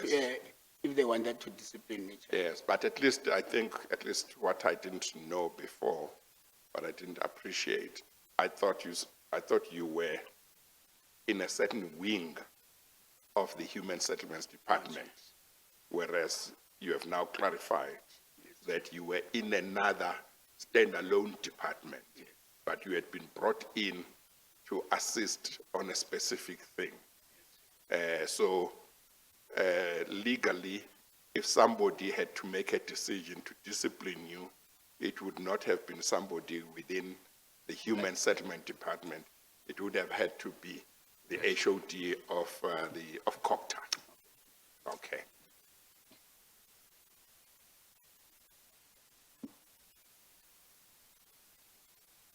You would go please to page 534 of FS 13. There, the investigators were discussing with you the implementation of the plan, and I'm referring to the 25 November document here. And Mr. Swanepoel asks you, in other words, you were going to, or you were planning to pay companies that were not vendors of the department. As I understand it, what he was putting to is that suppliers that you were going to pay as part of the execution of the plan were not on the database of the department. Yes, the point you were saying, Chair, was that these material suppliers that you are now saying you are going to pay are not on the database of the department. Then I said to him, no, these material suppliers that we are paying are material suppliers that have entered into an agreement with the contractors that we have legally, I'm using that term now, like I've been corrected to say you don't know where the process followed, that have been legally given contracts. So we are assisting those people because we have a legal relationship with them. So that's the point that I was explaining. Yes. Not suppliers that we are sourcing through a supply chain process. Yes. Okay, I'm sorry, Mr. Pretorius. I just want to make sure my mind can move away from this previous question about inconsistency and discrimination in terms of discipline. So going back to that issue, so why is it that the Human Settlements Department invited you to their meeting to discuss the response to the national minister? Why were they bringing somebody from another department? Chair, remember what I said is that with this reconfiguration, the two DDGs, one for local government and one for human settlement, my colleague from human settlement, we were removed from our positions as DDGs. And I'll call it, we're in a waiting room to be placed out of this new reconfiguration that was taking place. So HODs will use us as and when there's issues that they need to be attended to. They will then use us. Example, Chair, in order to develop and to reconfigure these two departments, I was very central. I played a very central role there, although it is a corporate service function. But I played a very central role there, working together with the consultants that were appointed. So it was that type of. Oh, where, so it's just that you were available. To them. then I get called. And in a way, you didn't have much work to do because I'm in a waiting room. Yes. Oh, Yes. okay. Okay, now I understand. Chair, it's 4:15. I would like, with your leave, to try and finish this witness, Yes, I however think long it takes. I'm quite happy to continue. I know the witnesses from Bloemfontein, but Yes. I presume it would suit Mr. Mr. Thomas, Nthimotse. you are fine if we continue to try and finish. I will appreciate that, Chair, because I still have responsibility of audits that I must deal with back home. Yes. Okay, all right. So I'll highly appreciate. Your counsel, they are fine with that? Yes, Chair. Yeah, we are happy to To try and finish. to Chair, try and there is finish a very tonight. polite and tentative quid pro quo. Yeah, as long as we can just stay in the time that we need to be home before Yeah. 12 tonight. So. Yes. If we Okay. may start at 11:30 tomorrow, so I have time to prepare for the next witness. Okay. Sir Metsi Okay. agrees, I think. Okay. All right. But we can discuss that later. Okay. Is tomorrow's witness represented by the same legal team or? No. Oh, different legal. okay. All right. Oh, you're directing that to me? Yes, Chair. That's the quid pro quo. Okay. No, that's all right. Thank you, Chair. Let's continue. All right. The legalities of the direct payment to suppliers is a legal question, and I really don't think it would help the chair much if we debated that. And in fact, you yourself say at the bottom of Well, page... except that, Mr. Pretorius, I wanted to ask the question. Bearing in mind your understanding of the broadness of the mandate you were given, why didn't you look into the question whether it would be lawful to make advance payments? Chair, the only question that I'd asked from the then legal head was the one that I'm talking about. Whether will it be lawful to amend the contract and create an addendum that will allow contractors to be supported? Yes. And what did he or she say? He said an addendum it will be allowed. So he spoke to you on the basis that there were existing contracts that had already been concluded Between the department and the contractors. and contractors.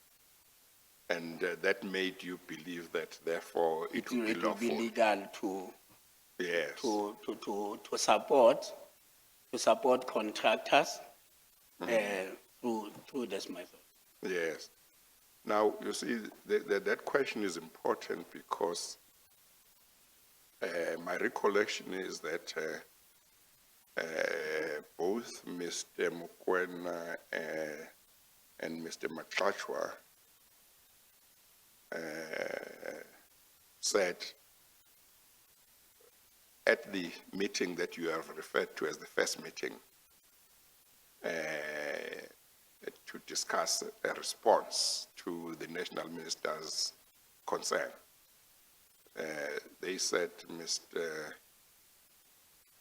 Zwane said he had a solution to the problem, and the solution was advance payments. And Mr. Mokhesi, I think, said his response was, but this will be illegal, MEC. I may be mistaken about Mr. Maklachwa, but I think he said the same thing. And they said, Mr. Zwane said he had talked to somebody who had said that this would be legal, but he did not want to disclose who that person is. Do you know anything, any discussion along these lines that happened at that meeting? No, Chair, except you will recall I said in that meeting, that is the meeting after Velcom, Yeah. when we were reflecting on the discussions in Yeah. Velcom. Oh, okay, so Yes, I thought that's- it was the first one. You That's said where, the second that's where one. the MEC said, Yeah, based on those discussions in Velcom, I think I have a solution. Yes. That we must buy material. yeah. And yes, indeed, there were discussions to say, is it legal, is it not legal? Yes, But yes. the end result of the discussion was that I should go and do this. Yes. So that is those discussions that had taken place in those meetings. Yes, you see, for me, one, the fact that the mandate was as broad as it was. Two, that the question of the legality of advance payment was raised at the meeting meant that, and should have been understood by you, to mean that it was one of the issues you should look at, because obviously, if this would not be lawful, would not be legal, it shouldn't be done. What do you say to that? In other words, I expect that against the background of that discussion and that broad mandate, you should have looked at the issue of whether this would be legal or not, and your document should have addressed that issue. I hear you, Chair. At the time when I'm presenting this misinterpreted mandate to the accounting officer, and if it had gaps and there was still further clarity that is required on the legality, there's two avenues that the accounting officers could have utilized. The first one is the head of legal. The second one is the premier, in the premier's office, the provincial legal advice, which is the avenues that are immediately available to an HOD and not to me, that he could have access to say, look, I've received this document and it does not cover all the issues that needed to be covered. Please advise me on the legalities. So yes, it might mean that me coming out of that meeting, I interpreted this according to all these things that I've done.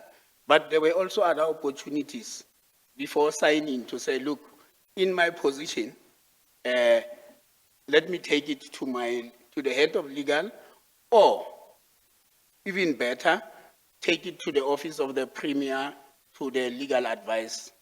But service. you accept as fair the proposition that in the context in which the mandate arose, I and limited my the scope. broadness of the mandate, it's fair to expect that you should have dealt with the question of whether it was legal or I not. accept, Chair, that. You accept that, yeah. I accept that. I missed Okay, all that right. part. Of course, maybe for the sake of completeness, I should say, Mr. Mokhesi did say that when you brought your document to him,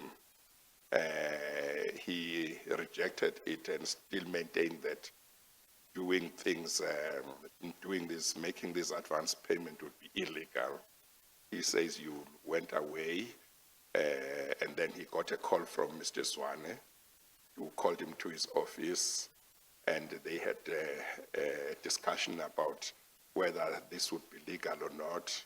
And he says, Mr. Zwane, I think he says, Mr. Zwane, I don't know whether it was earlier or not, but at some stage, Mr. Zwane, he said, well, this was his plan, if he did not want to implement it, he should tender his resignation, and he will be poor, blah, blah, blah, blah, blah, blah, and ultimately he signed it.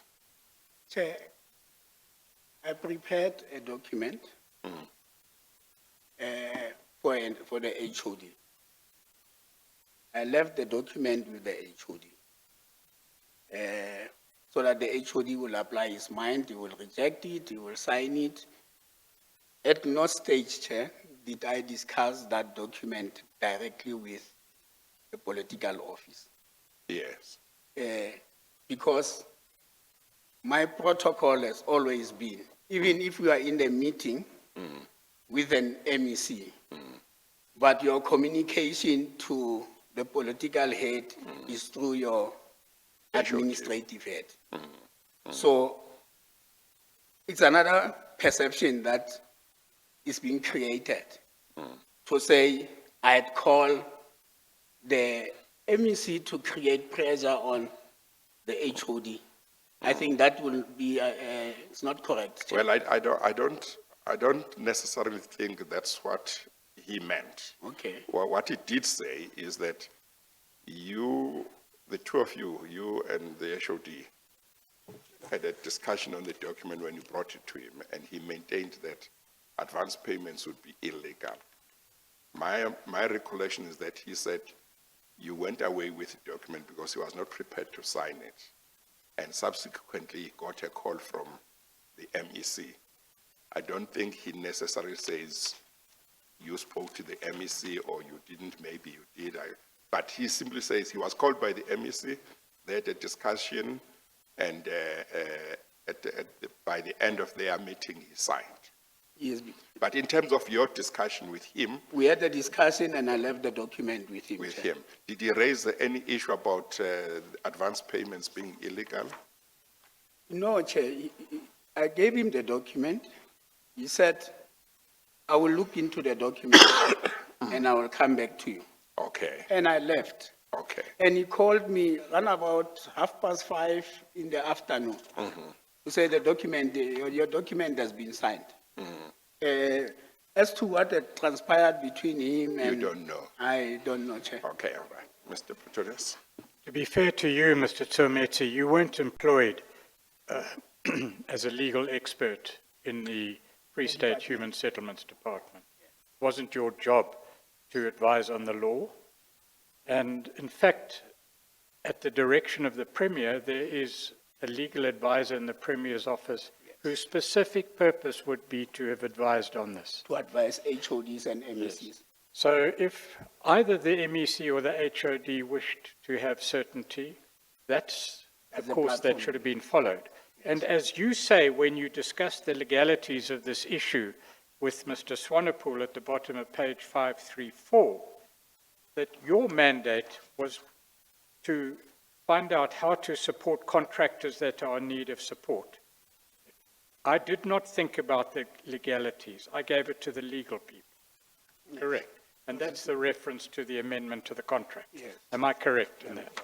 And you repeat that at the bottom of page 536 when this debate continued as to whether it was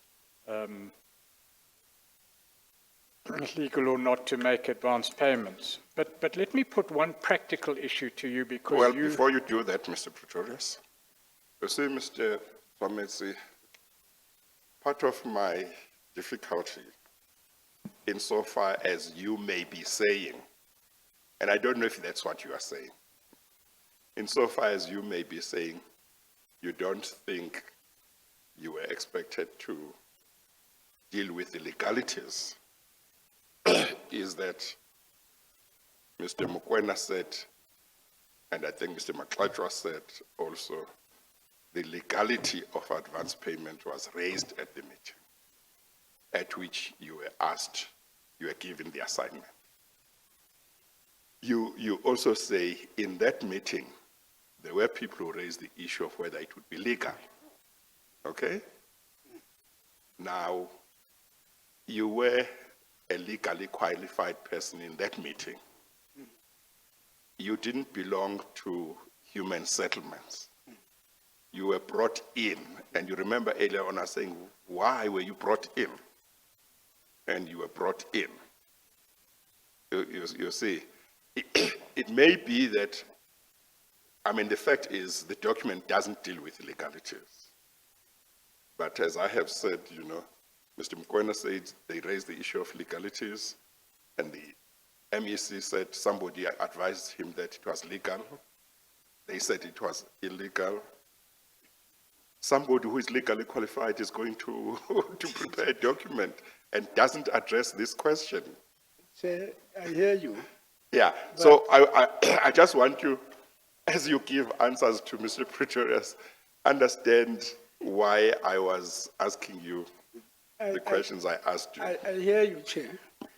But in a meeting like that, where you have an HOD who's supported legally by the head of legal service and the Premier's office to deal with legal matters, and you have the CFO, who's the custodian of the PFMA and its legality. When discussions are taking place and somebody says it's not in accordance with supply chain, I assume, Chair, that the CFO will then take the responsibility to deal with issues of financial management. If the HOD had issues with legal service, the opportunity that availed, he could have requested the head of legal or requested the office of the Premier to provide him with that. Yes, myself, I did not go to that level. Yeah. Chair. Was the head of legal part of the meeting? He was not. Like I said, it was meeting of the executive, the chief directors. And, Yes. yes. Were you the only legally qualified person in that meeting? Makatwa is also a legal person. Chair. There were other legal people. Makatwa has a legal background. Oh, yes. It was myself. No, Mamik is. I think. Okay. I think we are the two that were of a legal background. Okay, no, that's fine. Mr. Pretorius? The chair is absolutely right. There is another version which may not be totally irreconcilable with your version. We'll get there. And that version comes from Mr. Mokoena and Mr. Makachwa. But I was going to deal with that later, Chair, towards the end. That's fine. But it does seem that when the idea was raised, its legality was discussed. I'm sorry.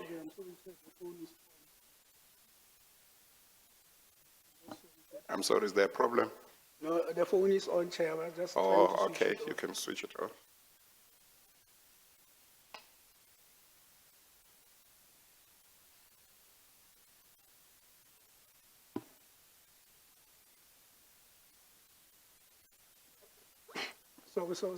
Sorry, Chair. Mr. Nthimotse, the different versions which have been highlighted now by the chair, I will put to you in due course. But it does seem that when the idea was proposed after the Velcom meeting by the MEC, that the legality of advance payments was indeed discussed. Correct? Like I said, the discussions took place. Yes. You were then given a mandate. To go and research. Yeah. Yes. As I understand your evidence, at least, and we'll look at the other evidence later, you understood your investigation to be factual research into how to support and what had been done before, right? And as you say at the bottom of page 536, you didn't think about it from a legal point of view, correct? So what we know from the outcome is that document that was signed on the 25th of November was not a legal opinion, correct? And had they... I'm sorry, you'll have to say yes. Yes, Chair. So that Sorry. that's captured, yeah. If you nod, the answer is not captured. I say yes, Chair. Okay. So despite the fact that in the presence of the MEC, the legalities of advance payments had been raised, it seems that no legal opinion was obtained, correct? Yes, Chair. As a matter of fact, Yes, Chair. whether you should have done so or not, you've dealt with the chair on that. Yes. And the further point that is important, that had Mr. Swane or the HOD wanted a firm legal opinion on the legality of the scheme, the advance payment scheme, there was the Office of the Premier where Mr. Fenter was in charge, where that opinion could have been properly researched and given. Yes, Chair. Was it not a matter of concern to you that this was not done? No, Chair. Because I was dealing with what was expected from me. Can I just ask this, going back a little bit? This evidence by Mr. Mkwena and Mr. Maklachwa, if I recall correctly, that Mr. Swane, when the issue of the legality of advance payment was raised at the meeting, said he had been advised that it would be legal to do so, but did not disclose who had advised him.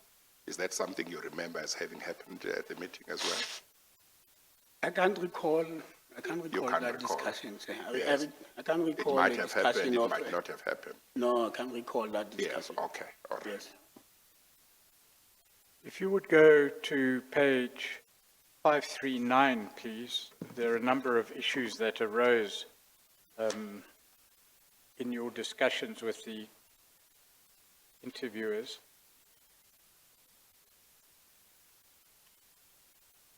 Mr. Lamprecht at page 539, line 4, asks, did you pay the supplier before he supplied the material?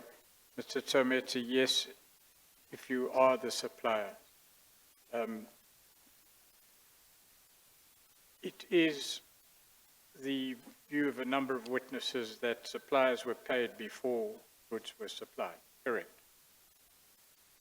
With this intervention of how are we supporting contractors so as they are able to implement the expenditure recovery plan. The idea was the contractor will approach his or her supplier. They will agree on the cost for material. They will also agree that the supplier will serve as the storage facility for the material. The two of them will come to the department and request the department to agree in supporting the agreement. So what ultimately we were intending to do there, Chair, was now the suppliers, the contractors will no longer have an issue of access to material. Secondly, we will have mitigated the risk that material will have been delivered in homes of people and not be guarded, or we needed now to incur another expense of employing lots of security to guard. So by asking the material suppliers to be the warehouse or storage facility, or what we call an off-site delivery, it then allow for this tri-party agreement. And like I said, Chair, that the advice that I had received from the people that had implemented it, NACHA, is that when we have done that, it's important in order to mitigate the risk that you create this monitoring capacity, that will then be able to be the one that reconciles for you and produce the reports as and when the material goes out, verify it with the work done on the ground, so as to be able to reconcile the two. In fact, as I understand it, is that the scheme involved payment to the suppliers before the suppliers actually delivered the materials to the contractors. Yes, because they were off-site storage facilities. Well, wherever they were in the meanwhile. Okay. But from a practical point of view, leave aside the legalities because we've dealt exhaustively with the original contract with the contractor, its relationship with the tripartite agreement, and the validity of the session agreement in all those circumstances. I don't really need to do that anymore. The contracts are there and they can be read and judged in their own right. But the ordinary contractual arrangement and practical arrangement on the ground would be that you would have as a department a contract with the contractor. The contractor would then have the responsibility to secure materials. You say yes, yes. Oh, no, I was still following before I respond. Sorry, Chair. Yes. The payment that would be made by the department as the client would only be made once those materials had been delivered within the budget of the contractor, and once those materials had been incorporated in the foundations, walls or roof, and that had been verified by the inspectors of the department. The structure of that scheme has its own checks and balances for the efficient expenditure of the department. Correct. Okay.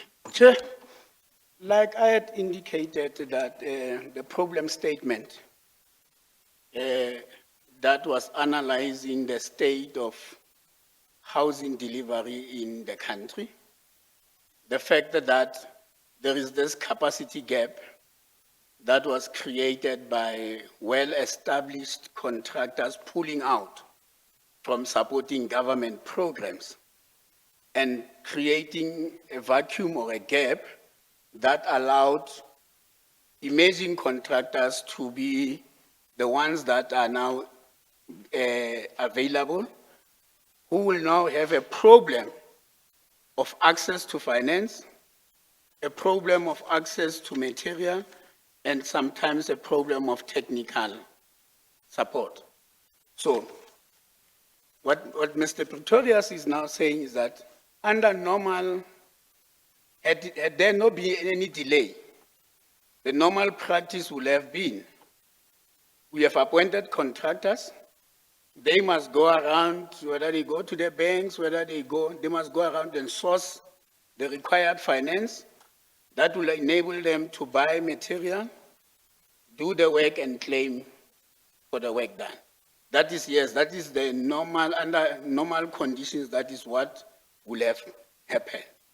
But in this abnormal, what I call abnormal situation of wanting to turn around delivery within this period of time, this is what was then proposed. You make the point fairly, Mr. Nthimotse, that this extraordinary scheme was developed not so much as to support emerging contractors, but to make sure you spent the money in time. Correct? No. It's not about money.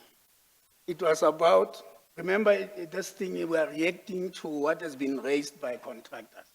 And contractors were there to deliver houses. So in supporting them as contractors, an expenditure gets incurred. But in the main, it was to support them so that we are able to implement our expenditure recovery plan. And the reason it is called an expenditure recovery plan is because it entails money. Yes, well, Mr. Nthimotse, I think you may have misunderstood Mr. Pretorius. from your own evidence and from the evidence of, I think, every other witness who has testified, maybe including Mr. Swan, maybe I'm mistaken about that. This was a reaction by the Human Settlements Department in the Free State to the National Minister's concern There's no expenditure. that the provincial department was not spending enough money that had been allocated. And even before there may have been a threat from the national minister or the national department, everybody knew that if there was no plan that was satisfactory to the national department as to how you would improve your performance, money would be taken away from you. Yes. So this whole, all these activities, this whole thing was happening because you were seeking to make sure that the department in the Free State didn't find itself having money taken away from it. Yes. But in the process of wanting to achieve that, you then sought to assist contractors. Yes, Chair. And not only that, I've had In other words, the assistance of the contractors was secondary. The major thing was to improve the expenditure. I hear you, Chair, but the impact of that solution is that we were then able to continue to deliver on the promises that we had made around houses. Chair, I don't know as to whether the commission had looked into the annual reports. Well, of the I haven't looked at the annual reports, but I'm just concerned about the proposition, your response to the proposition that Mr. Pretorius put to you, Yes. that you seemed to dispute, and I didn't expect you to dispute, and I want to make sure that we are all on the same page. Yes. As I understood the proposition, he meant to say there was a recovery plan Yeah. that was a response, the provincial department's response to the concern of the national minister. Yes. And this recovery plan, for it to work, it became necessary to assist contractors because otherwise they would not come on board. Yes, Chair. But the primary thing was responding to the national minister's concern. Yes, Chair. Is that right? Yes, Okay. Chair. I think we are on the same page And now. I was just saying, Chair, I know that we are not dealing with the impact here. It might be something that, but when you look into the annual reports of the department, and you look under the performance of 2010, 2011, which is recorded as 5,216 units completed. But when you go to the next financial year, and it is also recorded in the annual report, it then shoot up to 9,070. And when they indicate why there's this high volume, they then say it is in completion of the backlog of 2010. So, yes, there's these houses that have been, the support that we have given to, but it has produced. It has assisted the province to produce on the ground. That's number one, Chair. Number two, it will be very important to check with the same contractors that were assisted, whether by doing this thing, have we been able to meet, remember that diagnosis I've talked about, Chair? Have we been able to assist them to then start to be financially better? by providing them with material without having to go through. So what I'm saying, Chair, is that the product in terms of units that have been produced during that financial year, which are contained in the annual report of that financial year, indicate that on the ground, there is completeness. Well, the HOD of the department, the one who followed Mr. Mokhesi, says that arising out of how the department responded to the national minister's concern, there is more than 500 million or 600 million rand that is unaccounted for. You might not be able to say anything, but I just want you to know that as you look at what you say may have been benefits, There's still, yeah. I concede, Chair. That's Yeah. why I'm saying, when you develop a solution, you will always have to take an assessment, identify the gaps, identify opportunities, then going forward, then be able to say, is this thing something that can work? And can it be improved? Now, this model that I'm talking about, Chair, in preparing to come here, I again went back and say, maybe there was something wrong. Are there other provinces now that are doing exactly that, this thing of supporting contractors?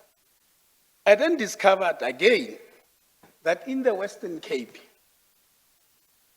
partnership between ABSA, material suppliers, government, and an NGO has been established to make sure that there is capacity and support to contractors so that they are able to deliver. So there is this thinking in the country to say subcontractors needs to be supported. How it is being done, Well, I think the principle can't be wrong. It's how you do it. That's what I'm saying, You've Chair, got yes. to do it in a lawful way. Yes, Chair. Mr. Pretorius? Yes. You would go, please, for the moment to FS 17. I want to deal with a few things that you said in the disciplinary inquiry. This is the transcript of the disciplinary proceedings. Yes. FS 17, 777.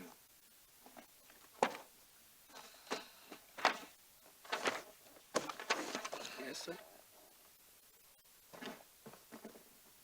We know there was a database, we know, you may not know, but the database was composed of various categories of persons, including those who had bid for the tender in 2010. I understand that you don't have direct knowledge of that. But what happened was that from a large database, it appears that a selection of 106 contractors was made. You remember that? That's why when we refer to the ERP, Chair, we're calling it the 106 Yes, project, right. yes. So, and not only was the selection made, the houses were allocated to those contractors. Some were allocated 500, some were allocated 300 and the like. Who made that allocation? I will not know, but the principle, Chair, is the MEC has the responsibility to provide leadership, direction, and oversight in a department. Now, direction in human settlement means there will be a plan. And this plan will say, in this year, these are the things that we are going to do, and we are going to do them in the following municipalities and towns. And based on the situational analysis that will have been done, it will say, because these are the hotspots, we will allocate more houses in those areas. So that is the leadership and direction that will come from an MEC. The HOD will then provide the administrative implementation, which under normal circumstances will then be to go into the database, develop a database, give proposal based on the functionality of different contractors to say, based on their functionality, this is what we are recommending. Discuss it with the MEC, then it gets to be an approved list of contractors allocated to the projects in different towns where they have been identified. That's how I understand it. Well, look please at page FS 17777. Yes. At the disciplinary inquiry, you said what normally happens in the department is that the MEC will make allocations, and then after making allocation, there will be appointment letters going to contractors. So they will receive these letters to say, you're appointed, please come and sign the contract. Is that correct?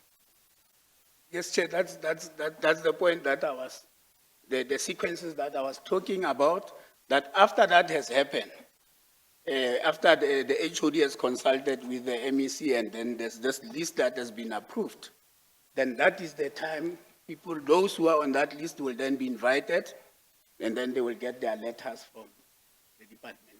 It then just become an administrative function. Because we know that list of 106 is signed by the MEC. Okay. He makes the allocations and then that is implemented with the HOD. Yes.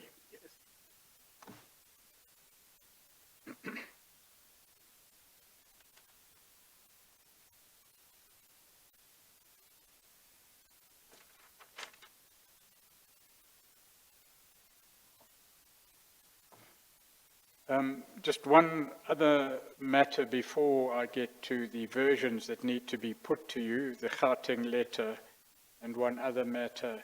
If you go to FS 17791, please. FS 77? FS 17 at page 791.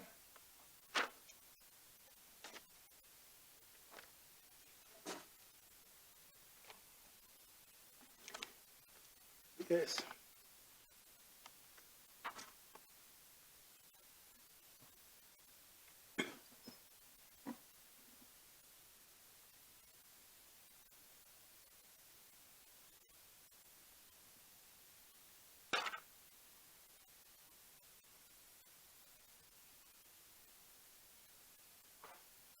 You were explaining to the chair of the disciplinary inquiry two issues. One, that the contractor had to provide a guarantee, correct, in the original contract.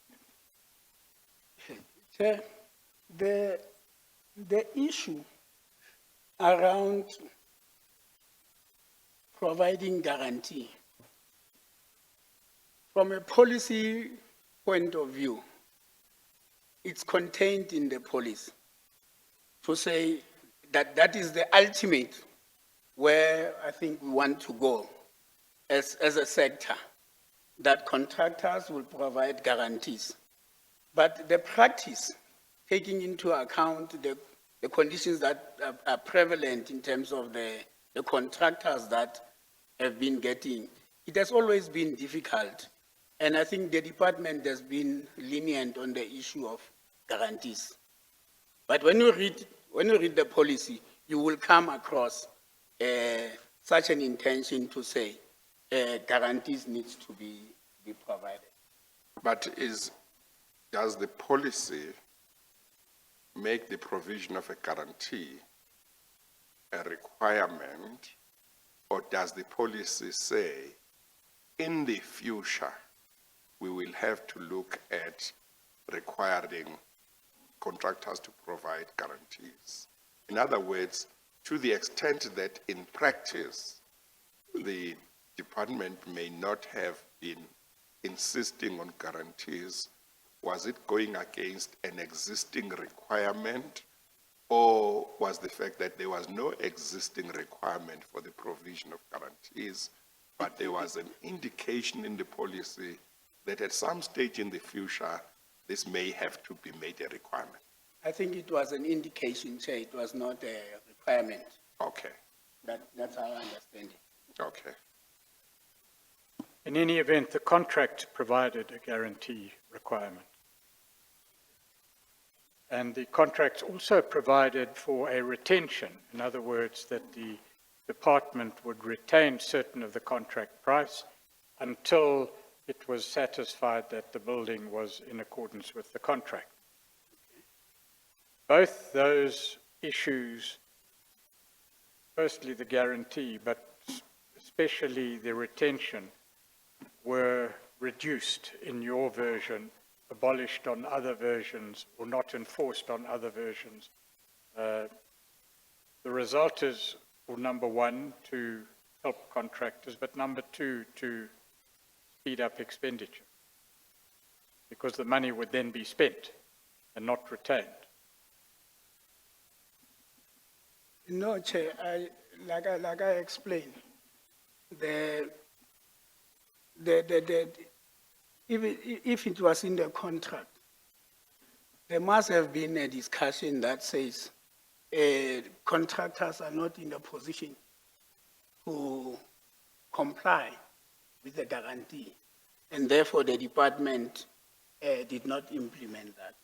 But I'm not certain, Chair. I'm not able to give an immediate. You don't know. Yes. But I'm just raising those two together because you raised them together in the disciplinary inquiry. Yes. The point, I think, the more important point is that there was a retention amount that was kept by the department. In other words, not spent, but the department decided it would spend and hand that over to the contractor before the retention period expired. Are you Well, I aware of can't that? comment on that, on the daily, but if that has been achieved as a fact, Chair, I All will right, you accept don't it. know. Fine, that's okay. I'd just like to put to you briefly Mr. Mokwena's version and Mr. Matlacha's version in relation to certain issues. Mr. Mokwena says that at a stage, Mr. Zwane called a meeting to say he had a solution or proposal in relation to the unspent monies, the monies that had to be spent. Now, it may not be so irreconcilable with your version, except to say that you say that that meeting occurred after the Velco meeting, correct? Yes, Mr. Zwane made the proposal. correct. You say the legality was discussed. The implementation of the document, yes, and other people raise issues of legality in the meeting. Yes. Did Mr. Mokwena have an issue with the legality? He says he did. I think, like I said, I think he spoke, he spoke on the issue of the legality in the meeting. It's one, like I said, there were many communications. So yes, he's one of those that spoke on the issue of legality. He says after the meeting, well, Mr. Zwane is reported by Mr. Mokwena as having said that you were mandated to research the legitimacy or the legality of the plan. That differs from your evidence. From what you are saying, it's like outside that meeting, the MEC mandated me. I'm saying in the meeting, out of the discussion, the resolution of the meeting was that I should, yes, Do factual research. yes, You didn't understand your mandate there to to do be legal, to research the legality. yes. Well, Mr. Mokwena's version is that that was indeed your duty. I did not understand it that way. All right? You said, you considered that Mr. Mokwena raised the issue of the legality of advance payment. Do you remember whether he raised it in the sense of expressing a view that there was no problem with the legality, or did he raise it with a view to saying it was illegal or he doubted that it was legal? No, he raised it with the view that the legalities needs to be looked into. Okay. No, not. Yes. Yes, I mean, Chair, when an issue gets raised in a Yes, meeting, yes. different views, somebody will Yes. come and say, the financial sustainability needs to be, somebody into. will come, the risk needs to be looked. Yeah. So in that Okay. spirit, Okay. it was raised. Okay.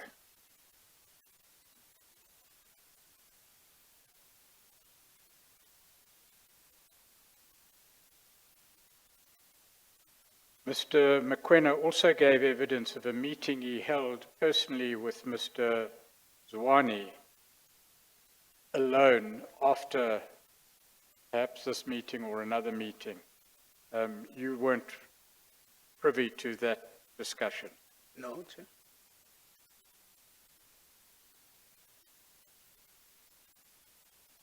Were you at a meeting with the minister in February 2011?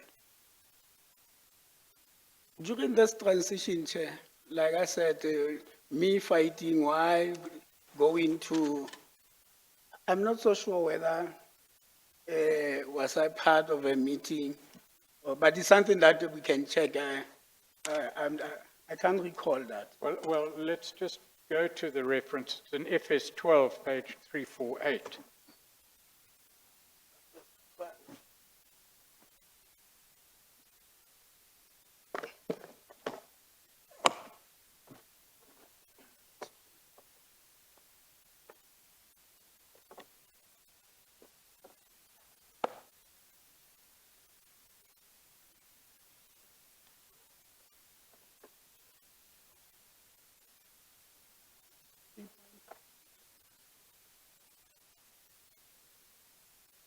So you said FS 12? Page 348.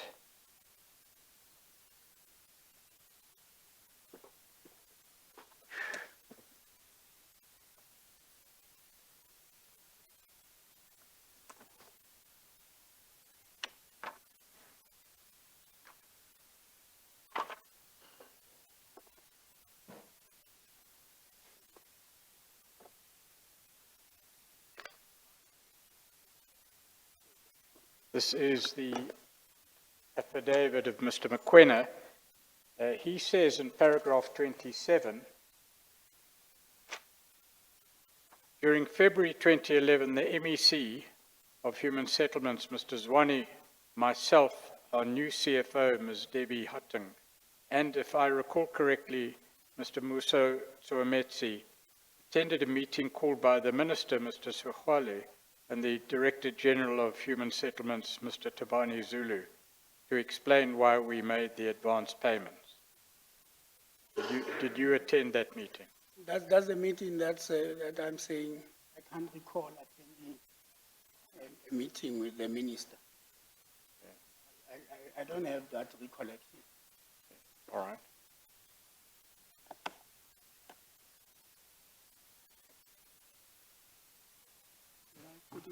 Yeah, you can put it away.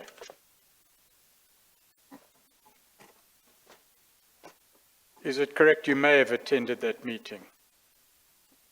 But you wouldn't then recollect what happened? I don't recollect, Chair, but it's such an important occasion to sit in a meeting with the minister that I find it strange for me to forget.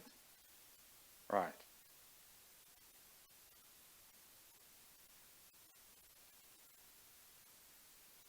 In relation to the meeting at which the advance payment scheme or system was discussed, Mr. Mokhesi gives evidence, or has given evidence, and he also said that Mr. Zwane called a meeting saying he'd come up with a plan for dealing with the unspent monies. That's the way he put it. Whether he came up with a solution or came up with a plan or came up with a proposal, if this meeting took place after the Velcom meeting, it would be more or less consistent with your evidence. Correct? That's correct. That's correct. However, one might describe the fact that Mr. Zwane made a proposal. We know that he made the proposal. Correct? That's correct. Mr. Matachwa says the opinion of that meeting was that the payment scheme would be illegal. What do you say about that? I think you would disagree. I'm not so He sure. might say he whether- doesn't know. I'm not so sure what to say. I don't know what to say.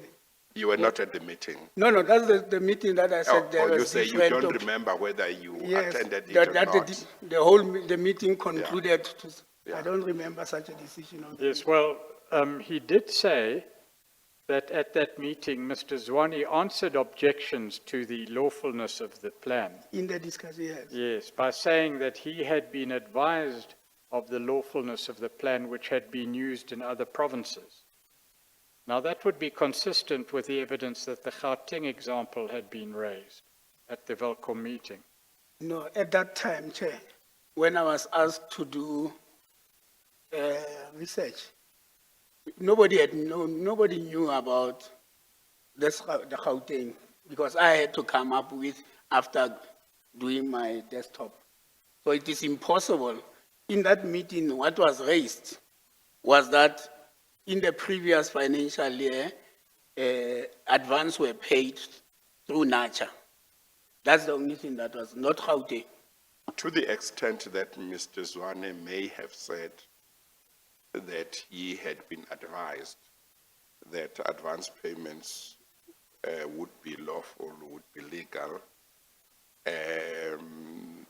is there a chance that you might have been the one who advised him like that, or is there no chance? Not at all, Chair. Okay, all right. Not at all. Okay. Then Mr. Zwane, who's still to be questioned in this regard, Mr. Nthimotse put a version up in his affidavit.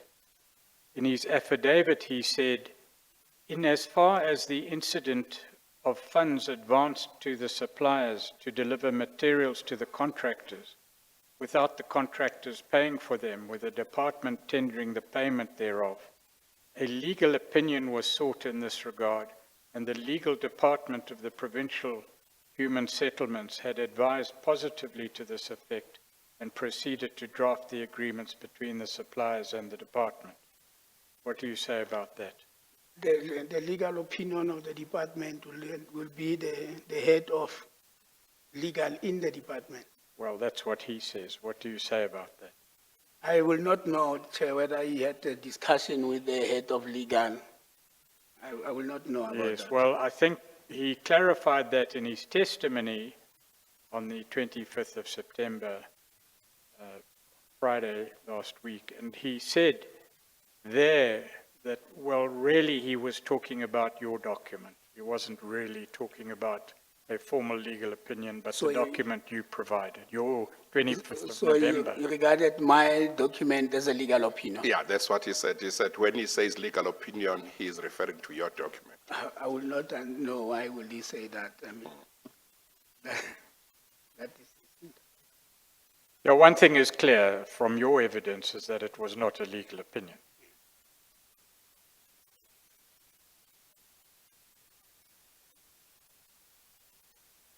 Then you've explained, I had versions to deal with in regard to the response to what was said at MinTech and MinMec, those meetings of November 2011.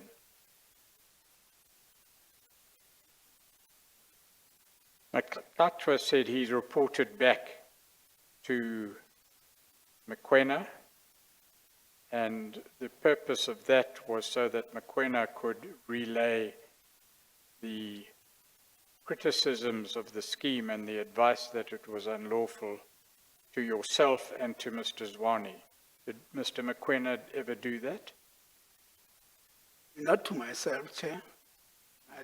I don't, like I had said initially, I will now be knowing that there's that, not to myself. Right.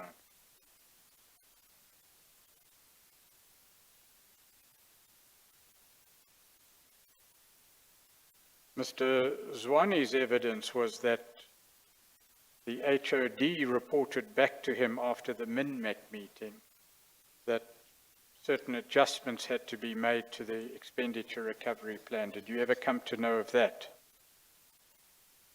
I will not know the outcome of discussions between the MEC and the HOD chair. In any event, we know, and do you know, that ultimately the minister, national minister, said these advance payments must stop?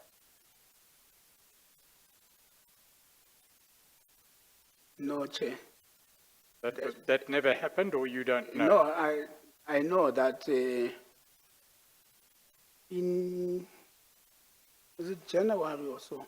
February 2011, and that's the meeting I referred to. Yes. And asked you whether you attended it or not. Or is it February? I think at that time I was already gone. You see, Chair, that period of that lull and me fighting, where I'm going and what is it that I'm going to do. I was no longer as active.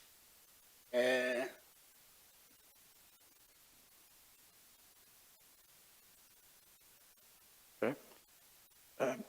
Something else that Mr. Mokhesi said, before signing the document of the 25th of November, your document, in inverted commas, that he took issue with the legality of the proposal in the document. And Mr. Mokhesi says that you then went to the MEC, and the MEC then summoned Mr. Mokhesi to ask why he was refusing to sign the document. Do you recall anything of that? Like I had already said to the chair, that what I recall is that, yes, I prepared a document and I gave it to the HOD, and he said, I'll revert back to you, and later that afternoon, he called me. At no stage did I discuss that same document with the MEC.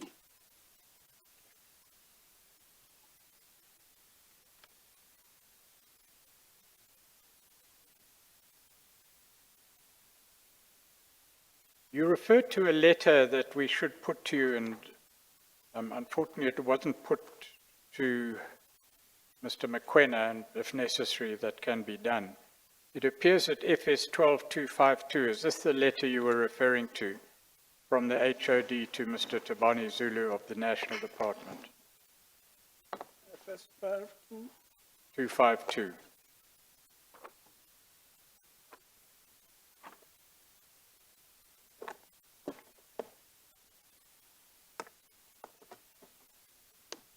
Yes, I'm on it. You raised a letter, the issue of a letter between the provincial department and the national department. Is this the letter? Yes, sir.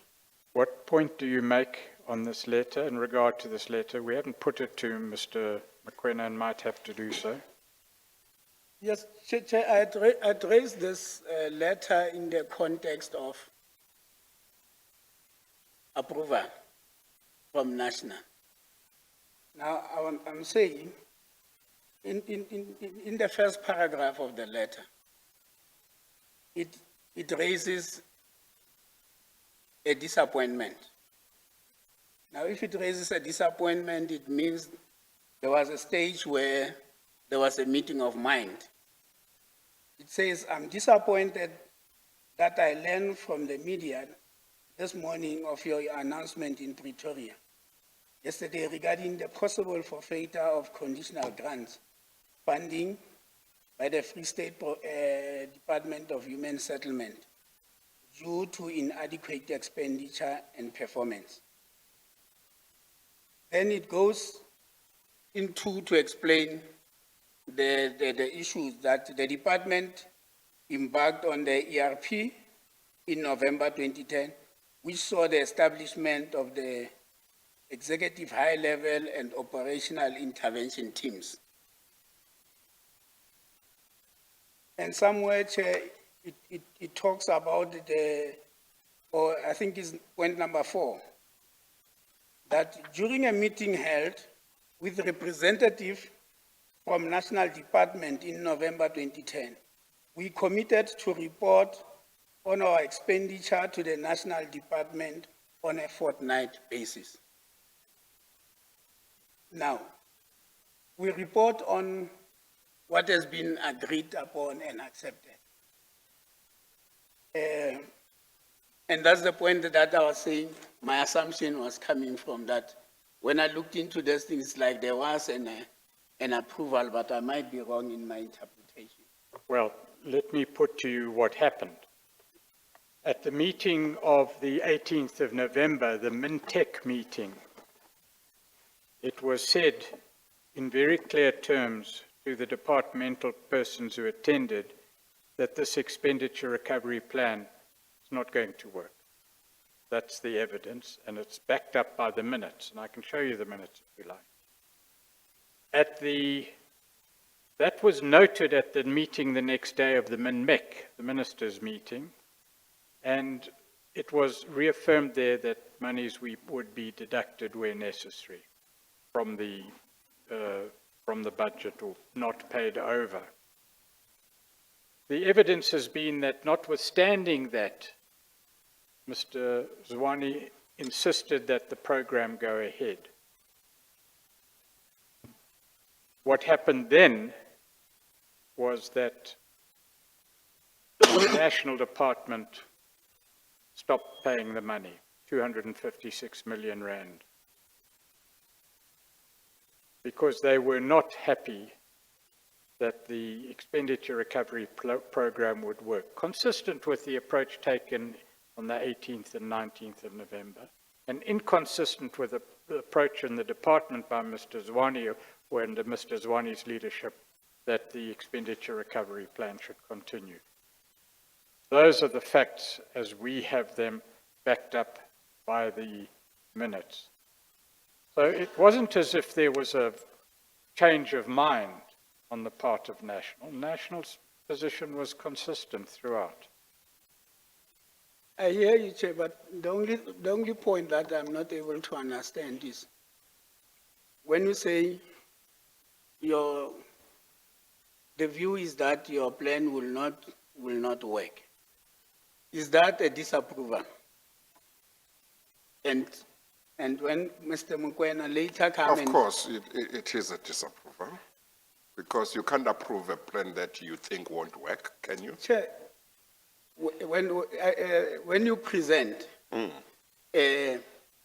remember the instruction is, you must come and present to National your plan.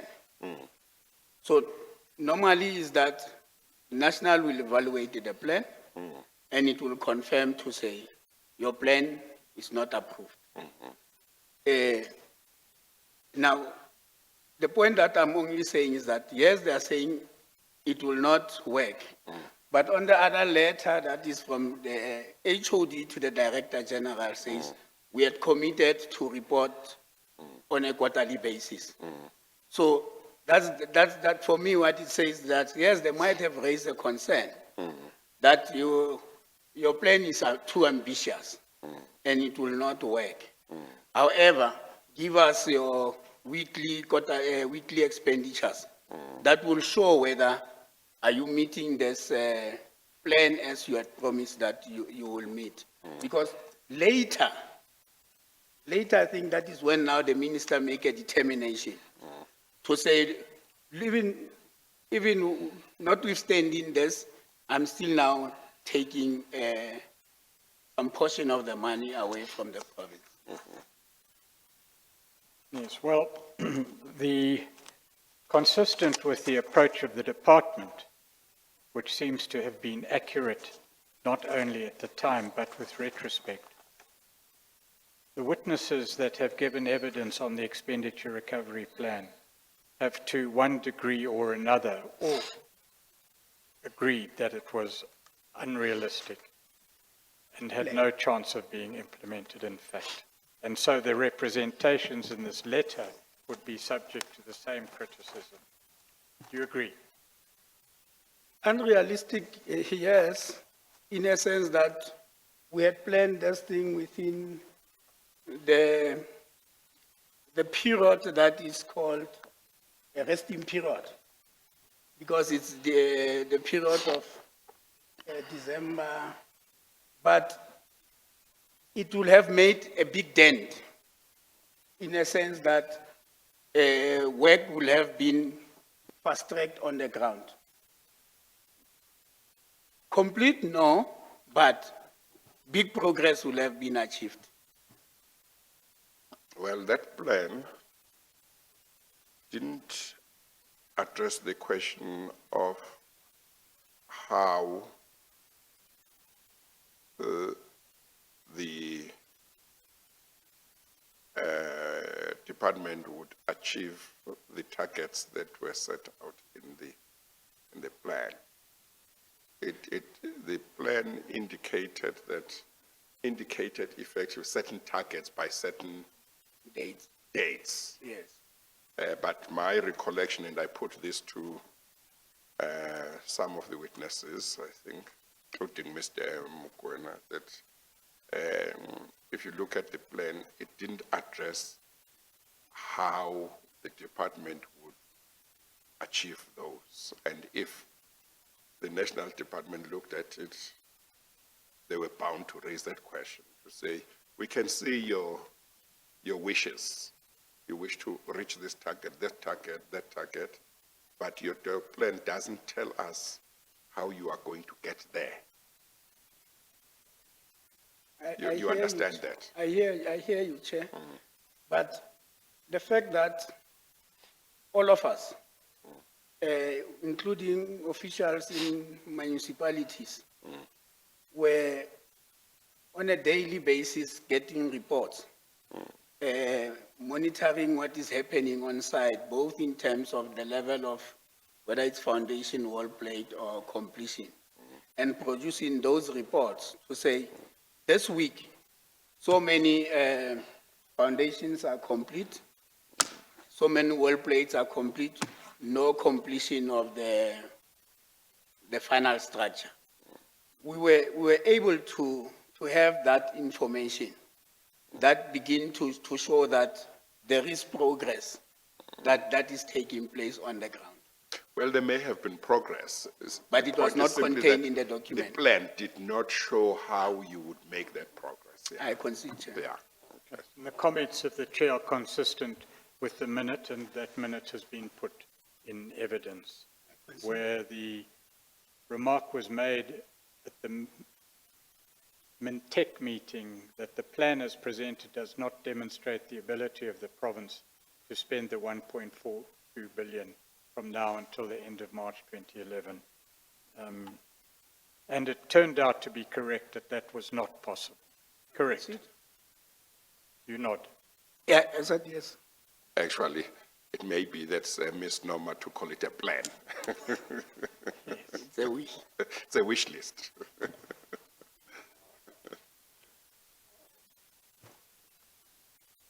There's one more issue that I have to deal with, and that is the issue of the Quena properties. You know that issue? Yes. It's dealt with in the transcript. Yes.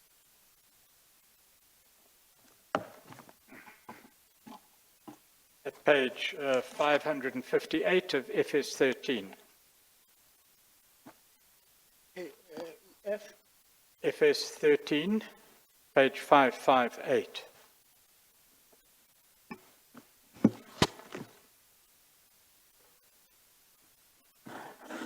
Yes, Chair. Right, well, would you tell the story, please, to the chair about France Mokhesi and Quena property developers? And once you've told the story, I'll ask certain questions. Yes. Chair, I'm now in the Department of Agriculture. Late 2011 or so. And an opportunity presented itself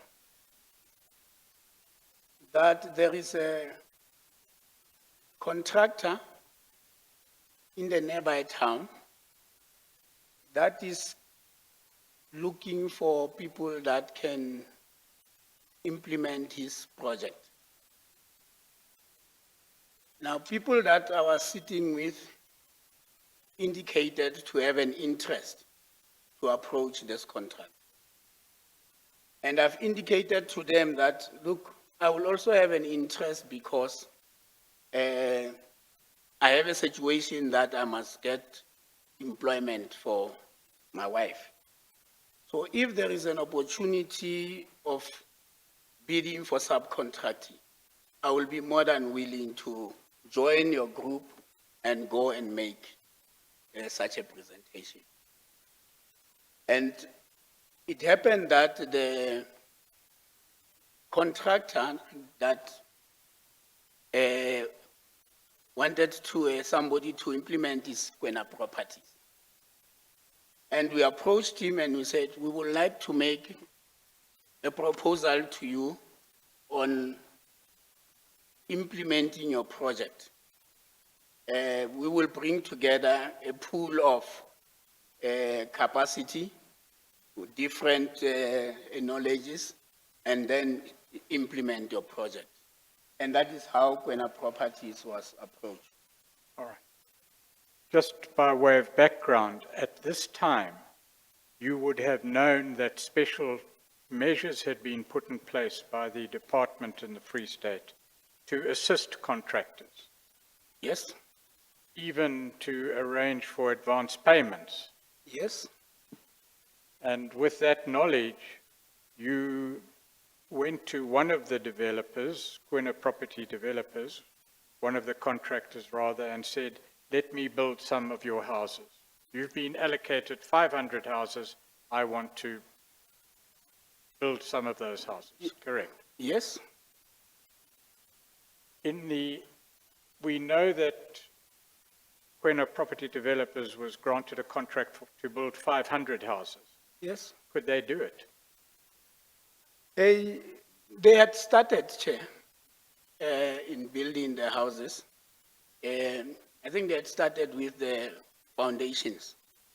And when we met him and we asked as to why do you want, he then said, I have to focus. He had other projects in other districts. And he said, traveling to Bloemfontein and coming to manage this project, it's actually taking a lot of my time, and therefore I would like to focus on other projects that I have in the Eastern Free State. How many houses did he agree Well, that? the question was whether Kwena Properties could build 500 houses. In other words, did they have the capacity, to your knowledge? I mean, sir, if they had projects in Bloemfontein and they are running other projects, I think I did not ask them about their capacity. Really. Yeah, okay. Well, because it was not an issue of we don't have capacity. It was an issue of we're focusing somewhere else, and this project needs to be implemented. You agreed with him then that you could build houses under his contract? Yes, as this group. How many houses? It was still the 500 project. There were some few foundations that were constructed, Chair. How many did you end up building? How many houses did you end up building? When Kwena contract was ultimately, because like I said, because of performance, when we ultimately, it was terminated, on the ground we had 128 completion, we had 300 foundation, and we had material that we had bought that were on site to the value of 600,000. As I understand it, you informed the investigators on page 562 that you built around 20 to 30 houses. No, you see, the Chair, That's at page 562. I think it's at this stage that I need to reflect my discomfort. The commission calls me. The commission says, we are sent by the chair, and the chair is asking whether, are you willing to help us to clarify certain things in, I say, why not? Anytime I'm prepared to tell what has happened. So I'm going into a meeting with the commission with that open mind. In the commission, the commissioner representative says, when is the police coming to question you? Now, immediately it creates a discomfort. I'm here to talk to the commission with the hope that I'm assisting the commission to achieve a particular objective.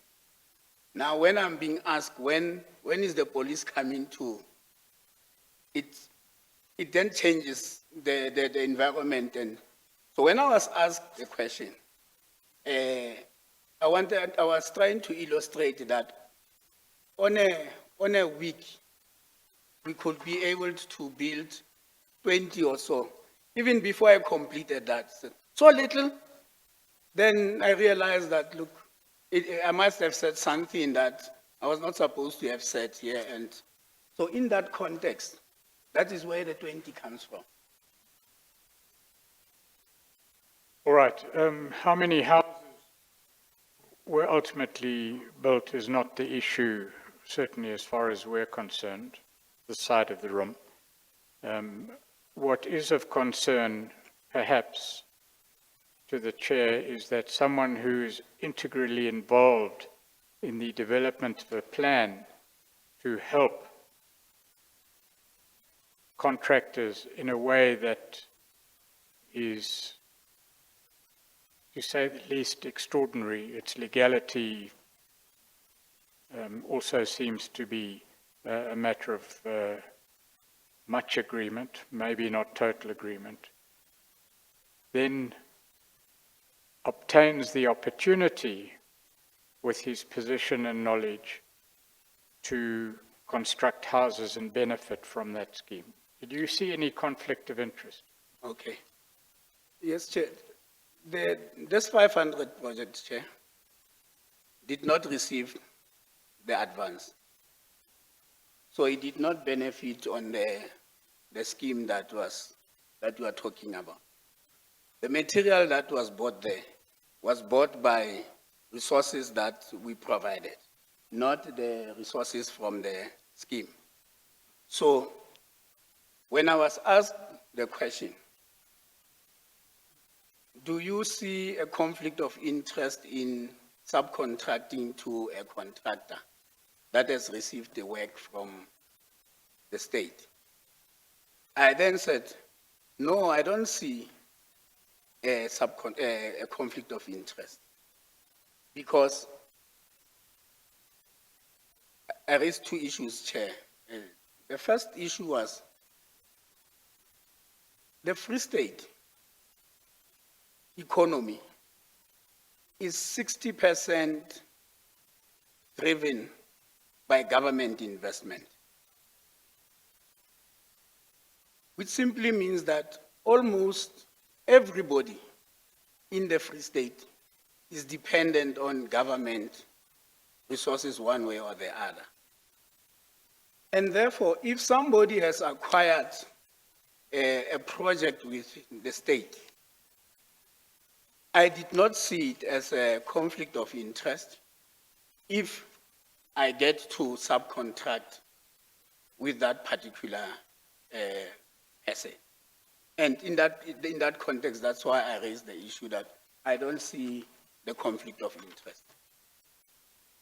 And I may be wrong, Chair, but that is. Then the second issue that I raised, Chair, which I see it as a big problem for the country very soon. And it's about the bottleneck of what we call middle class officials and their families being able to make an economic living. In this context of the Free State being 60% of where we are now, the position is no government official must do business with state, including their relatives. Now, if you take the Free State, where the bulk of what you call middle class are people that are employed either by municipalities or by state enterprises or provincial government or national departments that have offices in the province. And you take them to be a minimum of 500,000. And each one of them is responsible for 3 heads in there. It means that, in actual fact, out of a population of 2.8 million, already 1.5 million of that population is strapped into not being able to do business. Now, I'm calling them middle class, Chair, because the bulk of people that are able to have their children going to school and coming back out of school and not be able to be absorbed by the state, because the state can absorb everybody for a job, are the ones that are sitting in this category of unemployed youth with qualifications. And if we interpret this issue of not doing business with the state in a broad interpretation, we are setting ourselves for a big problem. Because very soon, we are going to have a problem where this interpretation of you can't do business, it simply means, Chair, even when my son applies for a job and the surname Nthimotse comes, the few people that will be doing selection will find it difficult to put Nthimotse on the short list, because they will then say it is nepotism, because their father is also in government. Now he goes out. He's not able to do business with the state, because if you do business with the state, you must declare its tenders, the normal process. Now he goes to the third leg, trying to do business with the private sector. Yes. Which is having business with government. And it is also a big problem. So I was raising this issue of conflict of interest in that context, sir. Okay, Mr. Pretorius. Well, we're not dealing here with a person who's employed by the state doing business generally with the state. That is a different question. It's been addressed politically, and perhaps the chair will have his own recommendations in this regard. Okay. We're dealing here with a much narrower issue. We're dealing here with a person employed by a particular department, dealing with a particular project, doing business within that project. Yes. And let me just take that a little further. In your capacity, Mr. Nthimotse, as an official dealing with the contractual arrangements with contractors, it would be your duty to make sure that the principles that govern public procurement and public expenditure of money are implemented. I agree. And that the public who are the benefit of the project, the department with the allocation of its funds, and the contractors and suppliers are dealt with in accordance with a certain set of principles. Correct? I agree. The contractor may or may not have a public motive, public interest motive, and want to do good and provide a service. But essentially, it's there to make a living and to make a profit. Correct? That's where the conflict arises. That you were on both sides of the fence. You were, on the one hand, dealing with a certain set of issues, and on the other hand, you were benefiting from those. That's the interests clash and the interests differ, and you held interests on both sides of the fence. I don't think so, Chair, but I hear what Mr. Pretorius is saying.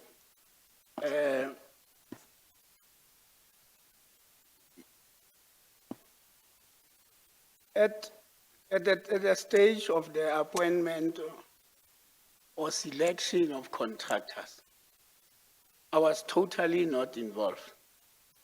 I was in a different department called Local Government and Traditional Affairs. When the department received a ministerial concern, yes, I did get involved. When the solution was implemented, which I was party to, I was involved. When I had left that department and I'm now in agriculture, and this opportunity availed itself, if this contract had received an advance payment, it would have meant that I've created a situation of an advance payment, and I'm now implementing it on the side. And yes, in that situation, I would have seen it would have been a conflict of interest. But the fact in this matter is that, yes, there was this contract that was allocated. It never had an advance payment. All the funds that were utilized, it's funds that we had to bring together to make sure that the project gets implemented. That's the. Well, just one qualification to what you've said. We don't know the answers to those questions. The investigators have not established them. But if at the time you were creating a regime to assist contractors, you were also contemplating going into business as a contractor, the conflict of interest would be more accentuated. You agree to that? Yes. Okay, subject to just looking behind me for a second. Those are the questions. Any re-examination? No, Chair. No re-examination. We are satisfied.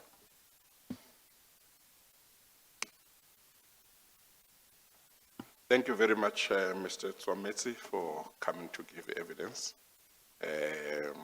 If the commission needs you again, we'll request you to come back. But for now, I'm going to release you. Thank you to everybody for your cooperation. We have set until 5:45. Again. Yeah, again. But, Thank you for the opportunity, Chair, for me Yes. to come here and share what had happened.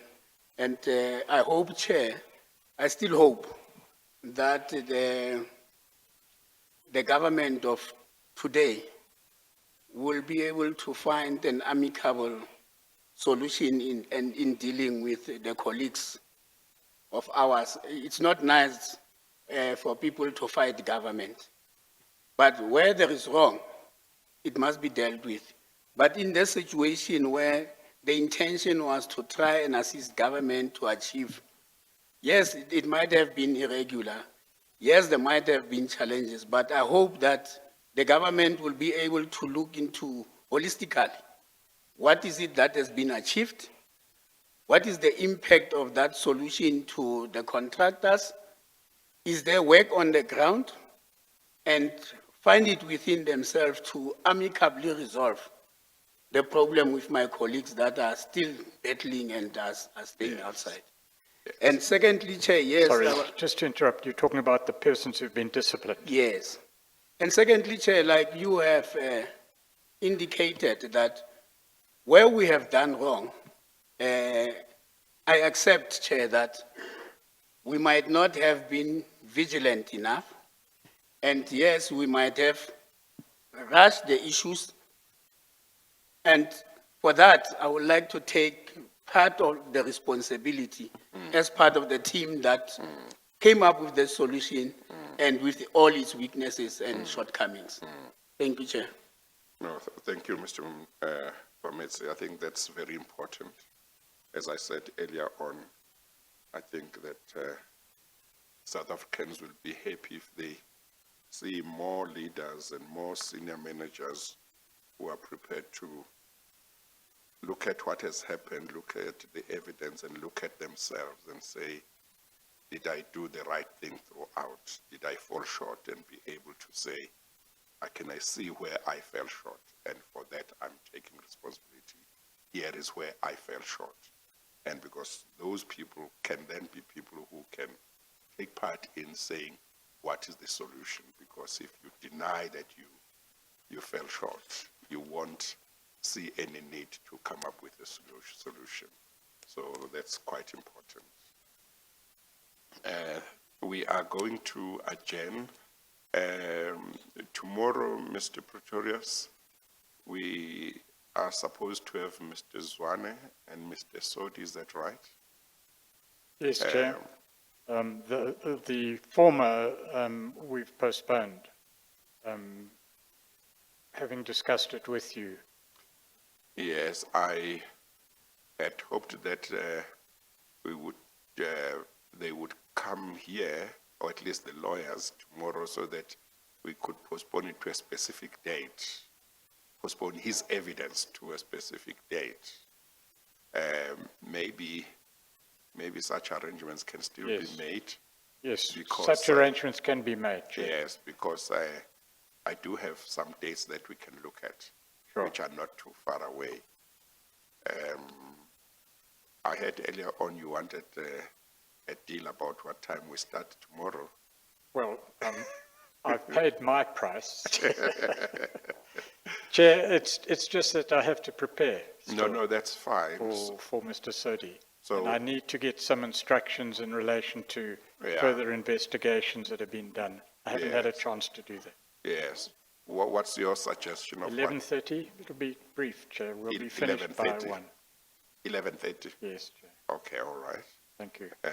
We'll start at 11:30 then tomorrow. And then we'll be hearing we'll formally postpone Mr. Zwane's evidence to a specific date. And then I'll hear Mr. Sodi's evidence for him to complete on the asbestos matter. Thank you, Chair. Okay. Thank you to everybody. We'll now adjourn. We adjourn. All right.